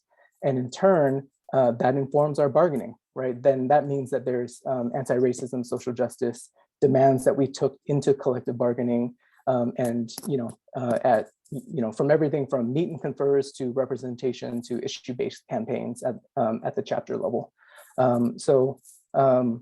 I did want to just contextualize that because I think that's one thing that's been very exciting to witness. In my case, as a staff person and organizer of the organization, that far from this being a divisive issue, right, or about identity politics, as many people within the labor movement would deem these issues, right, even just in the last decade or so. This was really about bargaining for the common good. This was about transformational organizing. This was about building solidarity across our membership, right, and refusing to accept some of the structural racism and oppression that has been normalized in our institutions for far too long, right? And as you'll hear more in the latter part of our presentation, when it comes to the safety, right, or inclusion of some of our members, how are these issues not bread and butter issues, right? What does that mean in practice, right? So in practice for our PETA caucus, there were two main demands that we incorporated into these documents and into our ongoing advocacy and organizing work. One is what Lisa's already spoken to, addressing just the waves of anti-Asian, anti-PETA racism and direct violence that our communities are experiencing. And we've had, many heartbreaking testimonies from our own members and from our students, right, about how they are being directly impacted by these things. So it's not something out there, and it's not something that's, there's the community and there's us, right, as members, really trying to emphasize that, and in turn saying, what is the CSU, our employer, right, the institution doing to ensure that APTA faculty are safe, and also just to provide some basic level of support and resources, right, for APTA faculty in the midst of all that's going on. Secondly, the APTA caucus, just like a lot of API organizations, community-based orgs across the country, we are contesting the invisibilization of our communities and just this tired trope of the model minority myth, right, that has been just continued to be applied to too many APTA communities. And so just to close this section, that means a few things concretely. That means that APTA students and faculty should not be essentially othered, right, as the perpetual foreigners, right, and subject to violence and systemic racism, and yet at the same time be invisibilized, right, or even lauded for our successes, right, within the same institutions. So this means that, the CSU and other institutions of higher ed, there needs to be accountability so that institutions cannot simultaneously hold up this model minority myth simply because they're ideologically refusing to see our communities, right? To see all of the ways that countless students and workers in our communities are being excluded and denied. And so that also means that there has to be disaggregation of data, right? So many of the myths are perpetuated because institutions, including institutions of higher ed, refuse to do it better, even though there are great models for how to disaggregate data about APTA communities, right? So that you could actually see what is going on in actuality, right? So as a concrete example, I would ask, how many Pacific Islander faculty and students are in your respective institutions, right? How many Southeast Asian and refugee APTA faculty and students are actually in institutions of higher ed, right? Can we say that, that these organizations are actually inclusive, right, and diverse? Or even go so far as some institutions are now saying that APTA communities are not actually people of color, right? We're actually not, right? So going so far as that point. So in conclusion, what we're saying is that we are working to transform some of the practices of the CSU, right, to counter this invisibilization. But in turn, we're doing all of this in solidarity with Black faculty, Latinx faculty, right? All of our BIPOC faculty and union members to put forward this real vision of social and racial justice in the CSUs. So I'm going to pass it back over to you, Vang. Thank you, Andrew. Thank you for getting that context that we needed. CAST, our latest ARSJ work came to us from students in the CSU.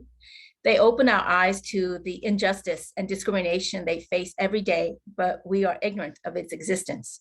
After learning of their struggle and pain, we knew we had to support their fight. So APTA sponsored a resolution urging the CSU system to add caste as a protective category to its discriminatory policy, Executive Order 1096 and 97. We took the resolution to our 93rd General Assembly in spring 2021, and it passed unanimously.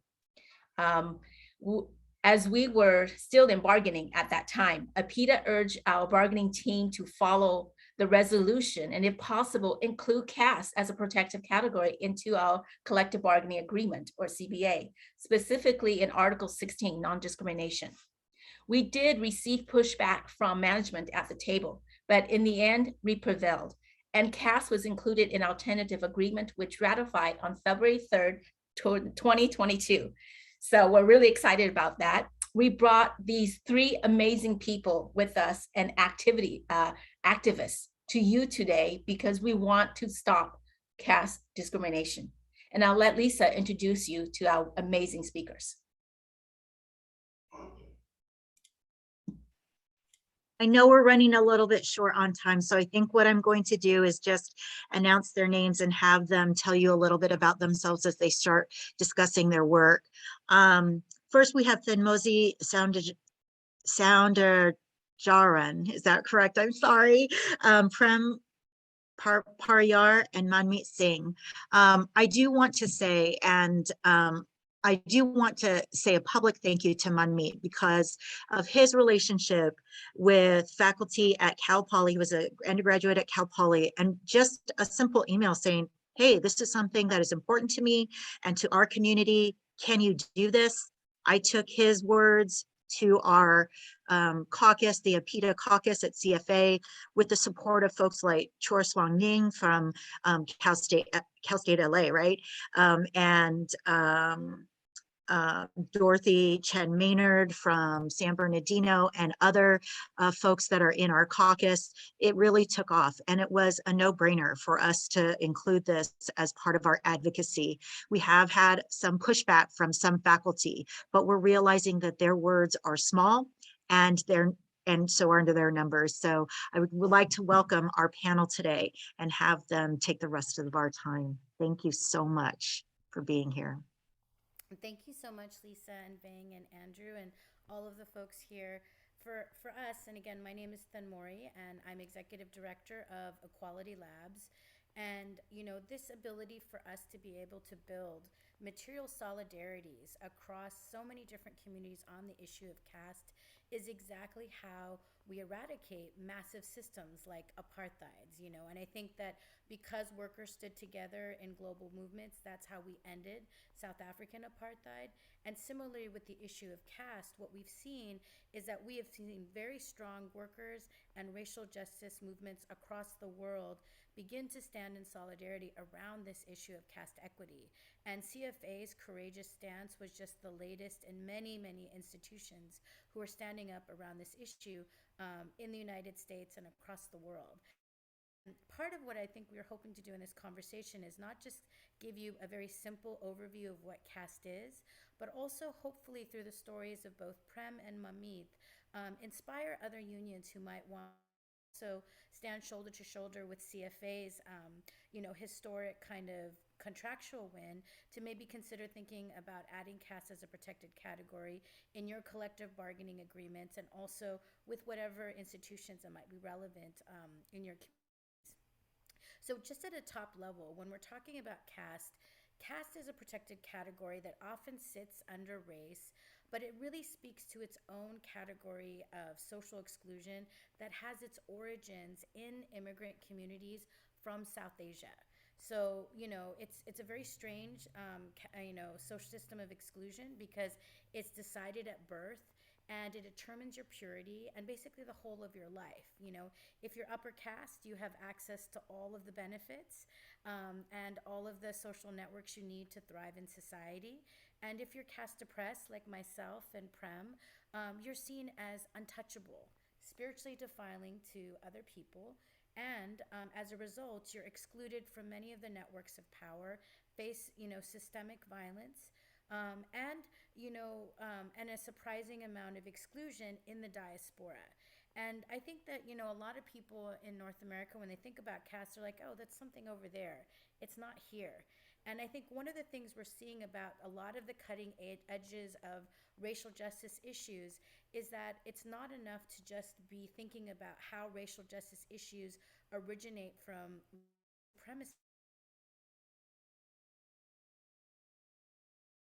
but we're also having to look at communities like these within minorities, and within which we have existing civil rights protections, but there often isn't enough cultural competency in universities, and that there's a surprising amount of discrimination in North America. And just over in the last 2 years, we've seen some very historic worker cases coming up around the issue of caste. And in 2000, we saw the state of California sue Cisco Corporation on the issue of caste discrimination. And it's the first time an American corporation is being sued. And then we also saw in New Jersey, a network of temples, they're called the BAPS, it's a BAPS sect, basically traffic Dalit workers to work for only $1 an hour to construct temples. And there's now 5 temples across the country that have been named, hundreds of workers. There's even a RICO suit that's coming out of it.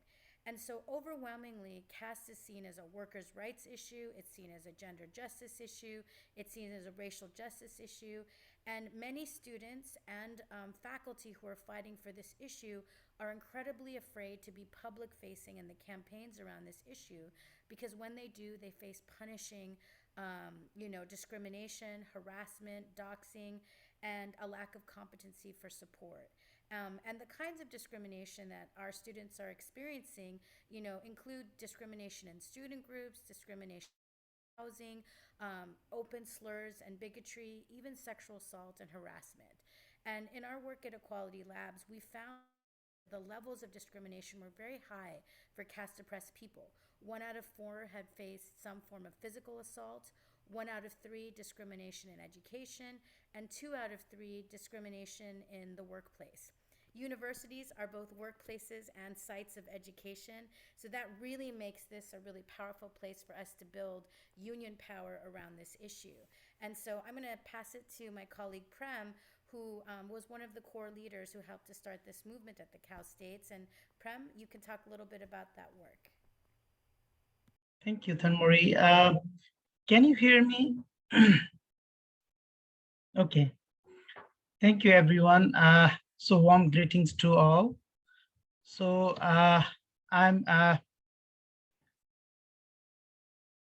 very happy. I'm very blessed to be here with you all.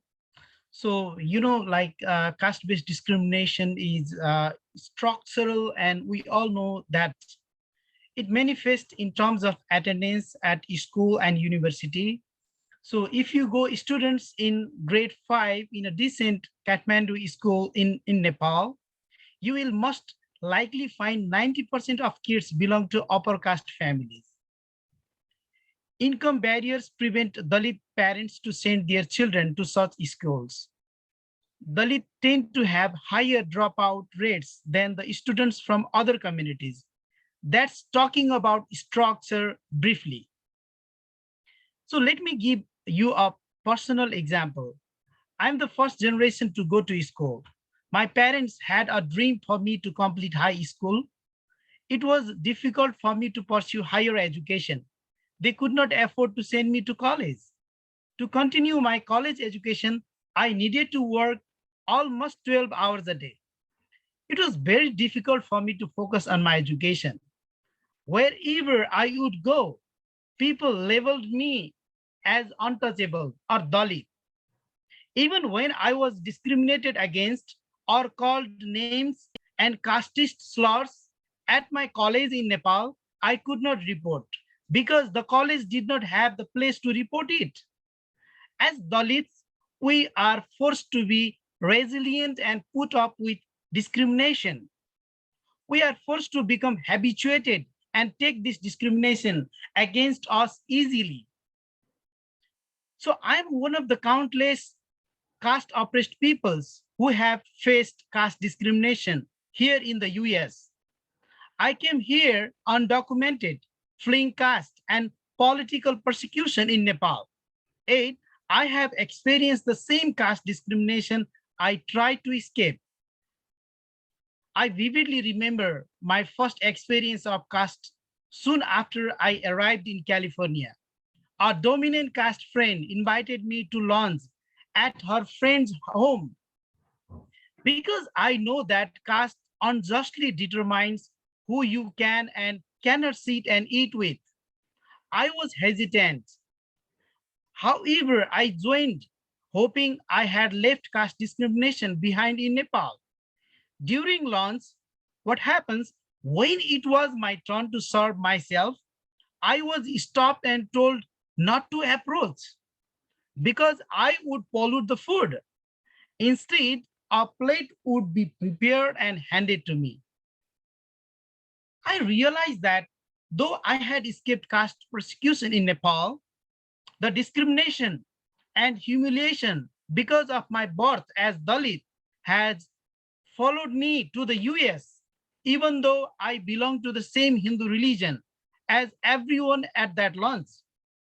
I was seen as less than because of my caste. So when I was a graduate student in the social work department at CSU East Bay, I could not report cases of discrimination to administration because I was aware of the non-discrimination policy and caste was not protected or recognized like race, gender, and other categories. I shared my experience with caste discrimination in the classroom, but some of my South Asian colleagues did not validate my experience. They said, though I'm from South Asia, I don't know there is caste discrimination. While my professors were not aware of the caste system, my South Asian colleagues were not only surprised, but also tried to silence me when they heard my experiences. But I talked to my Professor Rubani about these experiences and she took my case seriously. She talked to the department chair and other faculties and connected me to Thanmari Sundarajan, the executive director of Equality Lab. You can see her here.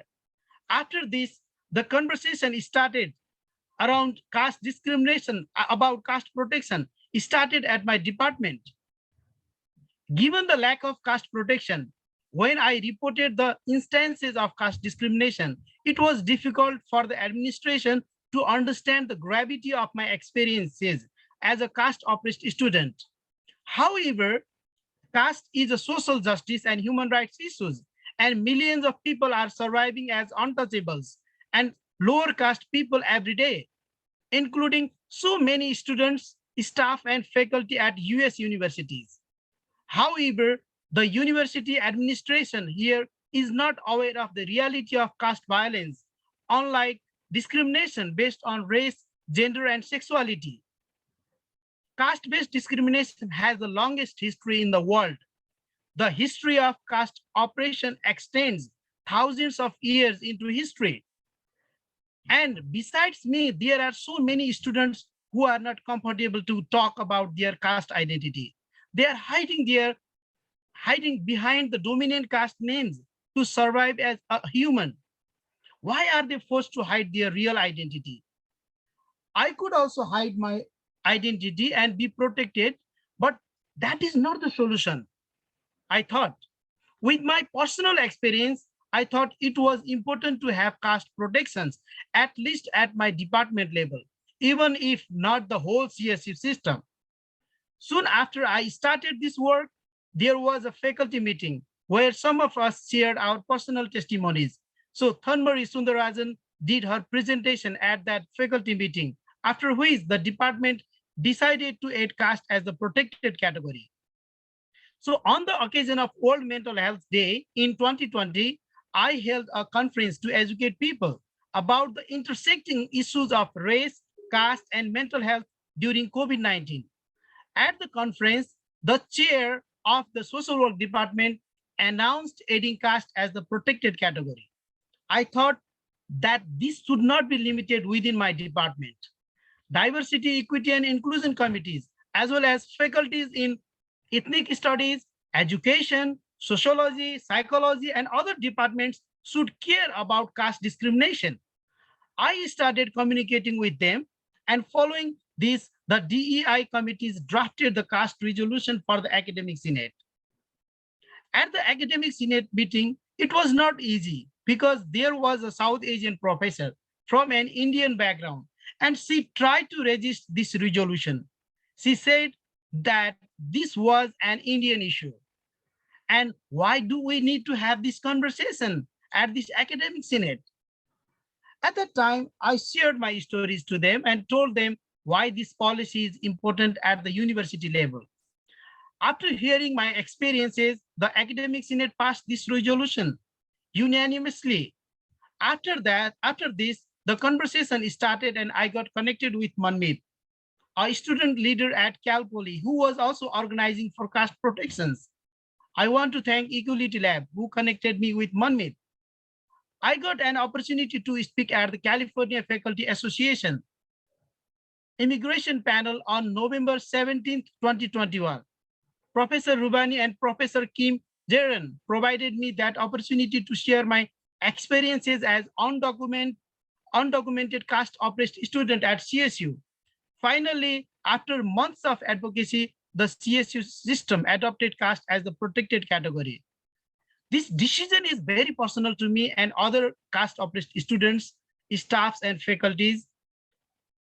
So adding caste as the protected category is huge, but the implementation is very important thing. There are laws to stop caste discrimination in Nepal and other South Asian countries, but they are not properly implemented. What is the value of having laws against caste discrimination if they are not implemented? Without a caste equity action plan, policy cannot do anything. So we need to train DEI committees, staff, and faculty members about caste discrimination and caste violence. They need to understand how invisible caste discrimination works and how they can support their students. CSU must develop a syllabus and curriculum on caste and encourage students to study this further, because caste is a global social justice and human rights issue that deserves immediate scholarly attention. We also need to have scholarships and funding for caste oppressed students for further research, such as doctoral program. Once these are institutionalized, people will be encouraged to no longer hide their caste identity and be motivated within the higher education system. Caste oppressed students deserve higher education and protection within this university system. Today, a majority of South Asian scholars, especially in the United States, belong to dominant caste backgrounds. Caste oppressed scholars are forced to hide their caste identity, fearing caste violence. They cannot survive as Dalit scholars because there is always a high possibility of brutal attack on them. We also know that there is a high school dropout rate for caste oppressed students and active implementation of caste protection, and these other strategies can change that. The dropout rate can be decreased and we can promote retention, allowing caste oppressed students to contribute to the global society as scholars. And I want to thank the CFA APIDA caucus for creating this safe space, supporting the movement for caste equity and being serious for addressing caste equity in the higher education. Thank you. And Manmeet? Yeah, no, thank you so much, Brahim. Brahim's being humble, but Brahim's really the one who like kickstarted this movement at East Bay that really like snowballed over to become this system-wide movement because Brahim, upon like passing a resolution through East Bay, through their academic senate, that really served as a template for resolutions that were passed throughout the state. including through the student government at Cal Poly SLO, like Cal Poly Pomona, and eventually really moving over to the Cal State Student Association, which is this collective body that represents the 23 campuses put together. So it is really the official voice of 500,000 students put together. And there was, that's really where we saw like a couple of folks that come, or like the opposition to come forward who were against like caste equity work and against even having a conversation on caste. But thankfully, really the power of the board to see beyond the intimidation and the gaslighting tactics that they were using to shut down this work and commit to this, commit to the caste equity work. And what really has been so powerful that like Brayden is speaking to, and like what Maury has been speaking to, has been that this work has been really allowed for the fostering of this intercaste, interracial, multi-faith coalition under the late feminist leadership that has been so powerful. And really has accumulated to this historic win where now the largest four-year public university in the entire nation has caste added as a protected category, and is really setting the precedent not only for universities here in California to follow, but really throughout the entire nation. So really like what we're kind of seeing is there's this line that's like really coming to my mind that I was thinking about by Adrienne Murray Brown, who's this queer, Black, like transformative justice activist. And she talks about how whatever you put attention to grows. And here, like we really have seen these, like the fostering of these really historic coalition relationships that have been, really been fostered under the lit feminist leadership to create this change, to make possible, despite the small but very vocal opposition. But the justice really has like continued to like shine through. And Brayden speaking to like that, this is just step one, and so much work really needs to happen. That just adding caste as a protected category is that the first step, that policy change to really open up the doors for so much work that needs to be done in really assessing these equity gaps and then starting to address those equity gaps. But this entire process, like this work that has allowed to get us there is really opening up that door. And like super, again, like want to echo the support from CFA in really making this possible, because this truly has been this like multi-layered like approach, like among students, staff, and faculty across the CSU who have really come forward and come together to bring forward this historic win. But yeah, for the sake of time, I will leave it there and pass it over to CFA to see if we wanted to open up to questions or any additions.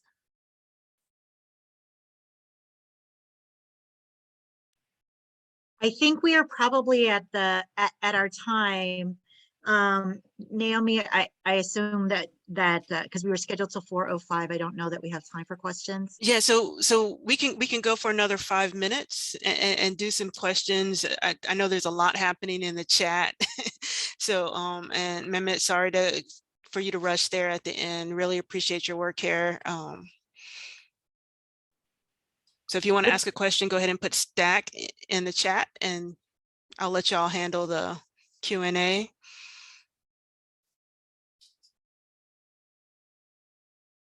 Didn't mean to cut off conversation. And you can unmute yourself. Thanks for that, Sean. Appreciate all your logistical work again. And while we're waiting for people to ask questions, oh, it looks like David Letwin, you're on Stack. Yeah, hi everyone. Can you hear me?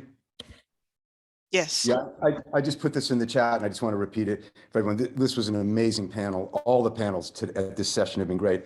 And I just wanted to say that it seems to me that the recent academic union support for Palestinian rights connects to these important anti-racist social justice struggles that have been discussed today. And thank you guys for a wonderful panel. Oh, thank you so much for that, David. Amy? Amy? Okay.